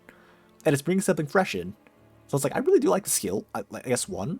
And S2, I think it's fine as long as you tone like one of the numbers down a little bit. The talent just makes no sense to me. Of just like, oh, you get an extra tile of range, but why are you like cutting off your own foot in the process? I don't understand that part. Like, the talent just kind of throws me for a loop. So, I think from an overall balance POV, it's got like creativity. I think the balance for the skills is great, and then you kneecap yourself. Cohesiveness, I think the cohesiveness is fine. Like, you're trying to design around hitting the tippers with the extra range, so I think that could be fine. I'll give like a 3.5, maybe like a 3.2 for balance. It's like, you hit things, and then the extra little bit of the tipper was cool, but outside of that, it's like, eh. Lore-wise, I think I'm gonna end up with like maybe like a 2.8, or like 2.7 overall, I would say, because I think the lore integration was there. It's like, yeah, she uses a halberd. It's like, okay, yeah, she got extra range. Like, okay, that makes sense. Do I think it went beyond? Do I think like any of the character focus and the integration went beyond that. I don't think it went beyond that. And then I think the lore fell a little bit because it's like, Anduin's coming back to us like, wait, it's like, Anduin's kind of just figuring out his own thing at this point, I think. So, it's going to be a 5.9 overall from me. I can go next. Okay. Yeah, for the technical, I think that the kit is like fairly standard. A little bit basic. I mean, like, you know, giving an extra range to Dreadnought is not a bad idea, but I sort of feel like there wasn't too much done with it besides the you know, the second tile was prioritized. That's somewhat interesting. I think in terms of the power level, it's fairly balanced. There's not too much wrong with that. Just because it's simple doesn't mean it doesn't work, right? I think the skill 2 might be a little bit strong. I think Wookie and Boop both pointed that out a little bit. I actually think the cohesion's pretty good. Both skills definitely incentivize a very simple thing, which is to say, you should try to get the sweet spot on the skills. So I think overall the technical is like, all right. It's a 3.2 from me. In terms of the flavor, yeah, I think that the integration, the lore, like, you know, just being part of the Pontifica cohort letter, it's like fair, right? It makes sense. Her fighting style might be basic, but it's also because her background is like more standard. And then the character focus, I think, is also fine as well. And yeah, I don't think you can make this fit in the AK universe. You know, I'm not like a mega lore expert, but I did read all of the all the stuff that's like related to Laterano. And it sort of doesn't seem like that is either what happened or what would be plausible going forward in the future. And for that, I think overall for the flavor, I'm giving a 2.7, so it's gonna be 5.9 as well. Twinsies. All right, Boop, what you got for us? I think overall for the technicality, again, simple isn't bad. And I think only balance would get knocked down to like 0.8. So overall for the technical side, I'll give it a 3.5 because I do think, because again, there's what do you call it? What's the word? Simplicity is not bad, right? I do not want to discourage people from making simple kits, right? And this kit is simple while being very nice. It's a very nice kit, which is why I think the technical side overall is 3.5, because it had this creativity to it while, again, being simple. For the lore side of it, I feel like there was definitely a lack of lore knowledge shown. The part of the lore does fit, part of the lore integration fits, but I feel as if there was a lot of creative liberties taken. So I'll give the lore section overall probably a 2.5. Okay, so that puts you up at a 6 overall from Boop, Mr. Harshest Judge. Alright, 1 second, because I'm stupid and can't do the math right now, but I think it should come out to like 17.8, yeah, 17.8. Okay, where is my save? There we go. Okay, that comes out to 17.8, which would slot Lyra to right there. Wah. Alright. Next up, Kiwi, hope you're ready, because it is now your turn. We have a lot more 5 stars than I thought we would have. Low-key, that makes me happy, partially because we get to make up a little bit of time after getting hit by this week. We have another 5-star. Oh, yeah! I'm low-key kind of happy that we're getting so some 5 excited. stars. Because it means we can make up some time after getting hit by the certified Zuikaku special. It means I get to stay on pace Also, better. Also means that like I don't know, 5 stars is kind of a fun Wait, what's space because It's a fun not space. not as much. You don't have to do 3 skills. You don't have to necessarily do 2 talents, and you get to make you get like a total free pass. Like if you want to make something standard, 5 stars they have very standard 5 stars. If you want to make an operator and you look at their kit and you go why, insane. That's also totally the 5 star vibe. They're in a funny spot also because, I mean, Yostar doesn't really know how to balance 5 stars nowadays, I swear to God. So I completely forgot that they renamed Musha to Solo Blade, and for some reason I thought they renamed it to Swordmaster. So I'm like, wait, which Swordmaster is it? Is it the Dual Strike or the Musha? Mark my words, in another year, they're gonna change Solo Blade to something else, I swear to God. Probably. Solo Blade is a terrible name. Yeah. So, 5-star Swordmaster is cat. Mm-hmm. Zui, there's a cat. Suikaku Cat Knights, there's a cat. From Higashi. Mm-hmm. Alrighty. Boop! Do boop things!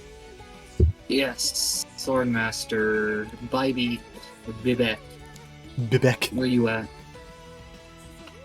I have a Bibek.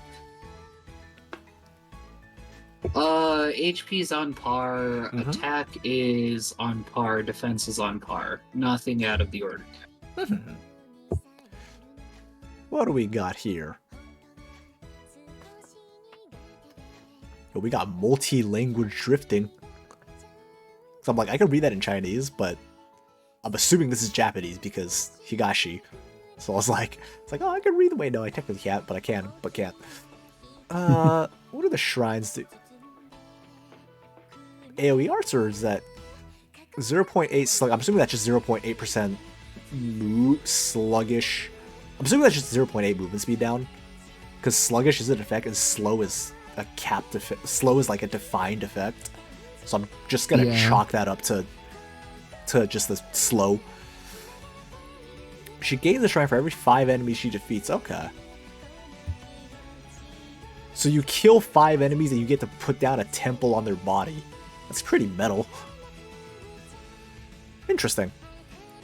So we have no attack speed or SP generation for the talent, which is interesting, because if you look at all of the Swordmasters except for Degen, they all have some type of talent that helps increase their SP in some way, shape, or form. Like, there's a bunch that have, or like Cutter has SP on attacking, Chen has the SP battery, Bybee has attack speed, Irene has attack speed, Tachanka has extra range and can hit air units. By virtue of having gun, he is a sword master. Bullets are just swords anyway. They're just very tiny swords. See, even Fartooth agrees, because Fartooth just shoots swords, and you can't convince me otherwise. Alright, we got modules, and then we have, and then I have summon stats afterwards. So we got, okay, 10% more damage with swords. I need to go shoot a bot again.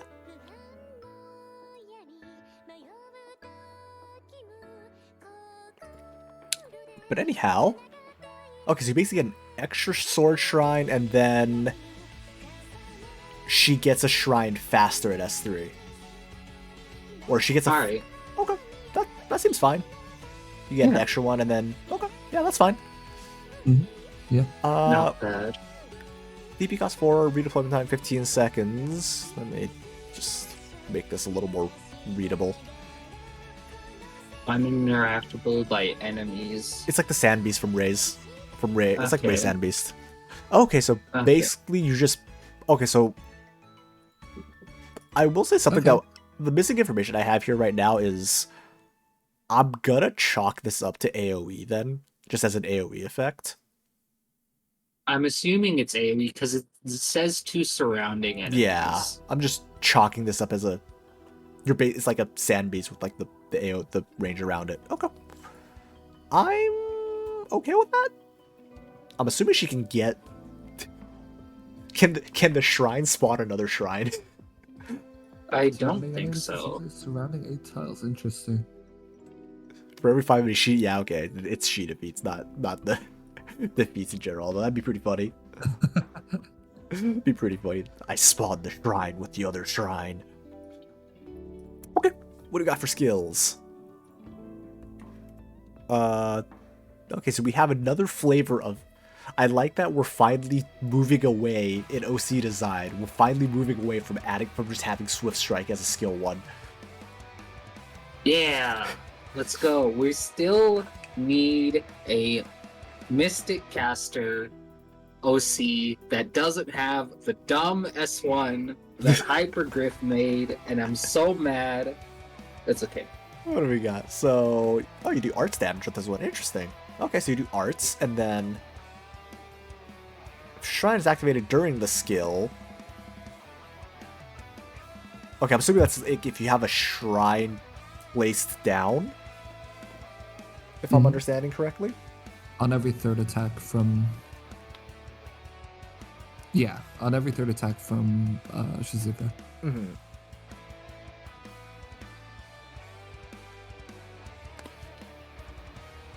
Okay, and then you chain jumps to a near shrine. Oh, so you're basically zapping things if there's another... Okay. And then if they activate... Okay. That's pretty interesting. I'm just trying to think, like, angles at this point of how weird that would track, because Arknights going around curves tends to be a little wonky. Yeah, so it's kind of like Chain Medic, except damage. Oh, I was thinking of the Maria Neural. Those things. Oh, yeah. Okay, yeah. From the most recent SSS. Oh, true. Yeah, that would be that would be like that. Okay, yeah. Makes sense. But with a limited number of uses, it's pretty interesting. So I guess the biggest question is, does the chain zap, does that count as triggered by Shizuka, or is that like no, you can't get more shrines doing that shit? I gotta assume it's from her own killing an enemy, but if it is the other, then that could be a lot. That's my assumption. And they only cost 4 to put down, right? Mm-hmm. So it is pretty cheap to put down. I want to say that's okay. I think that's fine. Like, you have a bigger reward, but you need to have things like set up beforehand. It can be a lot of slow. Mm-hmm. It's a very big amount of CC for a Swordmaster, which is not really the class that does CC that much. Well, okay, Deacon exists. They all have... Half of them have some form of craft control. Yeah, like by big as well. I will say, it's also something that you can't control in the sense that you can't place the shrines willy-nilly, because it's an auto-activate skill. Mm-hmm.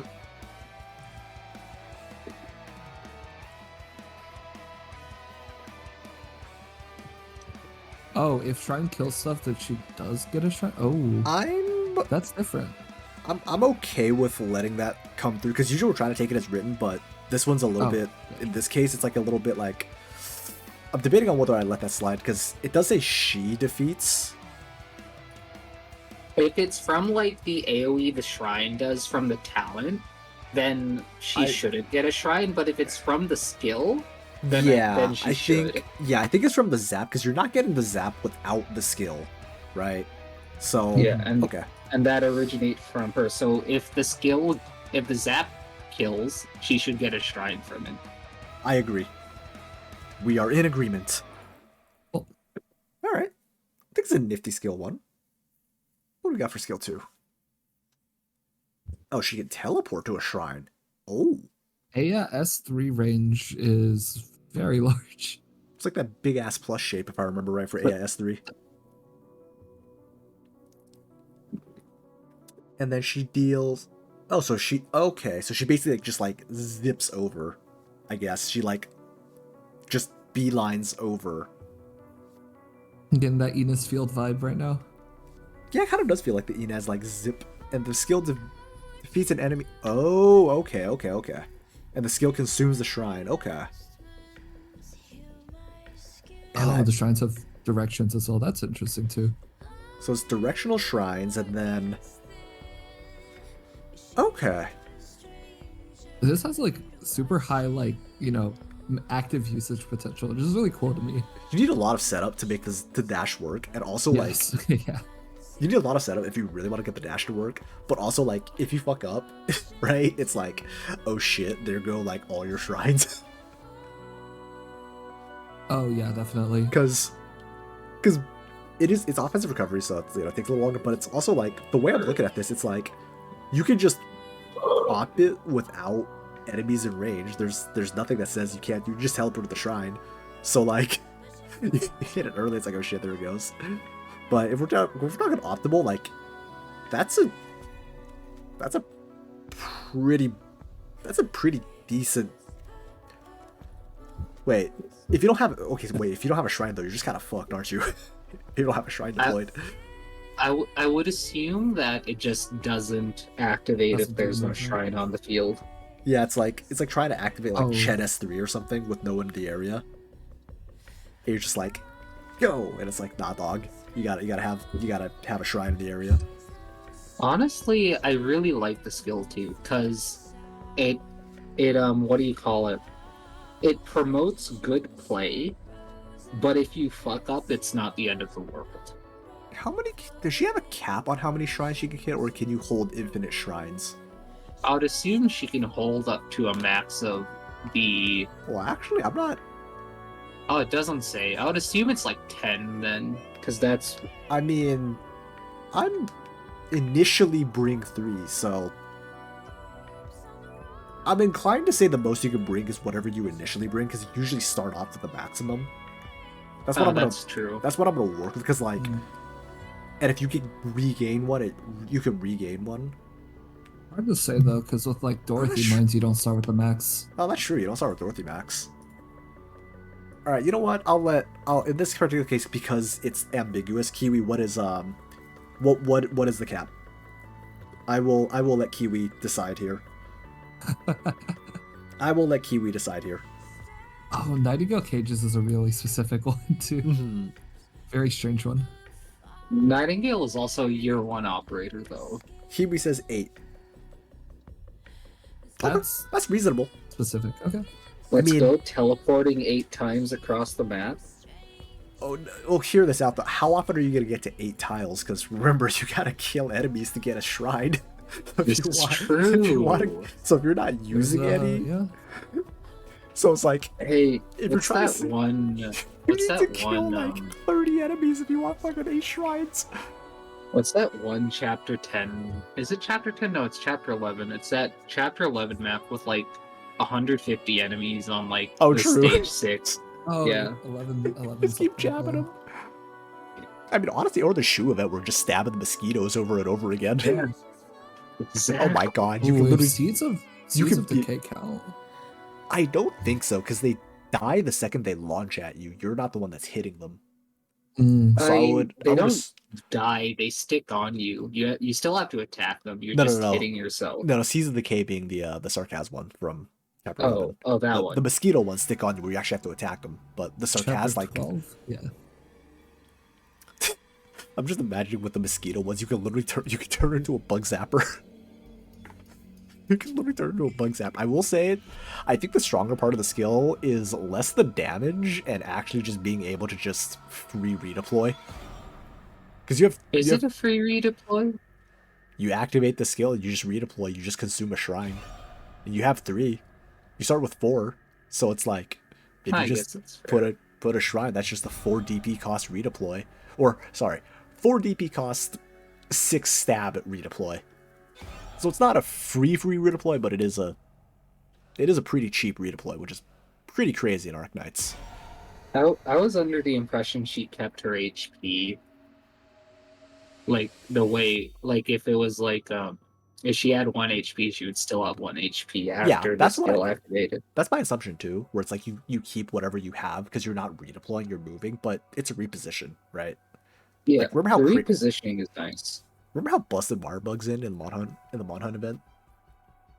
Or how nuts the wire bugs were? Because you're just like, oh yeah, let me just move. So it's kind of like that. But But this is like not as broken. I don't think it's as crazy because you only get you get 3 uses, but it's like she herself, if you're popping the S2, right? Like all your damage is on skill, and you have to be in AS3 range. So it's like you're gonna have to like probably daisy chain a couple if you want to try to like cross map something. I really like how the SP costs are really low, because that promotes using your shrines, while also, again, where just like it's very easy to mess up, but at the same time it's very easy to recover because you can still kill things. Yeah, S2 I think I'm okay with it, because like if you're burning shrines to redeploy, then you're basically nuking all possible damage that you can have off the skill 2. If you're just like willy-nilly dropping shrines, right? So Yeah. I think I'm also thinking that the go on. no, go ahead. I don't betray the lot. I think the CC is the CC that this character puts out is actually pretty good. Considering that it's like effectively global, right? You put this character somewhere, you put the shrine somewhere completely different, so that you don't accidentally consume it. And how much was the slow again? It's 0.8 movement. I'm assuming it's 0.8 movement speed down, unless it's because 0.8 sluggish is the status effect. 0.8 would probably be the amount of time. Oh, okay, so 0.8 seconds slow. Okay. No, So okay, it's that makes sense. 80% slow for 0.8 seconds.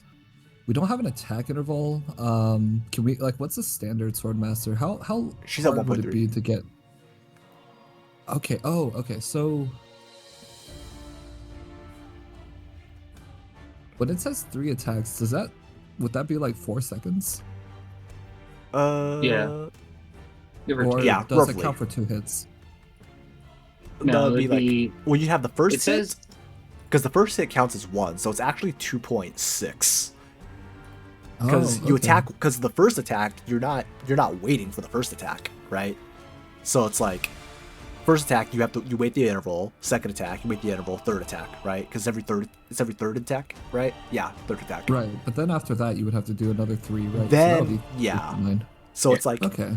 think of it as like, you know, do you already have an attack ready to go or not? If you don't have an attack ready to go, then it's a 3.9. But if you already have one ready to go, then you like unload a bit faster. I think someone's ahead of me in chat. I was thinking if you put a couple of them so that they trigger every 3, right? If that isn't something tied directly to the operator, then what you do is you put 3 of them, each one triggering on a different attack, so that now every attack, things in the surrounding 8 tiles are being CC'd for minus 80% for 0.8 seconds each. Every 1.3 seconds. That is a very significant slow. That's really good. That is very significant. That's super good. I think the saving grace is like I don't think the damage is crazy. It's like the damage 50%. Damage is super fair. It's utility here, and I think that's pretty cool. And it's also kind of self-balancing in the sense that she has to constantly be attacking, so it's not like she's not in danger unless you stainless turret it. Yeah. The stainless turret. What is my purpose? You let me farm stupid things for free. Oh god. Okay, cool. So I think that's a really cool piece of utility, and apparently that's intentional. So that's actually pretty cool. It feels like it's a more util oriented Swordmaster, if that makes sense. Which is pretty nifty. Very cool. So that's pretty nifty. Alrighty. Let's go on to lore then, unless anybody else has anything else. Nope. Cool. Alright, who's taking what? I'll read the lore. Alright. Zephyr, it's like, just immediately dodges voice lines. Alright, Boop. You want to do voice lines or you want me to do voice lines, Boop? It's your turn to do the voice lines. We need to hear cute cat girl Wookie Jesus. So true. So true. Alright, someone gift a sub and I'll add nyas at the end of every sentence. Go ahead. Where's Zephyr. my wallet? Alright, Zephyr, go. An ex-attorney from a minor clan that dissolved during the conflict between the Damn it, Zephyr beat me. After the lords of the clan died during one of the sieges. Fallen into a life of peaceful freedom after running away into the Southern Court, Shizuka found herself aimlessly living life playing gacha games and drinking booze, as she struggled to find a stable job in a world that doesn't need a samurai. It all changed when an injured feline kid ended up in front of her apartment store. Finding out that the kid was infected and had nowhere to go except her address, left by his guardian, in a letter that stated, "He's our last hope," she decided to take him in. With a newfound motivation, she manages to better her life for the sake of her own life, and this boy called Shisho, and secured a job as a secretary in a small company. One day, when she just got back from work with Shisho in tow, they were ambushed by a group of Pero assassins that wanted Shisho's life. Thankfully, she manages to fend off the ambusher, but Shisho's infection worsens during the scuffle because of the stress. Desperate, she manages to find a company that wants to take in and treat the boy, despite being in a late stage of infection. Eternally grateful, she decided to join said company to cover his medical bills and accompany his treatment while simultaneously investigating the people that ambushed them and Shisho passed. Unbeknownst to them, she and Shisho are one of the unwilling pieces for a conspiracy that's planning a revolution for this divided country. Can't wait to hear the voice acting.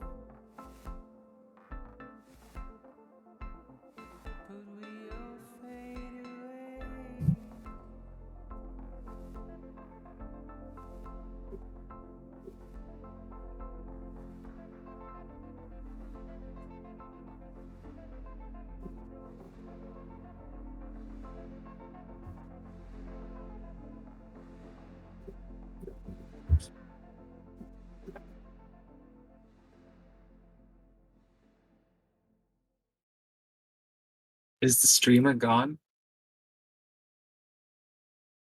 Are you I'm muted? here. I'm here. Are you here? I muted my mic a Okay. second because I was laughing my ass off. Okay, for reference, I am not gonna do the last one with the nya because I just don't think it fits on principle. The rest of them I will, but not the last one. I just don't think that one fits. Also, Zephyr, I will send you to Jesus.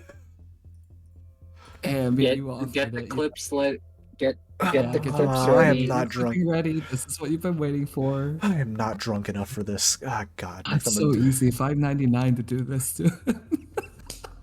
Shit, you got me. You already bought me.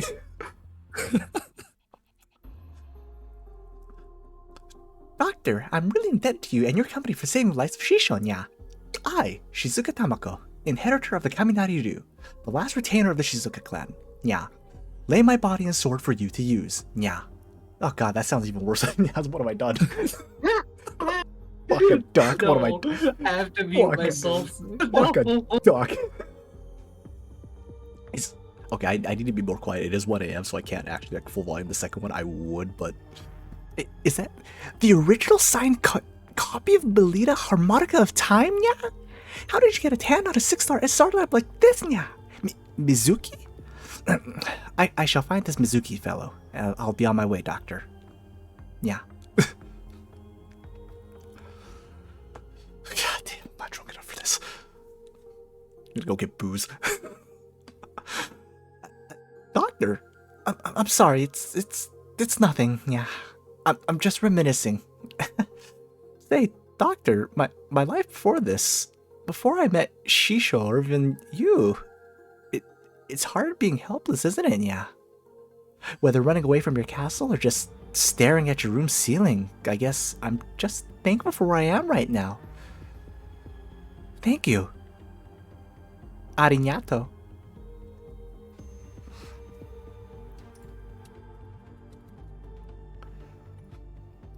Shisho, where are you? Yeah, I swear that doctor.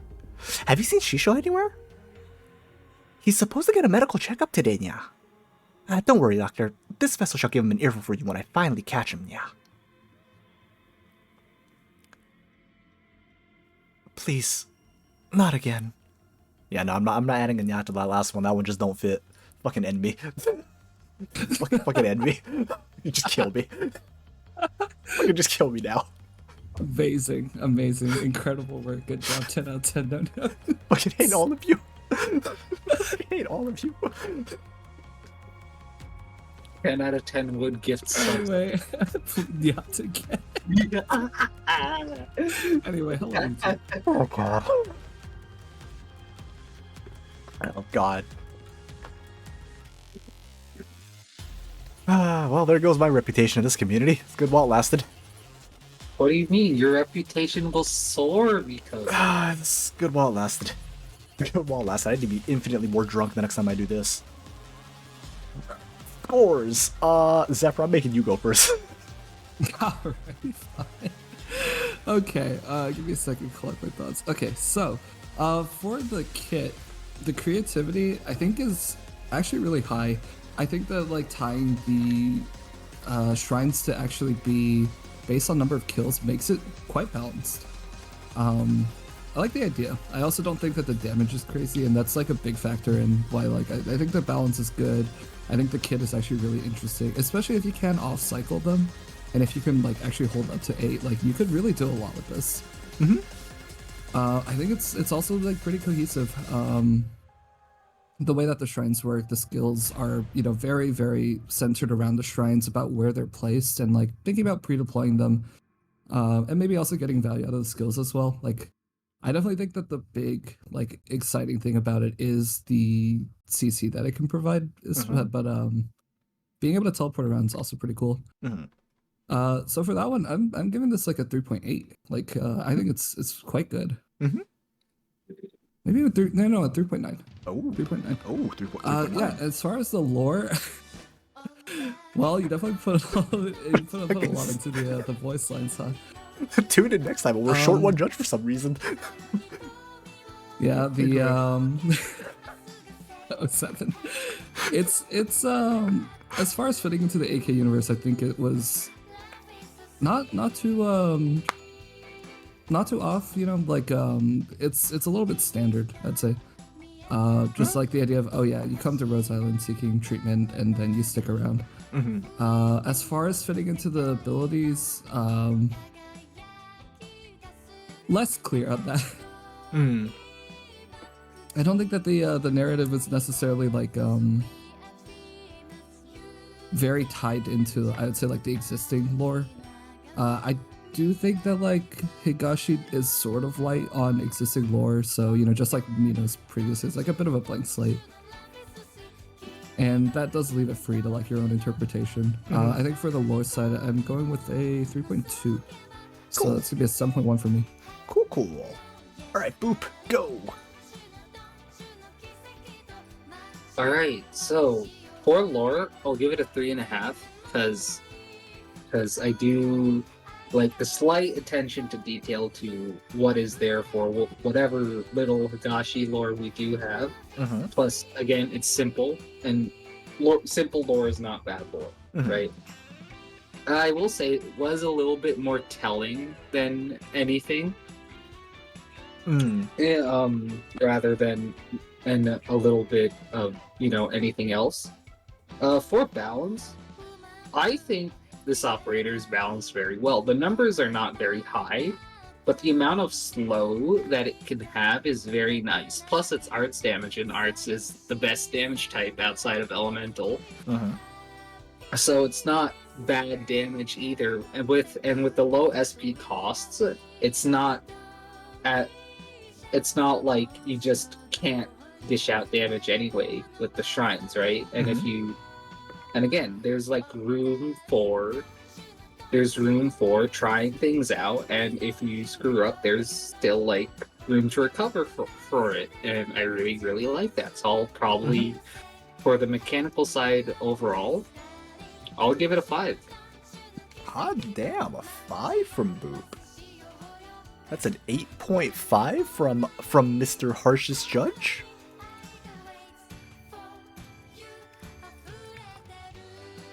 All right, what do I got for Shizuka? I think the balance is really cool, actually. I do actually think the balance is cool with like working with the shrines, where it's like she's actually not as focused on the damage, but you have the opportunity to crank damage if you have a good setup, right? But it takes quite a bit of setup to do so, and planning, like a lot of planning of like, okay, position this, like try to get the jumps right with the timings and everything. I think you have that chance. But I do like the amount of CC on it, and the redeploy doesn't feel broken. right? Or not the redeploy, the reposition doesn't feel broken. I imagine the visual lore, or like the visual aspect would be pretty cool, just like watching all the zappies go back and forth with the Kaminyari Ryu. Lore-wise, I think I'm in agreement. So alright, hold on. For balance, I think I'll give it like a solid. I think I'll give it like a 4 for balance. It's like a flat 4, because I think it's a new thing, right? It's creative. It's more util oriented. There's like shrines. Like it sort of has to add a different flavor, but you're not like overtly changing the class, right? Lore-wise, I think, you know, picking Higashi, you kind of are allowed to do whatever, right? So with lore, it's like you kind of have an open book for lore, where it's like, yeah, we don't really got too much on Higashi, so you kind of got away with that. I am in agreement where it's like I'm not quite sure where all the light. It's like, yeah, she was trained in this, but it's like it was a lot of like, okay, she was trained in this, she knows this. It's like, I think the lore could have been expanded on a bit more. And then as for characterization, the focus got a little bit split between her and Shisha, right? I think I got a little split at the end. I think it still fits. Parameters. I just don't think I'm just not sure how much beyond that, right, it really fits. So I'll give it like a 3.2 for lore. So it comes out to a 7.2 overall.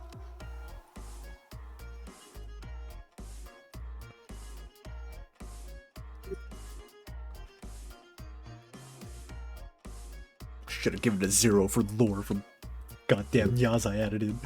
I mean, there are no Nyaz in Ba Sing Se. Alright, comes out to 22.8 overall.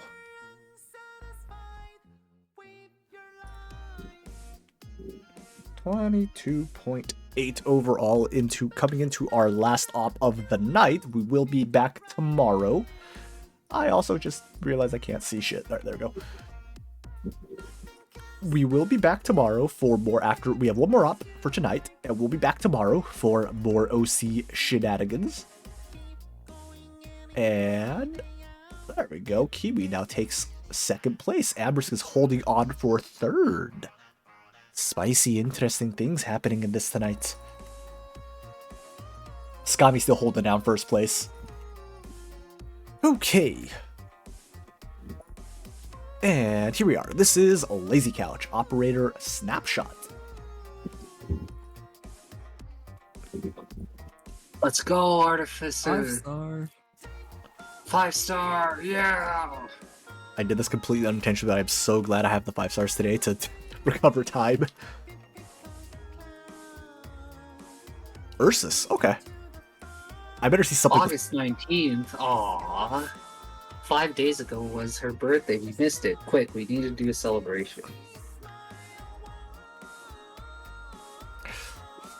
But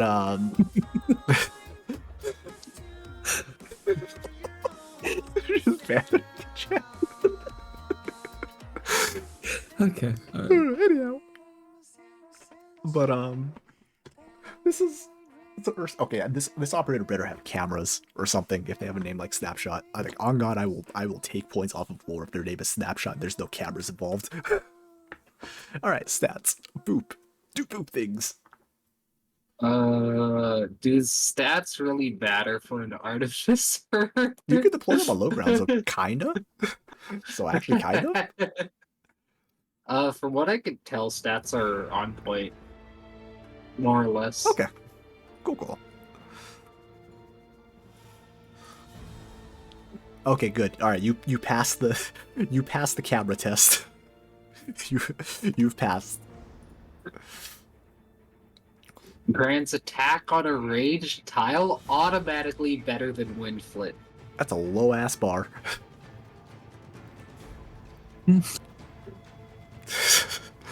But I'm just gonna fucking kill you, Zephyr. End you. This is the most shit posting. I gotta get drunk next time I do this. You gonna say I was operating super pissed at paparazzi? Yeah, maybe. Okay. 12%. That's the I'm assuming it Stainless stacks. number. I'm assuming it stacks because there's nothing that Wind says it Flip doesn't. does stack, so I would assume this stacks as well.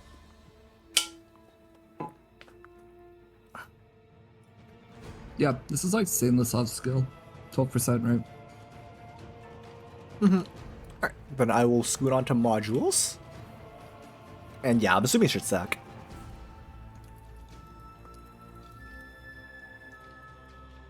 How's the module looking? I think module is just a standard module. Wow, 17. That's a good bit of attack. You can get 51 if you just like unga bunga the cameras onto one person. Yeah, that's like not bad. That's Depending on the deployment time for the device, that can be pretty good.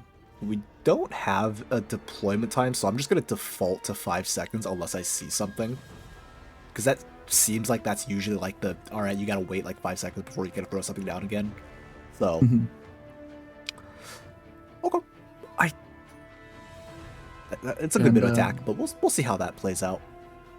So to tell you how terrible Wind Flip is, Wind Flip at Mod 3 is plus 22% attack to only casters and supporters. This is plus 17 to any ranged unit.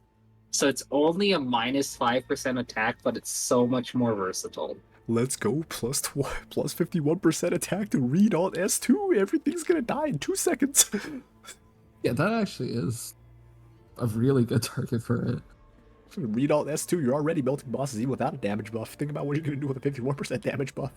07 bosses. Especially that poor bastard in the shoe event. Poor guy. Poor guy. Alright. What do we got? Skills. So auto recovery, man, okay, so nothing too crazy with the SP charge there. Fizz damage, Reaper range, and a slow, 2 seconds slow. And then an extra bonus from the talent. And that's how you can get more cameras. Okay. I want to say that's okay. Like, that seems fine. Like, it's... You're just flashbanging with the camera, I just realized.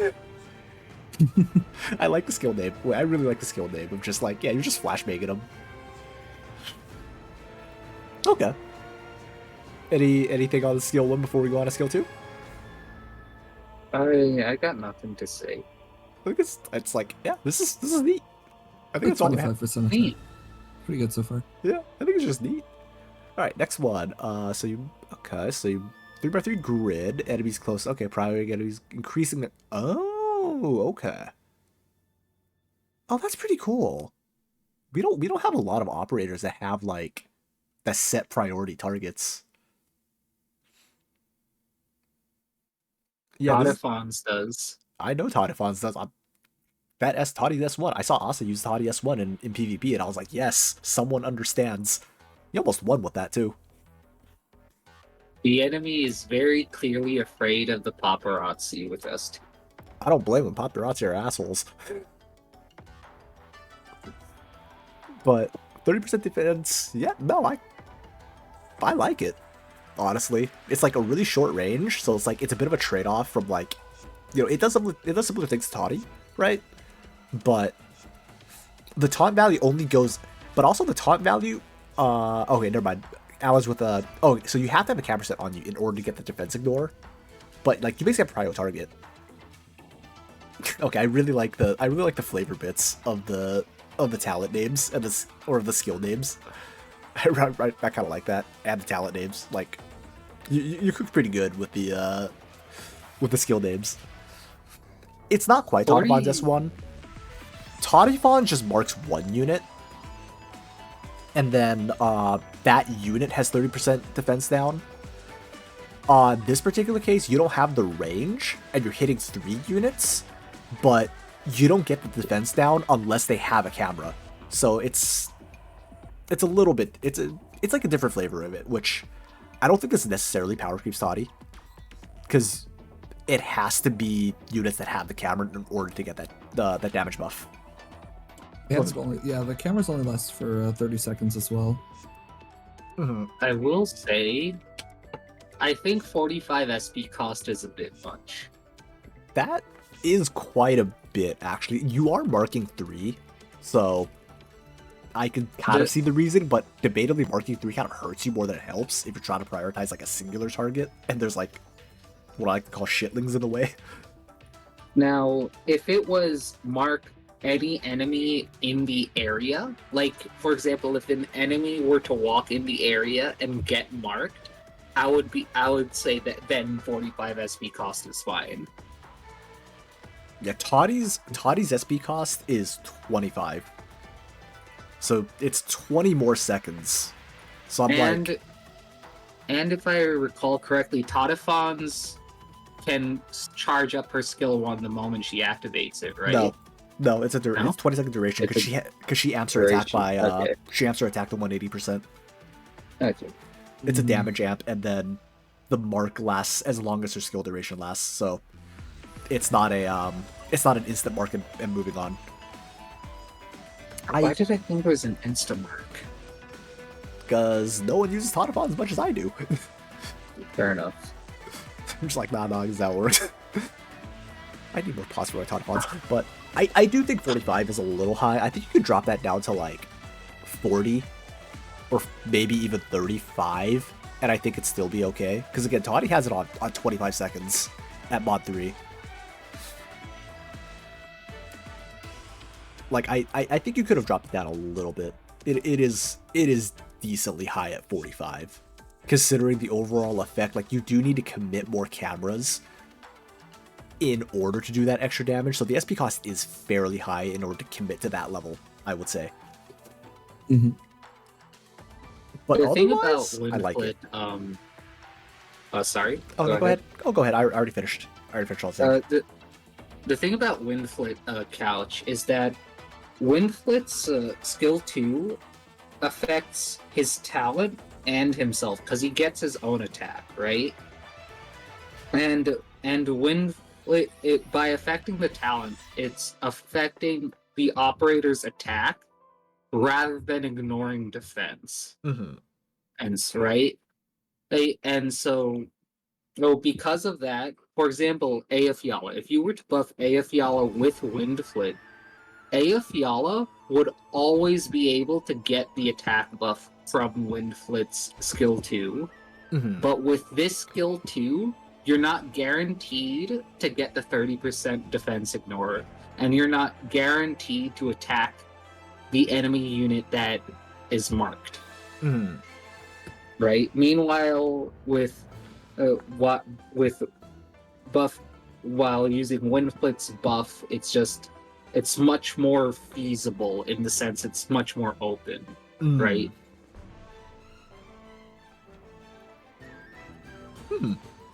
Okay. I think as an overall though, I think S2, like, in terms of what it does, I think it's fine. I just think you need to drop the SP cost a little bit, and then I think you're good to go with that SP, because I think it's fine. It's like a 5-star support skill. Like, I think it's a good support skill. I like it. I'm also totally not biased because I have Todifons. I mean, what? But no, I think it's genuinely balanced. Like jokes aside, like I do think it's a balanced one. Just again, minus the just the 45 SP cost just makes me go a little like, oh. All right, we ready to move on to lore summary? Yeah. All right. Who's gonna... Zephyr, I'm making you do voice lines. 3 times? Okay. Look. You know what you did. This isn't about you being a cat player or anything, is it? I will send you to the Shadow Realm. Or I can make Boop read. One of the two. One of you two will read voice lines. I can read voice. All right. Yeah, Trent. Yes. I am never living this down. I'm never living this down, am I? I'm never living this one down. No one tell Hina. I'm never gonna live this down if Hina gets word of it either. No one tell Hina.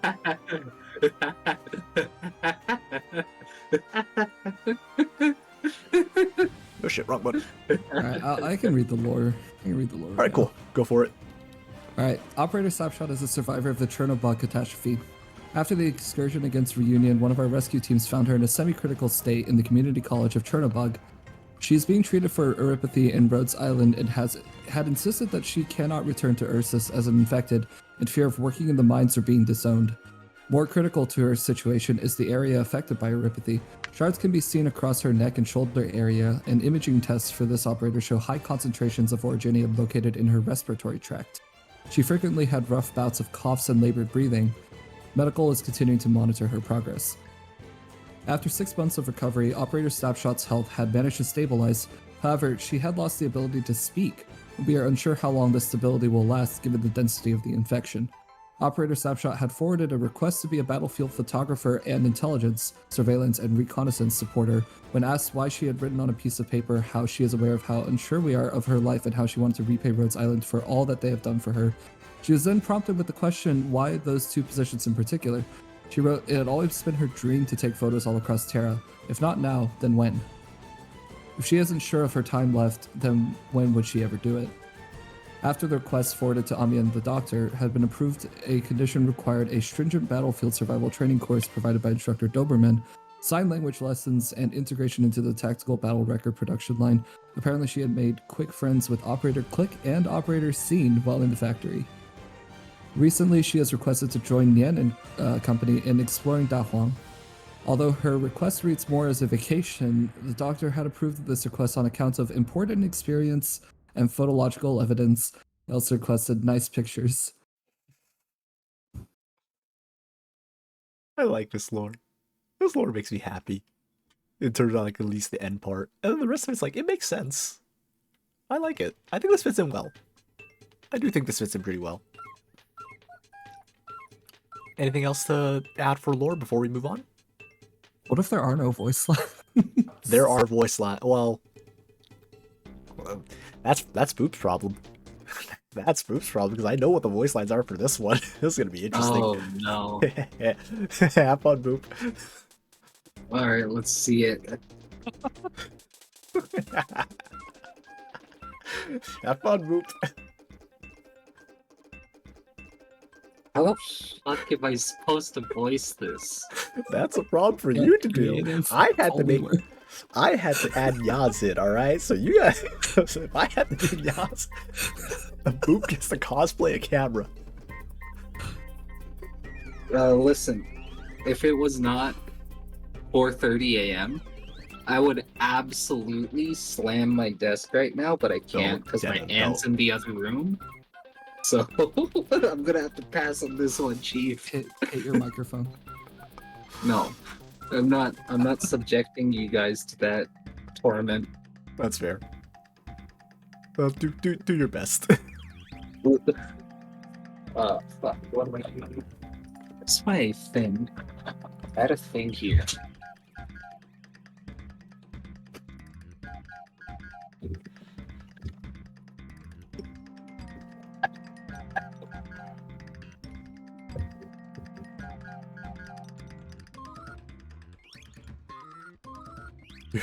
You good, Boop? Yeah, I'm here. I'm just searching for something. We have a good time here, I promise. I will also say this is probably the most chaotic judging session we've had in a while.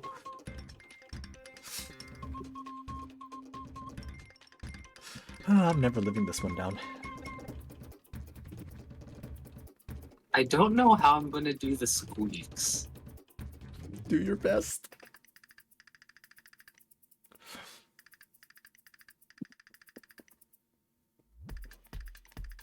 There's my other thing.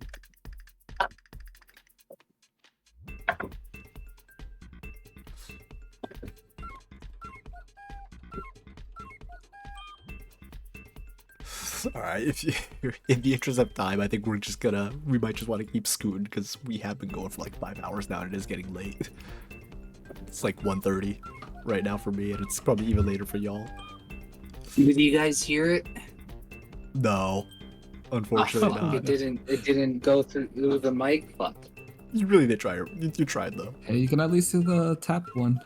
Yeah, it's just what do you call it? Oh, I heard a little bit of that time. All right, dude, Yeah. you could do the tap voice line, Tap. the third one. Thank you.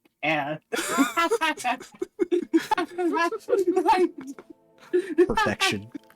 Perfection. All right, chat. We're getting Zephyr tomorrow. By the way, he's not getting away from this. So, You chat, put help. everything into that one. No, good job. All right, Incredible. chat. You gotta help me get Zephyr tomorrow. All right, this is no one's safe this time.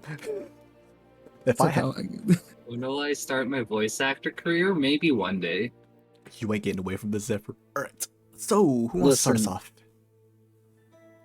In the interest of time. I'll start. I'll Go give for a 4.5 for balance, just straight up. I Okay. really like balance. Mm-hmm. And for lore's great. I'll give a 4 for lore. 4 for lore. 4 for lore. All right, so it's an 8.5 total. Alrighty, Zephyr, you want to go next, or you want me to go next? You go next. I'm Alright. finalizing some point. Cool. I think the balance is neat. I think this is actually like, I think the only thing is that like, granting 17% damage to units on Rachel is like, oh god. But on the other hand, it's like, supporter, so it's like, I think it's fine because like you don't want a win flip situation, obviously. I think the only thing for at least balance wise is the S2, where it's like I just think the SP cost is a bit too high. But otherwise, I think it's pretty. I think it's pretty neat. For creativity, I think it's pretty creative in. I would say creativity. I think the creativity in terms of just like pushing the envelope. I think it's simple, right? I don't think it particularly pushes things too crazy, right? It mixes what the existing stuff. So I don't think you're gonna get too much. You're gonna get like just the flat basic for creativity from me. Like you hit it, but I don't think you went beyond. I would say for cohesion, I think it's really cohesive. So I think you did a good job with that. I will give a 4 overall for balance because I think I like the balance of it, and cohesion and I like the cohesion and I like the balance. Let me think. Actually, should I give it like a 3. Yeah, actually, yeah, I think a 4. I'll give like a 4 for balance overall, or for the technical aspect. I think the flavor aspect.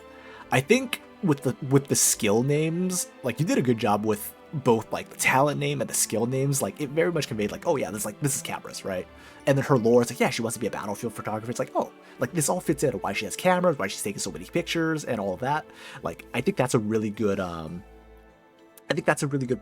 That's a really good note. And then also just like the extra bits of like, cameras, like click. She records like click and scene being added into this. I think that is like that extra little bit like, oh yeah, that's really cool for the lore. So I do genuinely like this lore. And I think the voice lines are very unique in what you went for. And you can still get an idea of her personality with like what you have to, with what you have to like work with this. But I think it's a very unique take on it. And I think it's pretty interesting. I'm not sure exactly how that would work in AK, but I think that's a really interesting way of making it work. So I think the lore is actually really cool for me. I'll give you a 4.2 for lore. So it's an 8.2 for me overall. I think it's really well done. I think you did a really good job. All right, Zephyr, go forth. All right, yeah. So, I think for the kit, what's said before, it's an artificer, but it has a very strong identity. I think, definitely there's that Todd Fon's inspiration, so it has like very good precedent in Arknights. But also it's stronger than our existing 5-star artificer. I don't really mind that. I think the balance is actually very good, and the cohesion is also really good too. Very focused on the tokens, right? Using the cameras. I also think for that side, it's a 4.0 from me. And in terms of the lore, I actually thought this was one of the best that we've seen today. I thought it was really good. Didn't lean super hard into having to go into a massive backstory. It's fairly straightforward, but it makes sense. The motivations are make a lot of sense as well. And it totally makes sense with the skills leading into photography. It almost felt like this could just be an operator tomorrow, and I'd be like, yeah, that makes sense. I give it 4.3. 4.3. Okay, so That's that comes down 8.3 to total. 8.3 total. This is gonna take first. This might take first. I don't remember the exact score, but this is like I think this is very well done. It should. It's 25 total. Oh damn! We have a new leader. That's the wrong button. We have a new leader. Congrats to Lazy Couch for taking the lead.